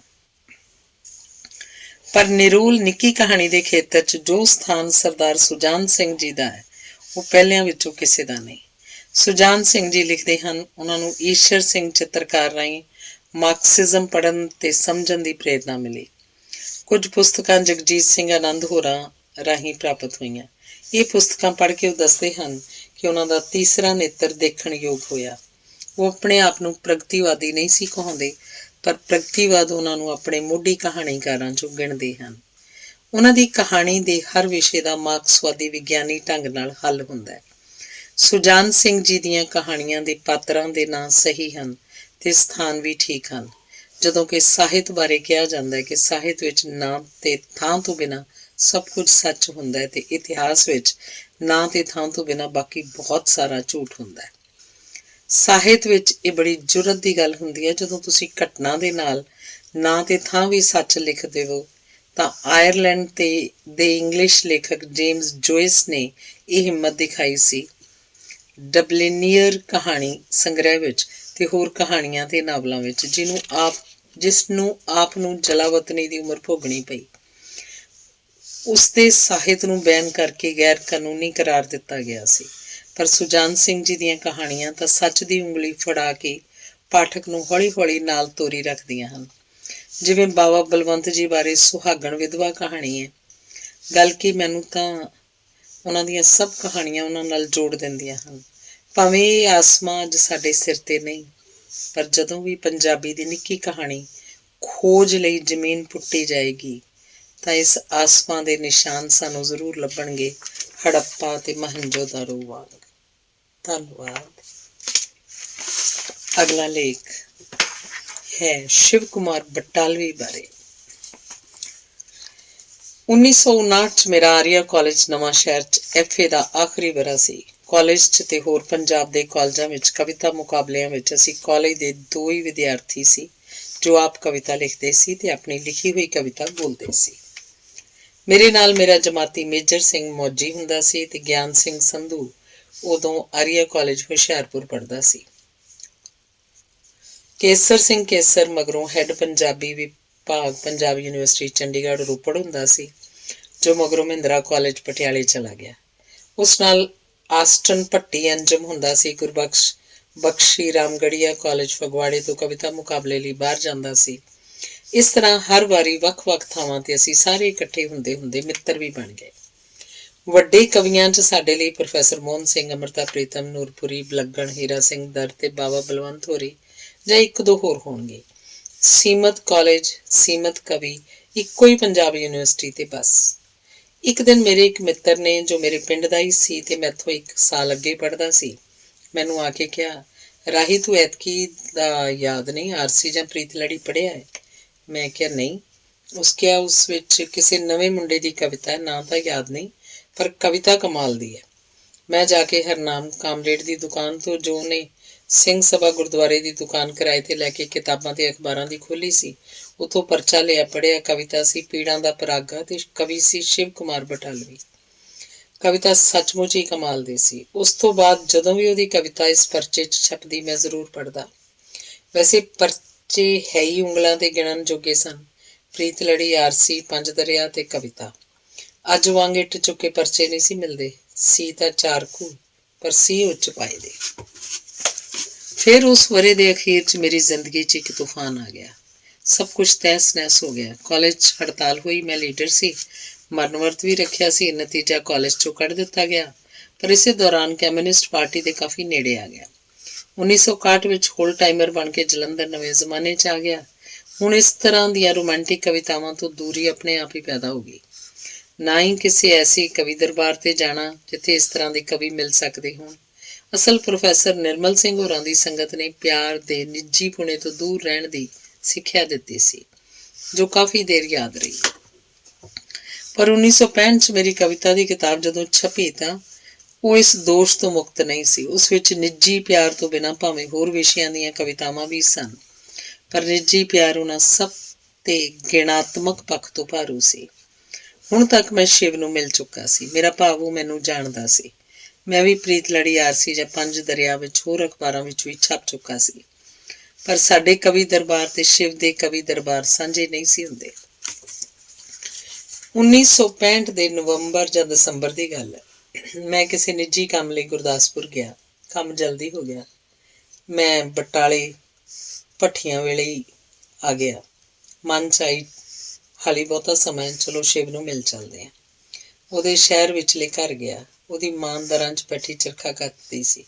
ਮੈਂ ਮੱਥਾ ਟੇਕਿਆ, ਪੁੱਛਿਆ ਸ਼ਿਵ ਕਿੱਥੇ? ਕਹਿਣ ਲੱਗੀ ਉਹ ਤਾਂ ਕਾਲਜ ਵਾਲੀ ਕੋਠੀ ਹੋਣਾ, ਤੂੰ ਚਾਹ ਪਾਣੀ ਪੀ ਲੈ। ਮੈਂ ਕਿਹਾ ਬੀਜੀ ਮੈਂ ਉਹਨੂੰ ਮਿਲ ਕੇ ਜਲਦੀ ਮੁੜਨਾ। ਮੈਂ ਉਨੀ ਪੈਰੀ ਵਾਪਸ ਆ ਗਿਆ। ਅੱਡੇ ਤੇ ਨੇੜੇ ਆ ਕੇ ਹਾਲੀ ਕਾਲਜ ਵਾਲੀ ਕੋਠੀ ਦਾ ਪਤਾ ਪੁੱਛਣ ਦੀ ਸੋਚ ਹੀ ਰਿਹਾ ਸੀ ਕਿ ਉਹ ਠੇਕੇ ਮੂਹਰੇ ਰਿਕਸ਼ੇ 'ਚ ਬੈਠਾ ਮੇਰੇ ਵੱਲ ਵੇਖ ਕੇ ਹੱਸ ਰਿਹਾ ਸੀ। ਮੈਂ ਕਿਹਾ ਮੈਂ ਘਰ ਹੋ ਕੇ ਆਇਆ। ਉਹਨੇ ਇਹਦਾ ਕੋਈ ਜਵਾਬ ਨਾ ਦਿੱਤਾ ਤੇ ਬਾਹੋਂ ਫੜ ਕੇ ਆਪਣੇ ਨਾਲ ਰਿਕਸ਼ੇ 'ਚ ਬਿਠਾ ਲਿਆ। ਬੋਤਲ ਉਹਨੇ ਪਹਿਲਾਂ ਹੀ ਲੈ ਰੱਖੀ ਸੀ। ਰਿਕਸ਼ੇ ਵਾਲੇ ਨੂੰ ਕਿਹਾ ਚੱਲ ਬਈ। ਅਸੀਂ ਕ੍ਰਿਸਚੀਅਨ ਕਾਲਜ ਦੇ ਸਾਹਮਣੇ ਖੇਤਾਂ 'ਚ ਬਣੀ ਇੱਕ ਪੁਰਾਣੀ ਕੋਠੀ 'ਚ ਆ ਗਏ। ਰਿਕਸ਼ੇ ਵਾਲਾ ਮੁੜ ਗਿਆ। ਉਹਨੇ ਮੁੰਡੇ ਨੂੰ, ਜੋ ਉਸਨੇ ਰੋਟੀ ਪਕਾਉਣ ਲਈ ਰੱਖਿਆ ਸੀ, ਕਿਹਾ ਕਿ ਆਂਡਿਆਂ ਦੀ ਭੁਰਜੀ ਤੇ ਸਲਾਦ ਲਿਆ। ਮੁੰਡਾ ਚੁਸਤ ਸੀ, ਜਲਦੀ ਸਭ ਕੁਝ ਲੈ ਆਇਆ ਸੀ। ਹਾੜਾ ਪਾ ਲਿਆ ਤੇ ਚੁੱਕ ਲਿਆ। ਮੈਂ ਉਹਦੇ ਕਮਰੇ ਨੂੰ ਦੇਖਣ ਲੱਗ ਪਿਆ। ਇੱਕ ਗਮਲੇ 'ਚ ਥੋਰ ਦਾ ਬੂਟਾ ਲੱਗਿਆ ਸੀ। ਉਹਨਾਂ ਦਿਨਾਂ 'ਚ ਉਹਦੀ ਕਵਿਤਾ ਮੈਂ ਕੰਡਿਆਲੀ, ਥੋਰਵੇ ਸੱਜਣਾ ਪੂਰੇ ਜੋਬਨ ਤੇ ਸੀ। ਤੇ ਮੇਰੇ ਪਹਿਲੇ ਕਾਵਿ ਸੰਗ੍ਰਹਿ ਸਿਲੇਹਾਰ ਵਿੱਚ ਵੀ ਇੱਕ ਕਵਿਤਾ ਥੋਰ ਦਾ ਫੁੱਲ ਸੀ। ਉਹਨੇ ਮੇਰੀਆਂ ਕਈ ਕਵਿਤਾਵਾਂ ਦੀ ਬੜੀ ਸਿਫਤ ਕੀਤੀ। ਖਾਸ ਕਰ ਸਿਲੇਹਾਰ ਨੂੰ ਉਹਨੇ ਬਹੁਤ ਹੀ ਵਧੀਆ ਤੇ ਹਰ ਤਰ੍ਹਾਂ ਦੇ ਚਾਲੂ ਵਿਸ਼ਿਆਂ ਤੋਂ ਹਟਵੇਂ ਵਿਸ਼ੇ ਵਾਲੀ ਕਵਿਤਾ ਕਿਹਾ। ਗੱਲਾਂ 'ਚ ਪਤਾ ਹੀ ਨਾ ਲੱਗਾ ਕਦੋਂ ਬੋਤਲ ਦਾ ਅੰਤ ਨੇੜੇ ਆ ਗਿਆ। ਇੰਨੇ ਨੂੰ ਬਾਹਰ ਸਾਈਕਲ ਦਾ ਭੂੰ ਬੋਲਿਆ। ਉਸ ਮੁੰਡੇ ਨੂੰ ਕਿਹਾ, ਉਹਨੂੰ ਅੰਦਰ ਸੱਦ ਲਿਆ। ਇਹ ਦੋਧੀ ਸੀ। ਉਹਨੇ ਉਹਨੂੰ ਚੰਗਾ ਹਾੜਾ ਪਾ ਕੇ ਫੜਾਇਆ ਤੇ ਨਾਲ ਹੀ ਕਿਹਾ, ਸਾਨੂੰ ਇੱਕ ਬੋਤਲ ਲਿਆ ਦੇ। ਉਹਨੂੰ ਉਸ ਪੈਸੇ ਫੜਾਏ ਤੇ ਦੋਧੀ ਚਲਾ ਗਿਆ। ਮੈਨੂੰ ਉਹਨੇ ਆਪਣੀ ਕਵਿਤਾ ਮੈਂ ਸੁਣਾਈ। ਮੈਂ ਉਹਦੀ ਪ੍ਰਸ਼ੰਸਾ ਕੀਤੀ, ਪਰ ਨਾਲ ਹੀ ਉਹਨੂੰ ਸੁਝਾਅ ਦਿੱਤਾ, ਤੂੰ ਇਸ 'ਚ ਆਪਣੀ ਸਵੈ ਜੀਵਨੀ ਕਿਉਂ ਨਹੀਂ ਲਿਖਦਾ? ਉਹਨੇ ਹੈਰਾਨੀ ਨਾਲ ਮੇਰੇ ਮੂੰਹ ਵੱਲ ਵੇਖਿਆ, ਮੇਰਾ ਹੱਥ ਘੁੱਟਦਾ ਹੋਇਆ ਕਹਿਣ ਲੱਗਾ, ਯਾਰ ਇਹ ਤਾਂ ਮੈਂ ਸੋਚਿਆ ਹੀ ਨਹੀਂ ਸੀ। ਰਾਹੀ ਕਮਾਲ ਹੋ ਜਾਊ, ਹੁਣ ਮੈਂ ਆਪਣੀ ਜੀਵਨੀ ਇਸ 'ਚ ਲਿਖੂ। ਮੈਂ ਤੇ ਮੈਂ ਦੀ ਜਿੱਥੇ ਪਹਿਲੀ ਕਵਿਤਾ ਖਤਮ ਹੁੰਦੀ ਹੈ, ਅਸਲ 'ਚ ਪਹਿਲਾਂ ਇਹ ਇੱਥੇ ਤੱਕ ਹੀ ਸੀ। ਦੂਸਰੀ ਬੋਤਲ ਵੀ ਆ ਗਈ। ਉਹਨੇ ਦੋਧੀ ਨੂੰ ਵੀ 2 ਕੁਹਾੜੇ ਮੱਲੋ ਮੱਲੀ ਪਿਲਾਏ, ਉਹ ਚਲਾ ਗਿਆ। ਅਸੀਂ ਚੰਗੇ ਰੰਗੇ ਗਏ ਸੀ, ਹਨੇਰਾ ਹੋ ਗਿਆ ਸੀ। ਮੈਂ ਉਹਨੂੰ ਕਿਹਾ ਕਿ ਮੈਂ ਕਪੂਰਥਲੇ ਵਾਪਸ ਜਾਣਾ, ਮੈਨੂੰ ਜ਼ਰੂਰੀ ਕੰਮ ਹੈ ਸਵੇਰੇ। ਪਹਿਲਾਂ ਤਾਂ ਉਹਨੇ ਕਿਹਾ, ਹੁਣ ਤਾਂ ਬੱਸ ਕੋਈ ਨਹੀਂ ਜਾਂਦੀ। ਮੈਂ ਕਿਹਾ, ਮੈਨੂੰ ਟਰੱਕ 'ਤੇ ਚੜ੍ਹਾ ਦੇ। ਤਾਂ ਉਹ ਇੱਕਦਮ ਉੱਠ ਖੜਾ ਹੋਇਆ, ਕਹਿਣ ਲੱਗਾ, ਸ਼ਿਵ ਦੇ ਸ਼ਹਿਰੋਂ ਉਹਦਾ ਯਾਰ ਟਰੱਕ 'ਤੇ ਨਹੀਂ, ਬੱਸ 'ਤੇ ਜਾਏਗਾ। ਅਸੀਂ ਸ਼ਰਾਬੀ ਹਾਲਤ ਵਿੱਚ ਹੀ ਅੱਡੇ ਵੱਲ ਨੂੰ ਤੁਰ ਪਏ। ਛੇਤੀ ਸੜਕ 'ਤੇ ਆਉਂਦੀ ਬੱਸ ਸਾਨੂੰ ਦਿਸ ਪਈ। ਉਹ ਮੂਹਰੇ ਹੋ ਗਿਆ। ਬੱਸ ਚੰਡੀਗੜ੍ਹ ਜਾਣੀ ਸੀ। ਡਰਾਈਵਰ ਨੇ ਬੱਸ ਰੋਕ ਲਈ। ਸ਼ਿਵ ਨੂੰ ਤਾਂ ਪੰਜਾਬ ਦਾ ਪੱਤਾ ਪੱਤਾ ਜਾਣਦਾ ਸੀ। ਇਹ ਬੱਸ ਡਰਾਈਵਰ ਤਾਂ ਉਹਦਾ ਸ਼ਰਧਾਲੂ ਸੀ। ਉਹਨੇ ਡਰਾਈਵਰ ਨੂੰ ਕਿਹਾ ਕਿ ਇਹ ਮੇਰਾ ਯਾਰ ਹੈ, ਇਹਨੂੰ ਜਲੰਧਰ 10:30 ਤੋਂ ਪਹਿਲਾਂ ਕਪੂਰਥਲੇ ਦੇ ਅੱਡੇ ਪਹੁੰਚਾਉਣਾ। ਡਰਾਈਵਰ ਨੇ ਕਿਹਾ ਕਿ ਸ਼ਿਵ ਜੀ ਫਿਕਰ ਨਾ ਕਰੋ, ਪਹੁੰਚ ਜਾਣਗੇ। ਕਪੂਰਥਲੇ ਦਾ ਅੱਡਾ ਉਦੋਂ ਜਲੰਧਰ ਪੁਰਾਣੀ ਸਬਜ਼ੀ ਮੰਡੀ ਕੋਲ ਹੁੰਦਾ ਸੀ। ਅਸੀਂ ਗਲਵੱਕੜੀ ਪਾ ਕੇ ਮਿਲੇ ਤੇ ਮੈਂ ਰਾਤ 11:15 ਜਦੋਂ ਘਰ ਪਹੁੰਚਿਆ ਤਾਂ ਨਿਰਵੈਰ ਹੈਰਾਨ ਸੀ ਕਿ ਇੰਨੇ ਹਨੇਰੇ 'ਚ ਕਿਸ ਤਰ੍ਹਾਂ ਪਹੁੰਚੇ। ਮੈਂ ਕਿਹਾ, ਸਵੇਰੇ ਦੱਸਾਂਗਾ। ਸਵੇਰੇ ਜਦ ਮੈਂ ਸਾਰੀ ਗੱਲ ਦੱਸੀ ਤੇ ਕਹਿਣ ਲੱਗੀ, ਰਾਤ ਉੱਥੇ ਹੀ ਰਹਿ ਪੈਣਾ ਸੀ। ਜੇਕਰ ਸ਼ਰਾਬੀ ਹੋਇਆ ਨੂੰ ਕੁਝ ਹੋ ਜਾਂਦਾ ਤਾਂ। ਉਂਝ ਤਾਂ ਹਰ ਸਾਲ ਸ਼ੇਖੂਪੁਰ ਭੱਦਰਕਾਲੀ ਦੇ ਮੇਲੇ 'ਤੇ ਕਵਿਤਾ ਪੜ੍ਹਨ ਆਉਂਦਾ, ਪਰ ਮੈਂ ਉੱਥੇ ਨਹੀਂ ਸੀ ਜਾਂਦਾ। 1966 'ਚ PNT ਦੇ ਦਫ਼ਤਰ ਵਾਲਿਆਂ ਗੁਰੂ ਗੋਬਿੰਦ ਸਿੰਘ ਜੀ ਦੇ 300 ਸਾਲਾ ਜਨਮ ਦਿਨ 'ਤੇ ਕਵੀ ਦਰਬਾਰ ਕਰਵਾਇਆ। ਮੈਂ ਵੀ ਉੱਥੇ ਗਿਆ।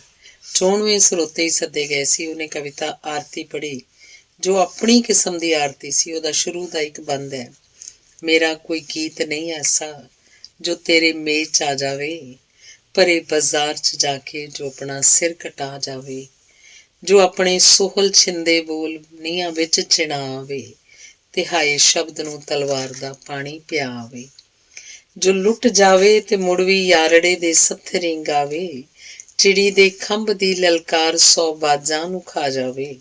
ਮੈਂ ਕਿੰਜ ਤਲਵਾਰ ਦੀ ਗਾਨੀ ਅੱਜ ਆਪਣੇ ਗੀਤ ਗਲ ਪਾਵਾਂ, ਮੇਰਾ ਹਰ ਗੀਤ ਬੁਜ਼ਦਿਲ ਹੈ, ਮੈਂ ਕਿਹੜਾ ਗੀਤ ਅੱਜ ਗਾਵਾਂ, ਮੈਂ ਕਿਹੜੇ ਬੋਲ ਦੀ ਭੇਟਾ ਲੈ ਤੇਰੇ ਦੁਆਰ 'ਤੇ ਆਵਾਂ। ਉਸ ਰਾਤ ਕਵੀ ਦਰਬਾਰ ਤੋਂ ਬਾਅਦ ਅਸੀਂ ਬਹੁਤ ਥੋੜ੍ਹੇ ਸਮੇਂ ਲਈ ਮਿਲੇ। ਉਹਨੇ ਸਵੇਰੇ ਜਲਦੀ ਜਾਣਾ ਸੀ। ਉਹਦੀ ਰਾਤ ਠਹਿਰਨ ਦਾ ਪ੍ਰਬੰਧ ਪ੍ਰਬੰਧਕਾਂ ਨੇ ਕੀਤਾ ਹੋਇਆ ਸੀ। ਉਸ ਲੂਣਾ ਦਾ ਮਾੜਾ ਜਿਹਾ ਜ਼ਿਕਰ ਕੀਤਾ। ਸਮਾਂ ਘੱਟ ਸੀ, ਸਿਆਲ ਸੀ, ਅਸੀਂ ਜਲਦੀ ਵੱਖ ਹੋ ਗਏ। ਫਿਰ ਉਹਨੂੰ ਲੂਣਾ ਤੇ ਸਾਹਿਤ ਅਕੈਡਮੀ ਦਾ ਇਨਾਮ ਮਿਲਿਆ। ਇਸ ਦੌਰਾਨ ਹੀ ਸਟੇਟ ਬੈਂਕ ਦੀ ਨੌਕਰੀ ਕਰਦਾ ਬਟਾਲੇ ਤੋਂ ਤੰਗ ਆ ਕੇ ਚੰਡੀਗੜ੍ਹ ਚਲਾ ਗਿਆ। 1969 ਵਿੱਚ ਗੁਰੂ ਨਾਨਕ ਦੇਵ ਜੀ ਦਾ 500 ਸਾਲਾ ਜਨਮ ਸਾਰੇ ਦੇਸ਼ ਵਿੱਚ ਮਨਾਇਆ ਜਾ ਰਿਹਾ ਸੀ। ਰਣਧੀਰ ਕਾਲਜ ਕਪੂਰਥਲੇ ਵਾਲਿਆਂ ਕਵੀ ਦਰਬਾਰ ਕਰਾਉਣ ਦਾ ਫੈਸਲਾ ਕੀਤਾ। ਪ੍ਰਿੰਸੀਪਲ ਕੋਈ ਸ਼ਰਮਾ ਸੀ, ਗਾਰਗੀ ਦਾ ਮਿੱਤਰ। ਕਵੀ ਦਰਬਾਰ ਤੇ ਸ਼ਿਵ, ਪ੍ਰੋਫੈਸਰ ਮੋਹਨ ਸਿੰਘ, ਅੰਮ੍ਰਿਤਾ ਪ੍ਰੀਤਮ, ਗਾਰਗੀ, ਇਮਰੋਜ਼ ਤੇ ਹੋਰ ਕਵੀ ਵੀ ਆਏ ਸੀ। ਉਸ ਕਵੀ ਦਰਬਾਰ ਤੇ ਸ਼ਿਵ ਦੀ ਪਤਨੀ ਅਰੁਣਾ ਵੀ ਆਪਣੀ ਬੇਟੀ ਪੂਜਾ ਨਾਲ ਆਈ ਸੀ।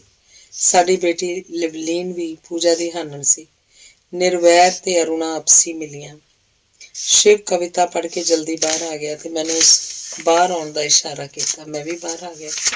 ਉਸ ਦਿਨ ਉਹਨੇ ਕਵਿਤਾ ਸਫ਼ਰ ਪੜ੍ਹੀ ਸੀ, ਜਿਹਦਾ ਪੰਨ ਸੀ, ਮੈਨੂੰ ਤੇਰੇ ਗੀਤ ਤੋਂ ਤਲਵਾਰ ਤੱਕ ਦਾ ਸਫ਼ਰ ਕਰਦੇ ਨੂੰ ਅਜਬ ਜਿਹੀ ਸ਼ਰਮ ਆਈ ਹੈ, ਅਜਬ ਜਿਹੀ ਪਿਆਸ ਲੱਗੀ ਹੈ, ਤੇ ਮੈਂ ਤੇਰੇ ਗੀਤ ਦੇ ਸਾਹਮਣੇ ਨਮੋਸ਼ੀ ਝੋਲ ਅੱਡੀ ਹੈ। ਤੈਨੂੰ ਤੇਰੇ ਗੀਤ ਤੋਂ ਤਲਵਾਰ ਤੱਕ ਦਾ ਸਫ਼ਰ ਕਰਦੇ ਨੂੰ ਪੂਰੇ 10 ਜਨਮ ਲੱਗੇ ਸੀ। ਮੈਨੂੰ ਇੱਕ ਪਲ ਹੀ ਲੱਗਾ ਹੈ ਤੇ ਇਹੋ ਸੁਲਗਦਾ ਪਲ ਹੀ ਮੈਨੂੰ ਮੇਰੀ ਉਮਰ ਲੱਗਾ ਹੈ। ਬਾਹਰ ਆਏ ਸ਼ਿਵ ਆਪਣੀ ਕਾਰ 'ਚ ਆਇਆ ਸੀ। ਕਹਿਣ ਲੱਗਾ, ਚੱਲ ਕਾਰ 'ਚ ਬੈਠ। ਮੈਨੂੰ ਪਤਾ ਸੀ ਕਿੱਥੇ ਜਾਣਾ। ਮੈਂ ਡਰਾਈਵਰ ਨੂੰ ਰਾਹ ਦੱਸੀ ਗਿਆ। ਕਾਰ ਕਪੂਰਥਲੇ ਦੇ ਮੇਨ ਬਾਜ਼ਾਰ 'ਚ ਆ ਗਈ। ਉਦੋਂ ਇੱਥੇ ਸਿਰਫ ਇੱਕ ਹੀ ਠੇਕਾ ਹੁੰਦਾ ਸੀ। ਮੈਂ ਕਿਹਾ, ਤੂੰ ਕਾਰ ਮੋੜ, ਮੈਂ ਆਇਆ। ਮੈਂ ਬੋਤਲ ਲੈ ਆਇਆ। ਅਸੀਂ ਜਗਜੀਤ ਸਿਨੇਮਾ ਦੇ ਬਾਹਰ ਕਚਹਿਰੀ ਸਾਹਮਣੇ ਬਣੀਆਂ ਦੁਕਾਨਾਂ ਤੋਂ ਗਲਾਸ ਤੇ ਪਾਣੀ ਲਿਆ ਤੇ ਜਲਦੀ ਹਾੜਾ ਪੀ ਲਿਆ। ਸਾਨੂੰ ਡਰ ਸੀ ਕਵੀ ਦਰਬਾਰ ਖਤਮ ਹੋਣ ਤੇ ਸਾਡੀ ਤਲਾਸ਼ ਸਾਡੀਆਂ ਪਤਨੀਆਂ ਕਰਨਗੀਆਂ। ਜਦੋਂ ਅਸੀਂ ਗਏ, ਪ੍ਰੋਫੈਸਰ ਮੋਹਨ ਸਿੰਘ ਹੋਰੀ ਵੀ ਬਾਹਰ ਆ ਰਹੇ ਸੀ। ਸਾਨੂੰ ਵੇਖ ਕੇ ਕਹਿਣ ਲੱਗੇ, ਮੁੰਡਿਓ ਕੁਝ ਹੈ? ਅਸੀਂ ਕਿਹਾ, ਆ ਜਾਓ। ਹੁਣ ਸਮੱਸਿਆ ਇਹ ਸੀ ਕਿ ਸ਼ਰਾਬ ਤਾਂ ਸਾਡੇ ਕੋਲ ਸੀ, ਪਰ ਗਲਾਸ ਤੇ ਪਾਣੀ ਦਾ ਕੋਈ ਜੁਗਾੜ ਨਹੀਂ ਸੀ। ਮੈਂ ਉਹਨਾਂ ਨੂੰ ਕਾਲਜ ਦੇ ਪਿਛਲੇ ਪਾਸੇ ਹਨੇਰੇ ਜਿਹੇ 'ਚ ਕਾਲਜ ਦੇ ਟਿਊਬਵੈੱਲ 'ਤੇ ਲੈ ਗਿਆ। ਉਥੇ ਆੜ 'ਚ ਪਾਣੀ ਸੀ ਪਰ ਗਲਾਸ ਨਹੀਂ ਸੀ। ਸਾਰਿਆਂ ਇੱਕ ਦੂਜੇ ਦੇ ਮੂੰਹ ਵੱਲ ਵੇਖਿਆ। ਮੈਂ ਬੋਤਲ ਨੂੰ ਮੂੰਹ ਲਾ ਕੇ ਪੀਤੀ ਤੇ ਮਗਰੋਂ ਆੜ 'ਚੋਂ ਪਾਣੀ ਦੀ ਚੂਲੀ ਪੀ ਲਈ। ਅਸੀਂ ਤਿੰਨਾਂ ਨੇ ਇਸ ਤਰ੍ਹਾਂ ਉਸ ਬੋਤਲ ਦਾ ਭੋਗ ਪਾ ਦਿੱਤਾ। ਪ੍ਰੋਫੈਸਰ ਮੋਹਨ ਸਿੰਘ ਹੋਰੀ ਚੰਗੇ ਰੰਗ 'ਚ ਸਨ। ਕਹਿਣ ਲੱਗੇ, ਮੁੰਡਿਓ, ਕੀ ਕਦੀ ਲੋਕਾਂ ਨੂੰ ਇਹ ਪਤਾ ਲੱਗੇਗਾ ਕਿ ਪੰਜਾਬੀ ਦੇ 3 ਕਵੀ ਇਸ ਥਾਂ ਤੇ ਇਸ ਤਰ੍ਹਾਂ ਸ਼ਰਾਬ ਪੀ ਕੇ ਗਏ ਸੀ? ਖਾਣੇ ਤੋਂ ਬਾਅਦ ਸ਼ਿਵ ਨੇ ਵਾਪਸ ਜਾਣਾ ਸੀ। ਪ੍ਰੋਫੈਸਰ ਮੋਹਨ ਸਿੰਘ, ਗਾਰਗੀ ਤੇ ਅਮਰਤਾ ਹੋਰਾਂ ਵੀ ਵਾਪਸ ਚਲੇ ਜਾਣਾ ਸੀ। ਉਸ ਰਾਤ ਬਹੁਤ ਸਾਰੀਆਂ ਤਸਵੀਰਾਂ 'ਚੋਂ ਇੱਕ ਤਸਵੀਰ ਮੇਰੀ, ਅਮਰਤਾ ਜੀ ਤੇ ਅਮਰੋਜ਼ ਜੀ ਦੀ ਇਕੱਠਿਆਂ ਦੀ ਵੀ ਸੀ। ਇਸੇ ਸਾਲ ਜਾਂ 1970 ਦੇ ਸ਼ੁਰੂ 'ਚ ਕੁਰਾਲੀ ਕਵੀ ਦਰਬਾਰ ਸੀ। ਮੈਨੂੰ ਵੀ ਸੱਦਿਆ ਗਿਆ ਸੀ। ਉੱਥੇ ਸ਼ਿਵ, ਡਾਕਟਰ ਤਿਵਾੜੀ ਤੇ ਮੁਖਤਿਆਰ ਤਿੰਨੋਂ ਚੰਡੀਗੜ੍ਹ ਤੋਂ ਆਏ ਸੀ। ਕਵੀ ਦਰਬਾਰ ਖਤਮ ਹੋਣ ਸਾਰ ਮੈਨੂੰ ਜ਼ੋਰ ਆਉਣ ਲੱਗੇ ਕਿ ਚੱਲ ਚੰਡੀਗੜ੍ਹ ਚੱਲ। ਮੈਂ ਕਿਹਾ ਮੈਂ ਸਵੇਰੇ ਸਕੂਲ ਪਹੁੰਚਣਾ, ਇਸ ਕਰਕੇ ਉਹਨਾਂ ਨਾਲ ਨਾ ਗਿਆ। ਅਫਸੋਸ, ਅੱਜ ਤਿੰਨੋਂ ਇਸ ਸੰਸਾਰ 'ਚ ਨਹੀਂ। 1970 'ਚ ਪੰਜਾਬ 'ਚ ਨਕਸਲਵਾੜੀ ਲਹਿਰ ਸਿਖਰਾਂ ਵੱਲ ਜਾ ਰਹੀ ਸੀ। ਅਸਲ 'ਚ ਸ਼ੁਰੂ ਤਾਂ 1969 'ਚ ਹੀ ਹੋ ਗਈ ਸੀ। ਇਹ ਲਹਿਰ ਪੰਜਾਬ ਦੇ ਸਕੂਲਾਂ, ਕਾਲਜਾਂ ਤੇ ਪਿੰਡਾਂ ਵਿੱਚ ਜੰਗਲ ਦੀ ਅੱਗ ਵਾਂਗ ਫੈਲ ਰਹੀ ਸੀ। ਸਰਕਾਰ ਬੁਖਲਾ ਗਈ ਸੀ। ਲੇਖਕ, ਵਿਦਿਆਰਥੀ, ਕਿਸਾਨ ਇਹਨੂੰ ਆਪਣੀ ਮੁਕਤੀ ਦਾ ਇੱਕੋ ਇੱਕ ਰਾਹ ਸਮਝਣ ਲੱਗ ਪਏ ਸੀ। ਸਰਕਾਰ ਨੂੰ ਸਭ ਤੋਂ ਵੱਧ ਖਤਰਾ ਲੇਖਕਾਂ ਤੇ ਉਹਨਾਂ ਵਿੱਚੋਂ ਵੀ ਕਵੀਆਂ ਤੋਂ ਸੀ। ਇਨਕਲਾਬੀ ਕਵਿਤਾ ਦਾ ਹੀ ਬੋਲਬਾਲਾ ਸੀ। ਹਰ ਸੂਝਵਾਨ ਵਿਅਕਤੀ ਇਹਨਾਂ ਵਿਚਾਰਾਂ ਨੂੰ ਠੀਕ ਸਮਝਦਾ ਸੀ। 23-24 ਸਾਲ ਦੀ ਵੋਟਾਂ ਦੀ ਨੀਤੀ ਨੇ ਗਰੀਬ ਨੂੰ ਹੋਰ ਗਰੀਬ ਤੇ ਅਮੀਰ ਨੂੰ ਹੋਰ ਅਮੀਰ ਬਣਾ ਦਿੱਤਾ ਸੀ। ਸੱਜਿਆਂ ਖੱਬਿਆਂ ਦੀਆਂ ਨੀਤੀਆਂ ਕੇਡਰ ਨੂੰ ਨਿਪੁੰਸਕ ਬਣਾਈ ਜਾ ਰਹੀਆਂ ਸਨ। ਇਹਨਾਂ ਹਾਲਤਾਂ ਵਿੱਚ ਜੇਕਰ ਕੋਈ ਉਮੀਦ ਦੀ ਕਿਰਨ ਸੀ ਤਾਂ ਉਹ ਸੀ ਨਕਸਲਵਾੜੀ ਲਹਿਰ। ਮੈਂ ਤਾਂ ਇਹਦੇ ਜਨਮ ਤੋਂ ਹੀ ਇਸ ਨਾਲ ਜੁੜ ਗਿਆ ਸੀ। ਬਹੁਤੇ ਲੇਖਕ ਅੰਡਰਗਰਾਊਂਡ ਰਹਿ ਕੇ ਕੰਮ ਕਰ ਰਹੇ ਸੀ, ਪਰ ਉਂਝ ਲੋਕਾਂ 'ਚ ਵਿਚਰਦੇ ਸੀ। ਸ਼ਾਇਦ ਇਹਨਾਂ ਹਾਲਾਤਾਂ ਨੇ ਸ਼ਿਵ ਦੀ ਆਤਮਾ ਨੂੰ ਵੀ ਝੰਜੋੜਿਆ ਹੋਏਗਾ। ਇੱਥੇ ਮੈਂ ਇੱਕ ਗੱਲ ਸਪਸ਼ਟ ਕਰ ਦਿਆਂ ਕਿ ਸ਼ਿਵ ਕਪਟੀ ਨਹੀਂ ਸੀ। ਉਹ ਸਾਫ਼ ਦਿਲ ਮਨੁੱਖ ਤੇ ਸੱਚਾ ਸੁੱਚਾ ਮਿੱਤਰ। ਸ਼ਿਵ ਦੀ ਕਵਿਤਾ ਦਾ ਦੌਰ ਲੋਕ ਰੋਹ ਦੀ ਹਨੇਰੀ ਦੀ ਧੁੱਦੜ ਵਿੱਚ ਮਧੋਲਿਆ ਗਿਆ। ਜਦੋਂ ਕੋਈ ਕਵੀ ਫੜਿਆ ਜਾਂਦਾ ਤਾਂ ਉਹਦੇ ਭਾਅ ਦਾ ਇੱਕ ਤਾਰਾ ਟੁੱਟ ਜਾਂਦਾ। ਪਹਿਲਾਂ ਪਾਸ਼ ਫੜਿਆ ਗਿਆ। ਅਖਬਾਰਾਂ ਨੇ ਉਸ ਬਾਰੇ ਬੜਾ ਲਿਖਿਆ। ਸਾਹਿਤ ਸਭਾਵਾਂ ਨੇ ਉਹਦੇ ਫੜੇ ਜਾਣ ਵਿਰੁੱਧ ਮਤੇ ਪਾਏ। ਫਿਰ ਜਨਵਰੀ 1971 'ਚ ਮੈਨੂੰ ਸਕੂਲੋਂ ਫੜ ਲਿਆ। ਅਖਬਾਰਾਂ 'ਚ ਬਹੁਤ ਰੌਲਾ ਪਿਆ। ਮੇਰੇ ਸਿਰ ਇੱਕ ਸਿਪਾਹੀ ਨੂੰ ਮਾਰ ਕੇ ਬੰਦਾ ਛਡਾਉਣ ਦੀ ਸਾਜ਼ਿਸ਼ ਘੜਨ ਦਾ ਦੋਸ਼ ਸੀ। ਮੈਨੂੰ ਤੇ ਪਾਸ਼ ਨੂੰ ਅੰਮ੍ਰਿਤਸਰ ਇੰਟਰੋਗੇਸ਼ਨ ਸੈਂਟਰ ਲਿਜਾਇਆ ਗਿਆ। ਭਲਾ ਸ਼ਿਵ ਵਰਗਾ ਸਾਫ਼ ਦਿਲ ਇਨਸਾਨ ਇਹ ਸਭ ਕਿਵੇਂ ਜਰ ਲੈਂਦਾ? ਉਹਦੇ ਮਿੱਤਰ ਸਰਕਾਰੀ ਤਸ਼ੱਦਦ ਦਾ ਸ਼ਿਕਾਰ ਹੋ ਰਹੇ ਹੋਣ ਤੇ ਉਹ ਸਰਕਾਰੀ ਬੁਰਜੂਆ ਅਫਸਰਸ਼ਾਹੀ ਦੇ ਗੁਣ ਗਾਵੇ। ਉਹਨੇ ਸਾਡੇ ਨਾਲ ਸਾਂਝ ਦੀਆਂ ਕਵਿਤਾਵਾਂ ਲਿਖੀਆਂ ਜੋ ਉਹਦੇ ਅਖੌਤੀ ਪ੍ਰਸ਼ੰਸਕਾਂ ਨੇ ਠੁਕਰਾ ਦਿੱਤੀਆਂ। ਉਹਨੇ ਉਹ ਪਰਚਿਆਂ ਨੂੰ ਛਪਣ ਲਈ ਭੇਜੀਆਂ ਜਿਹੜੇ ਪਰਚੇ ਉਹਦੀ ਕਵਿਤਾ ਨੂੰ ਟਾਈਟਲ ਤੇ ਛਾਪ ਕੇ ਮਾਇਆ ਕਮਾਉਂਦੇ ਰਹੇ ਸੀ, ਉਹਨਾਂ ਠੁਕਰਾ ਦਿੱਤੀਆਂ। ਪਬਲਿਸ਼ਰਾਂ ਨੇ ਉਹਦੀ ਨਵੀਂ ਕਵਿਤਾ ਨੂੰ ਛਾਪਣੋਂ ਨਾ ਕਰ ਦਿੱਤੀ। ਪਰਚਿਆਂ ਬਾਰੇ ਇੱਕ ਗੱਲ ਮੈਂ ਤੁਹਾਡੇ ਨਾਲ ਸਾਂਝੀ ਕਰਨਾ ਚਾਹੁੰਦਾ। ਮੈਂ ਨਾਗਮਣੀ 'ਚ ਜਦੋਂ ਤੋਂ ਨਾਗਮਣੀ ਸ਼ੁਰੂ ਹੋਇਆ ਸੀ ਉਦੋਂ ਤੋਂ ਛਪਦਾ ਸੀ। ਜਦੋਂ ਇਸ ਲਹਿਰ ਦੇ ਨਾਲ ਸੰਬੰਧਿਤ ਮੈਂ ਕਵਿਤਾਵਾਂ ਲਿਖੀਆਂ ਜੋ ਬਹੁਤ ਸਾਰੇ ਸਾਡੇ ਪਰਚਿਆਂ 'ਚ, ਜਿਵੇਂ ਪਾਸ਼ ਦਾ ਸਿਆੜ, ਸੁਰਿੰਦਰ ਦਾ ਹੋਮ ਜੋਤੀ, ਰੋਹਿਲੇ ਬਾਣ ਆਮ ਛਪਦੀਆਂ ਸੀ, ਤਾਂ ਮੈਂ ਵੀ ਇੱਕ ਦਿਨ ਸ਼ੁਗਲ ਵਜੋਂ 2 ਕਵਿਤਾਵਾਂ ਨਾਗਮਣੀ ਨਾਲ ਆਪਣੇ ਐਡਰੈਸ ਵਾਲਾ ਟਿਕਟ ਲਗਾ ਖਾਲੀ ਲਿਫਾਫਾ ਪਾ ਕੇ ਭੇਜ ਦਿੱਤੀਆਂ ਤੇ ਨਾਲ ਹੀ ਖੱਤ ਲਿਖ ਦਿੱਤਾ ਕਿ ਮੈਨੂੰ ਪਤਾ ਹੈ ਕਵਿਤਾ ਤੁਸੀਂ ਨਹੀਂ ਛਾਪਣੀਆਂ, ਫਿਰ ਵੀ ਤੁਹਾਨੂੰ ਪੜ੍ਹਾਉਣ ਲਈ ਭੇਜ ਰਿਹਾ। ਉਹ ਕਵਿਤਾਵਾਂ ਨਾ ਤਾਂ ਨਾਗਮਣੀ 'ਚ ਛਪੀਆਂ ਨਾ ਵਾਪਸ ਹੀ ਆਈਆਂ, ਪਰ ਮੇਰੇ ਦਿਲ 'ਚੋਂ ਕਿਸੇ ਵੀ ਤਰ੍ਹਾਂ ਅੰਮ੍ਰਿਤਾ ਪ੍ਰੀਤਮ ਜੀ ਦਾ ਸਤਿਕਾਰ ਨਹੀਂ ਘਟਿਆ। ਸੋ ਸ਼ਿਵ ਨੂੰ ਕਿਸ ਛਾਪਣਾ ਸੀ? ਉਹ ਨਾ ਸਾਨੂੰ ਖੱਤ ਲਿਖਦਾ ਨਾ ਮਿਲਦਾ। ਫਿਰ ਉਹਦਾ ਪਤਾ ਲੱਗਾ ਇੰਗਲੈਂਡ ਗਿਆ ਹੈ। ਅਸੀਂ ਉਸ ਬਾਰੇ ਬਹੁਤਾ ਨਹੀਂ ਸੀ ਗੌਲਦੇ। ਅਸਲ 'ਚ ਸਾਨੂੰ ਪਾਰਟੀ ਦੇ ਲੇਖਕਾਂ ਨੂੰ ਕਿਸੇ ਨੂੰ ਵੀ ਉਹਦੀ ਅੰਦਰੂਨੀ ਹਾਲਤ ਦਾ ਨਹੀਂ ਸੀ ਪਤਾ। ਉਹ 3 ਕੁ ਮਹੀਨੇ ਇੰਗਲੈਂਡ ਰਹਿ ਕੇ ਮਹਿਫਿਲਾਂ ਮਾਣ ਕੇ ਸ਼ਰਾਬ ਪੀਂਦਾ ਨਹੀਂ, ਇਸ਼ਨਾਨ ਕਰਦਾ ਸ਼ਰਾਬ ਨਾਲ ਆਪਣਾ ਜਿਗਰ ਖਤਮ ਕਰਾ ਕੇ ਭਾਰਤ ਮੁੜ ਆਇਆ। ਸਾਨੂੰ ਸਭ ਨੂੰ ਗਲਤਫਹਿਮੀ ਸੀ ਕਿ ਸ਼ਿਵ ਪੈਸੇ ਨਾਲ ਮਾਲਾਮਾਲ ਹੋ ਕੇ ਆਇਆ ਹੋਏਗਾ, ਪਰ ਸ਼ਿਵ ਵਰਗਾ ਬੰਦਾ ਜੋ ਦਿਲ ਦਾ ਬਾਦਸ਼ਾਹ ਸੀ ਪੈਸੇ ਨਾਲ ਕਿਵੇਂ ਅਮੀਰ ਹੋ ਸਕਦਾ ਸੀ? ਮੇਰੇ ਜੇਲੋਂ ਬਾਹਰ ਆਉਣ ਤੋਂ ਬਾਅਦ ਜਾਂ ਹੋਰ ਜਿਹੜਾ ਵੀ ਨਕਸਲੀ ਕਵੀ ਪੁਲਿਸ ਤਸ਼ੱਦਦ ਸਹਿ ਕੇ ਆਇਆ, ਸਭ ਹੋਰ ਵੀ ਪ੍ਰਚੰਡ ਹੋ ਗਏ। ਮੈਂ ਵੀ ਪਹਿਲਾਂ ਨਾਲੋਂ ਜ਼ਿਆਦਾ ਖੁੱਲ੍ਹ ਕੇ ਪੁਲਿਸ ਤੇ ਸਰਕਾਰ ਵਿਰੁੱਧ ਲਿਖਣ ਲੱਗ ਪਿਆ। CID ਮੇਰੇ ਮਗਰ ਹਰ ਵੇਲੇ ਪਰਛਾਵੇਂ ਵਾਂਗ ਰਹਿੰਦੀ ਸੀ। ਉਹ ਮੈਨੂੰ ਬਹੁਤ ਖਤਰਨਾਕ ਸਮਝਦੇ ਸੀ। ਇਸ ਕਰਕੇ ਆਮ ਕਵੀ ਭਾਵੇਂ ਸਾਡੇ ਹਮਦਰਦੀ ਸੀ, ਮੈਨੂੰ ਮਿਲਣ ਤੱਕ ਹੀ ਬੁਲਾਉਣ ਤੋਂ ਵੀ ਡਰਦੇ ਸੀ। ਸਰਕਾਰੀ ਸਮਝ ਦੀ ਤੁਹਾਨੂੰ ਇੱਕ ਦਿਲਚਸਪ ਗੱਲ ਦੱਸਾਂ। ਸੁਰਿੰਦਰ ਨੇ ਹੇਮਜੋਤੀ ਵਿੱਚ ਗੁਰੂ ਗੋਬਿੰਦ ਸਿੰਘ ਜੀ ਦੇ ਜ਼ਫਰਨਾਮੇ ਦੀਆਂ ਪੰਜਾਬੀ 'ਚ ਅਨੁਵਾਦ ਕਰਕੇ ਇਹ ਤੁਕਾਂ ਛਾਪ ਦਿੱਤੀਆਂ। ਧਿਰ ਉਪਾਵਾਂ ਦੀ ਜਦੋਂ ਹੈ ਹਾਰਦੀ, ਜਾਇਜ਼ ਵਰਤੋਂ ਹੈ ਤਦੋਂ ਤਲਵਾਰ ਦੀ। ਹੇਠਾਂ ਲਿਖ ਦਿੱਤਾ ਜ਼ਫਰਨਾਮਾ। ਪੁਲਿਸ ਵਾਲੇ ਪਰਚਾ ਜ਼ਬਤ ਕਰਨ ਨੂੰ ਫਿਰਨ। ਉਹਨੂੰ ਪੁੱਛਣ ਦੱਸੇ ਕਿਹੜੇ ਨਕਸਲੀ ਕਵੀ ਦੀ ਕਵਿਤਾ ਹੈ। ਉਹਨਾਂ ਨੂੰ ਤਾਂ ਇੰਨਾ ਵੀ ਨਹੀਂ ਸੀ ਪਤਾ ਕਿ ਜ਼ਫਰਨਾਮਾ ਗੁਰੂ ਗੋਬਿੰਦ ਸਿੰਘ ਜੀ ਨੇ ਲਿਖਿਆ। ਇਹ ਗੱਲ ਸੁਰਿੰਦਰ ਨਾਲੇ ਸੁਣਾਵੇ ਨਾਲੇ ਹੱਸੇ। ਉਸ ਪੁਲਿਸ ਨੂੰ ਕਿਹਾ ਕਿ ਗੁਰੂ ਗੋਬਿੰਦ ਸਿੰਘ ਜੀ ਦੇ ਜ਼ਫਰਨਾਮੇ ਦੀ ਲਾਈਨ ਹੈ। ਸ਼ਰਮਿੰਦੇ ਹੋਣ ਦੀ ਥਾਂ ਕਹਿਣ ਲੱਗੇ, ਅੱਗੇ ਤੋਂ ਕਵੀ ਦਾ ਨਾਂ ਲਿਖਿਆ ਕਰੋ। ਲੁਧਿਆਣਾ ਖੇਤੀਬਾੜੀ ਯੂਨੀਵਰਸਿਟੀ ਉਦੋਂ ਨਕਸਲੀਆਂ ਦਾ ਗੜ੍ਹ ਹੁੰਦੀ ਸੀ। SS ਦੁਸਾਨ ਸਾਡਾ ਥੰਮ ਸੀ। ਉਹਨੇ ਉੱਥੇ ਕਵੀ ਦਰਬਾਰ ਰੱਖਿਆ। ਉਦਾਸੀ ਵੀ ਲੱਦਾ ਕੋਠੀ ਤੋਂ ਪੁਲਿਸ ਜ਼ੁਲਮ ਸਹਿ ਕੇ ਆ ਚੁੱਕਾ ਸੀ। ਮੈਂ ਵੀ ਗਿਆ। ਉੱਥੇ ਸ਼ਿਵ ਨੂੰ ਵੀ ਦੁਸਾਂਝ ਨੇ ਸੱਦਿਆ ਸੀ। ਉਹਦਾ ਸ਼ਾਇਦ ਹੀ ਪਹਿਲਾ ਕਵੀ ਦਰਬਾਰ ਸੀ ਜਿੱਥੇ ਕੋਈ ਪੈਸਾ ਲਏ ਬਗੈਰ ਉਹਨੇ ਕਵਿਤਾ ਪੜ੍ਹਨੀ ਸੀ। ਮੈਂ ਹਾਲੀ ਬਾਹਰ ਖੜਾ ਆਪਣੇ ਸਾਥੀਆਂ ਨਾਲ ਗੱਲਾਂ ਹੀ ਕਰ ਰਿਹਾ ਸੀ ਕਿ ਸ਼ਿਵ ਦੂਰੋਂ ਆਉਂਦਾ ਦਿਸਿਆ। ਉਹ ਸਿੱਧਾ ਮੇਰੇ ਵੱਲ ਹੀ ਆ ਰਿਹਾ ਸੀ। ਸਿਰ ਦੇ ਵਾਲ ਛੋਟੇ ਛੋਟੇ ਕਰਾਏ ਹੋਏ ਸੀ। ਮੈਂ ਉਹਨੂੰ ਵੇਖਿਆ, ਅੱਖਾਂ ਮਿਲੀਆਂ। ਫਿਰ ਇੱਕ ਮਿੱਤਰ ਮਿਲਣੀ ਦਾ ਨਿੱਘ ਦੋਹਾਂ ਨੂੰ ਪਿਘਲਾ ਗਿਆ। ਕਹਿਣ ਲੱਗਾ, ਮੈਂ ਵੀ ਅੱਜ ਤੇਰੇ ਵਰਗੀ ਕਵਿਤਾ ਲਿਖੀ ਹੈ, ਅੱਜ ਉਹ ਹੀ ਪੜ੍ਹਾਂਗਾ। ਮੈਂ ਕਿਹਾ, ਅੱਛਾ, ਵਧੀਆ ਗੱਲ ਹੈ। ਕਹਿੰਦਾ, ਹਾਲੀ ਵਕਤ ਹੈ, ਚੱਲ ਜ਼ਰਾ ਕੁਝ ਗੱਲਾਂ ਕਰੀਏ। ਮੈਂ ਆਲਾ ਦੁਆਲਾ ਦੇਖਿਆ। CID ਵਾਲਾ ਤਾਂ ਕੋਈ ਨਹੀਂ। ਤਸੱਲੀ ਕਰਕੇ ਅਸੀਂ ਫੁੱਲਾਂ ਦੀ ਬਗੀਚੀ ਵੇਚਦੀ ਹੁੰਦੇ ਹੋਏ ਬਗੀਚੀ ਦੇ ਖੂੰਜੇ ਜਾ ਬੈਠੇ। ਸਭ ਤੋਂ ਪਹਿਲਾਂ ਉਹਨੇ ਮੇਰੇ ਫੜੇ ਜਾਣ ਦਾ ਅਫਸੋਸ ਕੀਤਾ। ਮੈਂ ਹੱਸ ਪਿਆ ਤੇ ਕਿਹਾ, ਸ਼ਿਵ, ਬੱਕਰੇ ਦੀ ਮਾਂ ਨੇ ਕਦ ਤੱਕ ਸੁੱਖ ਮਨਾਉਣੇ ਸੀ, ਇਹ ਤਾਂ ਹੋਣਾ ਹੀ ਸੀ। ਫਿਰ ਉਹਨੇ ਉੱਥੋਂ ਦੇ ਅਣਮਨੁੱਖੀ ਤਸੀਆਂ ਬਾਰੇ ਗੱਲਾਂ ਕੀਤੀਆਂ ਜੋ ਉਹਨੇ ਮਿੱਤਰਾਂ ਪਾਸੋਂ ਇੰਟਰੋਗੇਸ਼ਨ ਸੈਂਟਰ ਦੇ ਥਾਣਿਆਂ 'ਚ ਹੁੰਦੀਆਂ ਬਾਰੇ ਸੁਣੀਆਂ ਸੀ।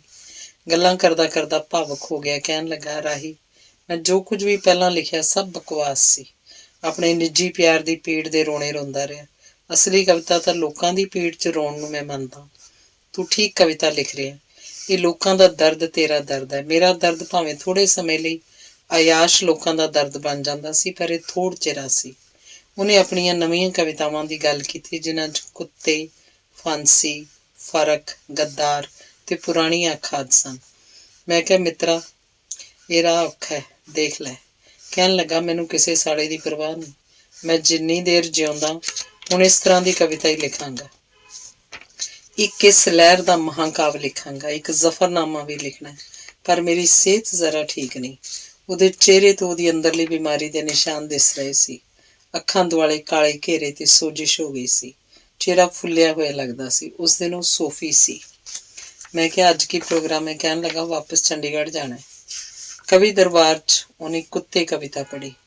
ਮੈਂ ਆਪਣੀ ਕਵਿਤਾ ਭੁਲੇਖਾ ਪੜ੍ਹੀ, ਜਿਹਨੂੰ ਕਵੀ ਦਰਬਾਰ ਤੋਂ ਬਾਅਦ ਮੈਨੂੰ ਜੱਫੀ ਪਾ ਕੇ ਸਲਾਹਿਆ। ਉਹ ਮੁੜ ਜਲਦੀ ਮਿਲਣ ਦਾ ਵਾਅਦਾ ਕਰਕੇ ਵਿਛੜ ਗਿਆ। ਇੱਕ ਕੀ ਦੁਖਦਾਈ ਤੇ ਸੁਖਦਾਈ ਇਤਫਾਕ ਸੀ ਉਸ ਦਿਨ ਦਾ ਕਿ ਹਰਭਜਨ ਹਲਵਾਰ ਵੀ ਮੀਟਿੰਗ 'ਚ ਪਹਿਲੀ ਵਾਰ ਮਿਲ ਰਿਹਾ ਸੀ ਤੇ ਸ਼ਿਵ ਆਖਰੀ ਵਾਰ।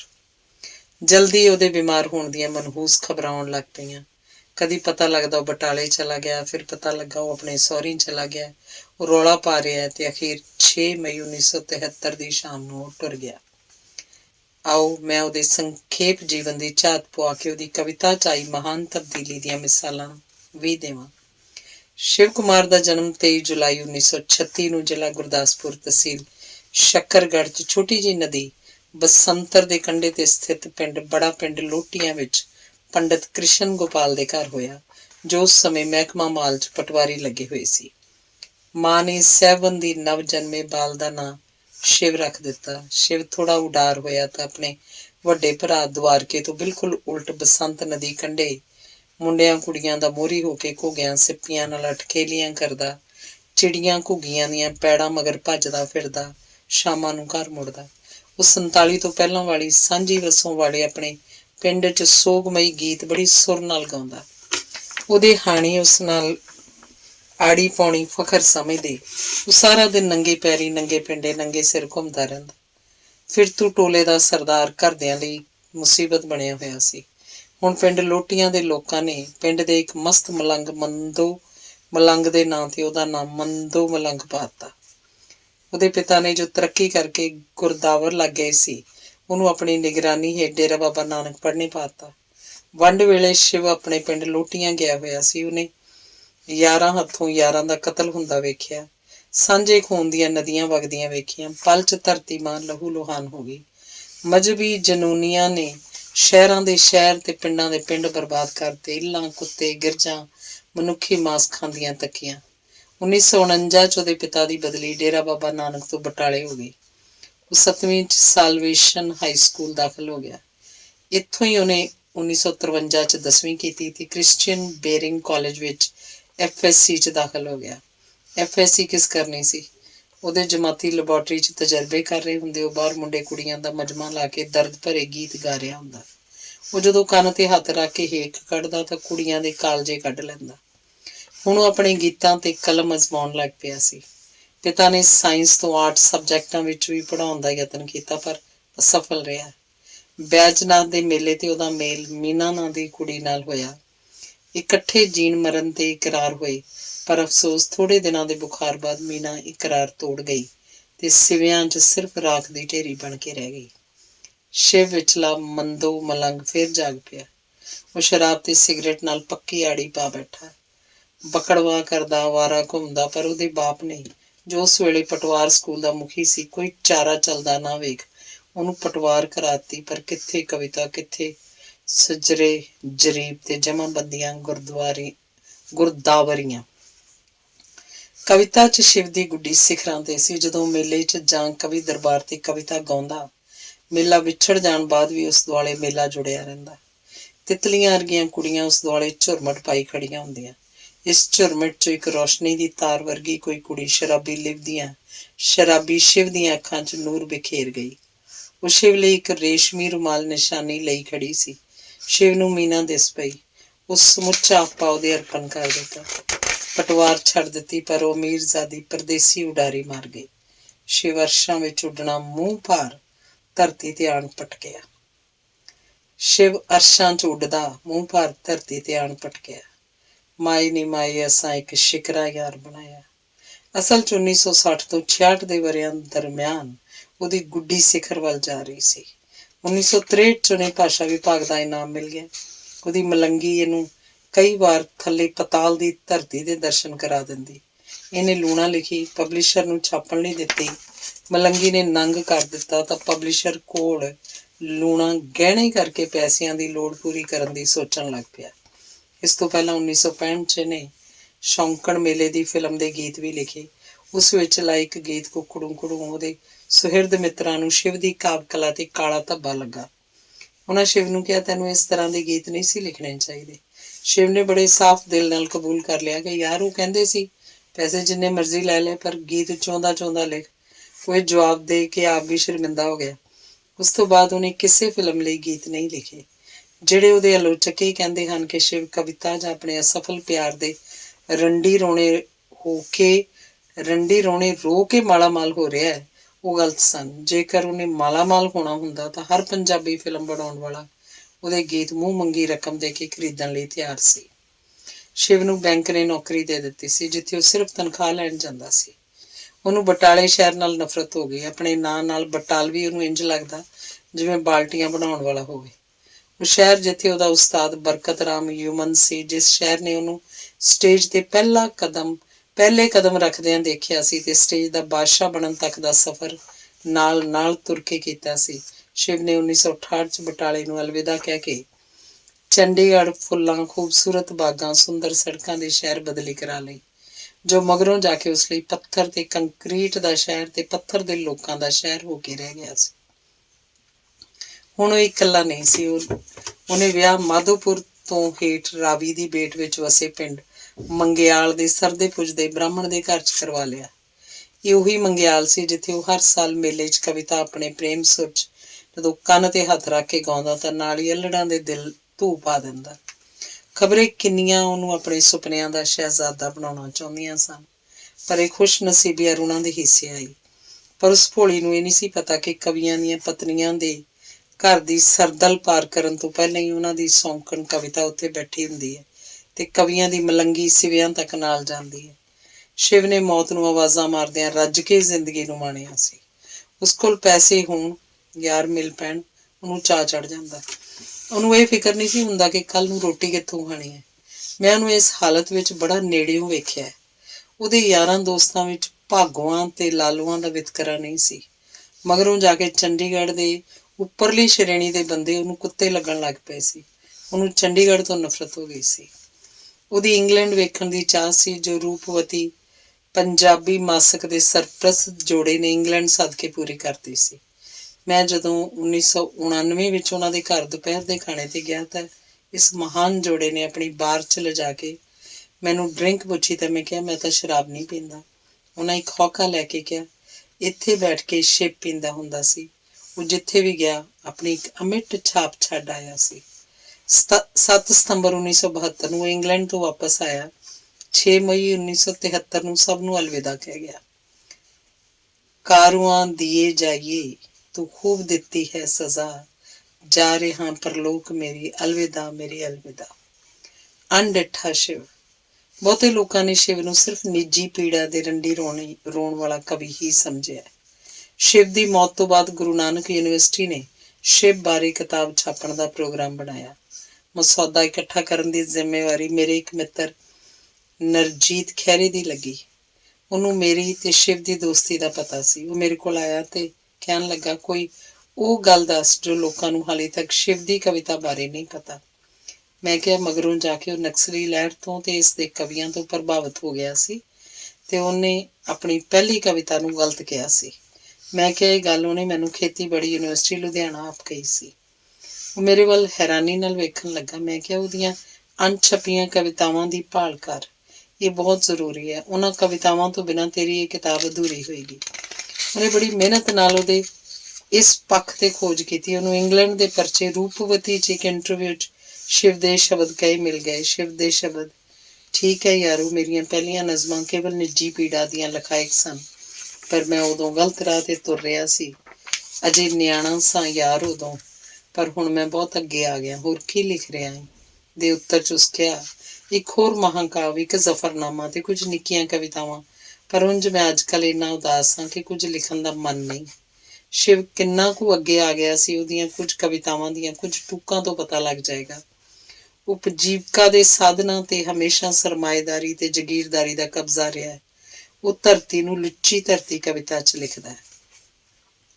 ਅੰਬਰ ਦਾ ਜਦ ਕੰਬਲ ਲੈ ਕੇ ਧਰਤੀ ਕੱਲ ਸੀ ਸੁੱਤੀ, ਮੈਨੂੰ ਧਰਤੀ ਲੁੱਚੀ ਜਾਪੀ ਮੈਨੂੰ ਜਾਪੀ ਕੁੱਤੀ, ਸਦਾ ਹੀ ਰਾਜ ਘਰਾਂ ਸੰਗ ਸੁੱਤੀ ਰਾਜ ਘਰਾਂ ਸੰਗ ਉੱਠੀ, ਝੁੱਗੀਆਂ ਦੇ ਸੰਗ ਜਦ ਵੀ ਬੋਲੀ ਬੋਲੀ ਸਦਾ ਹੀ ਰੁੱਖੀ। ਫਾਂਸੀ ਕਵਿਤਾ 'ਚ ਪਿੰਡ ਦੇ ਰੁੱਖ ਦਾ ਸਿੰਬਲ ਹੈ ਜੋ ਰਾਤਾਂ ਨੂੰ ਤੁਰਦਾ ਹੈ। ਮੇਰੇ ਪਿੰਡ ਦੇ ਕਿਸੇ ਰੁੱਖ ਨੂੰ ਮੈਂ ਸੁਣਿਆ ਜੇਲ੍ਹ ਹੋ ਗਈ ਹੈ। ਉਹਦੇ ਕਈ ਦੋਸ਼ ਸਨ। ਉਹਦੇ ਪੱਤ ਸਾਵਿਆਂ ਦੀ ਥਾਂ ਹਮੇਸ਼ਾ ਲਾਲ ਉੱਗਦੇ ਸਨ, ਬਿਨਾਂ ਵਾਅ ਦੇ ਵੀ ਉੱਡਦੇ ਸਨ। ਦੇਸ਼ ਦੀ ਵੰਡ ਵਿਰੁੱਧ ਦੁੱਧ ਦਾ ਕਤਲ, ਕਰਮਾਂ ਦੇ ਫਲ ਆਦਿ ਦੇ ਸੜੇ ਬੁਸੇ ਫਲਸਫੇ ਨੂੰ ਬੁੱਢੀ ਕਿਤਾਬ ਕਵਿਤਾ 'ਚ ਨਿੰਦਿਆ ਹੈ। ਉਹਦੀ ਕਵਿਤਾ ਗੱਦਾਰ ਬੜੀ ਜ਼ਬਰਦਸਤ ਹੈ। ਉਹ ਰਾਜ ਸੱਤਾ ਨੂੰ ਆਪਣੇ ਗੀਤ ਵੇਚ ਕੇ ਆਪਣਾ ਖੂਨ ਸੀਤ ਕਰ ਲੈਂਦਾ ਸੀ। ਉਹਨੇ ਪਰ ਇੱਕ ਦਿਨ ਉਸ ਰਾਜ ਪੱਥ ਤੇ ਇੱਕ ਨਾਅਰਾ ਵੇਖਿਆ ਤੇ ਸੱਚ ਉਹਦਾ ਸੇਕਿਆ। ਉਸ ਮਾਂ ਨੂੰ ਰੋਂਦਾ ਵੇਖਿਆ ਤੇ ਬਾਪ ਰੋਂਦਾ ਵੇਖਿਆ ਤੇ ਬਾਦਸ਼ਾਹ ਨੂੰ ਉਸ ਪਿੱਛੋਂ ਗੀਤ ਨਾ ਕੋਈ ਵੇਚਿਆ ਤੇ ਪਿੰਡ ਦੀਆਂ ਸਭ ਮੈਲੀਆਂ ਝੁੱਗੀਆਂ ਨੂੰ ਮੱਥਾ ਟੇਕਿਆ। ਹੁਣ ਉਹਦੇ ਮੱਥੇ 'ਚ ਤਲਵਾਰਾਂ ਦਾ ਜੰਗਲ ਉੱਗ ਪਿਆ। ਉਹ ਸੀਸ ਤਲੀ ਤੇ ਰੱਖ ਕੇ ਰਾਜ ਘਰ ਵੱਲ ਤੁਰ ਪਿਆ। ਹੁਣ ਬਾਦਸ਼ਾਹ ਨੇ ਆਖਿਆ ਇਹ ਗੀਤ ਨਹੀਂ ਗੱਦਾਰ ਹੈ। ਉਹਦੀ ਕਵਿਤਾ ਫਰਕ ਉਸ ਵਿੱਚ ਆਈ ਫਰਕ ਦੀ ਸਿਖਰ ਲੱਗਦੀ ਹੈ। ਤੇ ਇੱਕ ਪਾਸੇ ਖੜੇ ਸਾਈ ਸੀ ਜੇਲ੍ਹ ਬੂਹਿਆਂ ਦੇ, ਜਿਨ੍ਹਾਂ ਪਿੱਛੇ ਮੇਰੇ ਯਾਰਾਂ ਦੀਆਂ ਨਿਰਦੋਸ਼ ਚੀਕਾਂ ਸਨ, ਜਿਨ੍ਹਾਂ ਦਾ ਦੋਸ਼ ਇੰਨਾ ਸੀ ਕਿ ਸੂਰਜ ਭਾਲਦੇ ਕਿਉਂ ਨਹੀਂ, ਉਹ ਆਪਣੇ ਗੀਤ ਦੀ ਅੱਗ ਚੁਰਾਹੀ ਬਾਲਦੇ ਕਿਉਂ ਨਹੀਂ, ਉਹ ਆਪਣੇ ਦਰਦ ਦਾ ਲੋਹਾ ਕੁਠਾਲੀ ਢਾਲਦੇ ਕਿਉਂ ਨਹੀਂ ਤੇ ਹੱਥਕੜੀਆਂ ਦੇ ਜੰਗਲ ਵਿੱਚ ਵੀ ਆ ਲਲਕਾਰਦੇ ਕਿਉਂ ਨਹੀਂ। ਇਸ ਲਹਿਰ 'ਚੋਂ ਉਗਵੇਂ ਸੂਰਜ ਨੇ ਉਹਨੂੰ ਨਵਾਂ ਰਾਹ ਦਿਖਾਇਆ ਸੀ। ਇਸੇ ਕਵਿਤਾ 'ਚ ਅਖੀਰ ਤੇ ਲਿਖਦਾ ਹੈ ਪਰ ਅੱਜ ਇੱਕ ਦੇਰ ਪਿੱਛੋਂ ਸੂਰਜੀ ਮੈਨੂੰ ਰਾਹ ਕੋਈ ਮਿਲਿਆ ਤੇ ਇਸੇ ਰਾਹ ਤੇ ਮੈਨੂੰ ਤੁਰਦਿਆਂ ਇਹ ਸਮਝ ਆਈ ਹੈ ਕਦੇ ਵੀ ਗੀਤ ਤੇ ਤਲਵਾਰ 'ਚ ਕੋਈ ਫਰਕ ਨਹੀਂ ਹੁੰਦਾ। ਜੇ ਕੋਈ ਫਰਕ ਹੁੰਦਾ ਹੈ ਤਾਂ ਬਸ ਹੁੰਦਾ ਹੈ ਸਮਿਆਂ ਦਾ। ਕਦੇ ਤਾਂ ਗੀਤ ਸੱਚ ਕਹਿੰਦਾ, ਕਦੇ ਤਲਵਾਰ ਸੱਚ ਕਹਿੰਦੀ। ਹੈ ਗੀਤਾਂ ਚੋਂ ਹੀ ਹੱਥਕੜੀਆਂ ਦੇ ਜੰਗਲ ਨੂੰ ਸੜਕ ਜਾਂਦੀ, ਤੇ ਹੁਣ ਇਹ ਵਕਤ ਹੈ ਤਲਵਾਰ ਲੈ ਕੇ ਮੈਂ ਚਲਾ ਜਾਵਾਂ ਤੇ ਹੱਥਕੜੀਆਂ ਦੇ ਜੰਗਲ ਵਾਲਿਆਂ ਦੀ ਬਾਤ ਸੁਣਾ ਵਾ। ਪਰ ਅਫਸੋਸ ਉਹ ਹੱਥਕੜੀਆਂ ਦੇ ਜੰਗਲ ਵਾਲਿਆਂ ਦੀ ਗੱਲ ਸੁਣਨ ਜਦੋਂ ਤਲਵਾਰ ਲੈ ਕੇ ਤੁਰਿਆ ਤਾਂ ਬਹੁਤ ਦੇਰ ਹੋ ਚੁੱਕੀ ਸੀ। ਮੌਤ ਨੇ ਉਹਨੂੰ ਰਾਹ 'ਚ ਹੀ ਦਬੋਚ ਲਿਆ। ਆਓ ਸਭ ਹੱਥਕੜੀਆਂ ਦੇ ਜੰਗਲ ਵਾਲੇ ਉਹ ਜਿੰਨੇ ਕੁ ਕਦਮ ਸਾਡੇ ਵੱਲ ਤੁਰਿਆ ਹੈ ਉਹਨੂੰ ਪ੍ਰਵਾਨ ਕਰ ਲਈਏ, ਕਿਉਂਕਿ ਉਹਦਾ ਪੁੱਟਿਆ ਹਰ ਕਦਮ ਸੱਚਾ ਤੇ ਇਮਾਨਦਾਰੀ ਭਰਪੂਰ ਸੀ, ਕਿਉਂਕਿ ਉਹ ਮੱਕਾਰ ਨਹੀਂ ਸੀ, ਮੰਦੋ ਮਲੰਗ ਸੀ। ਧੰਨਵਾਦ।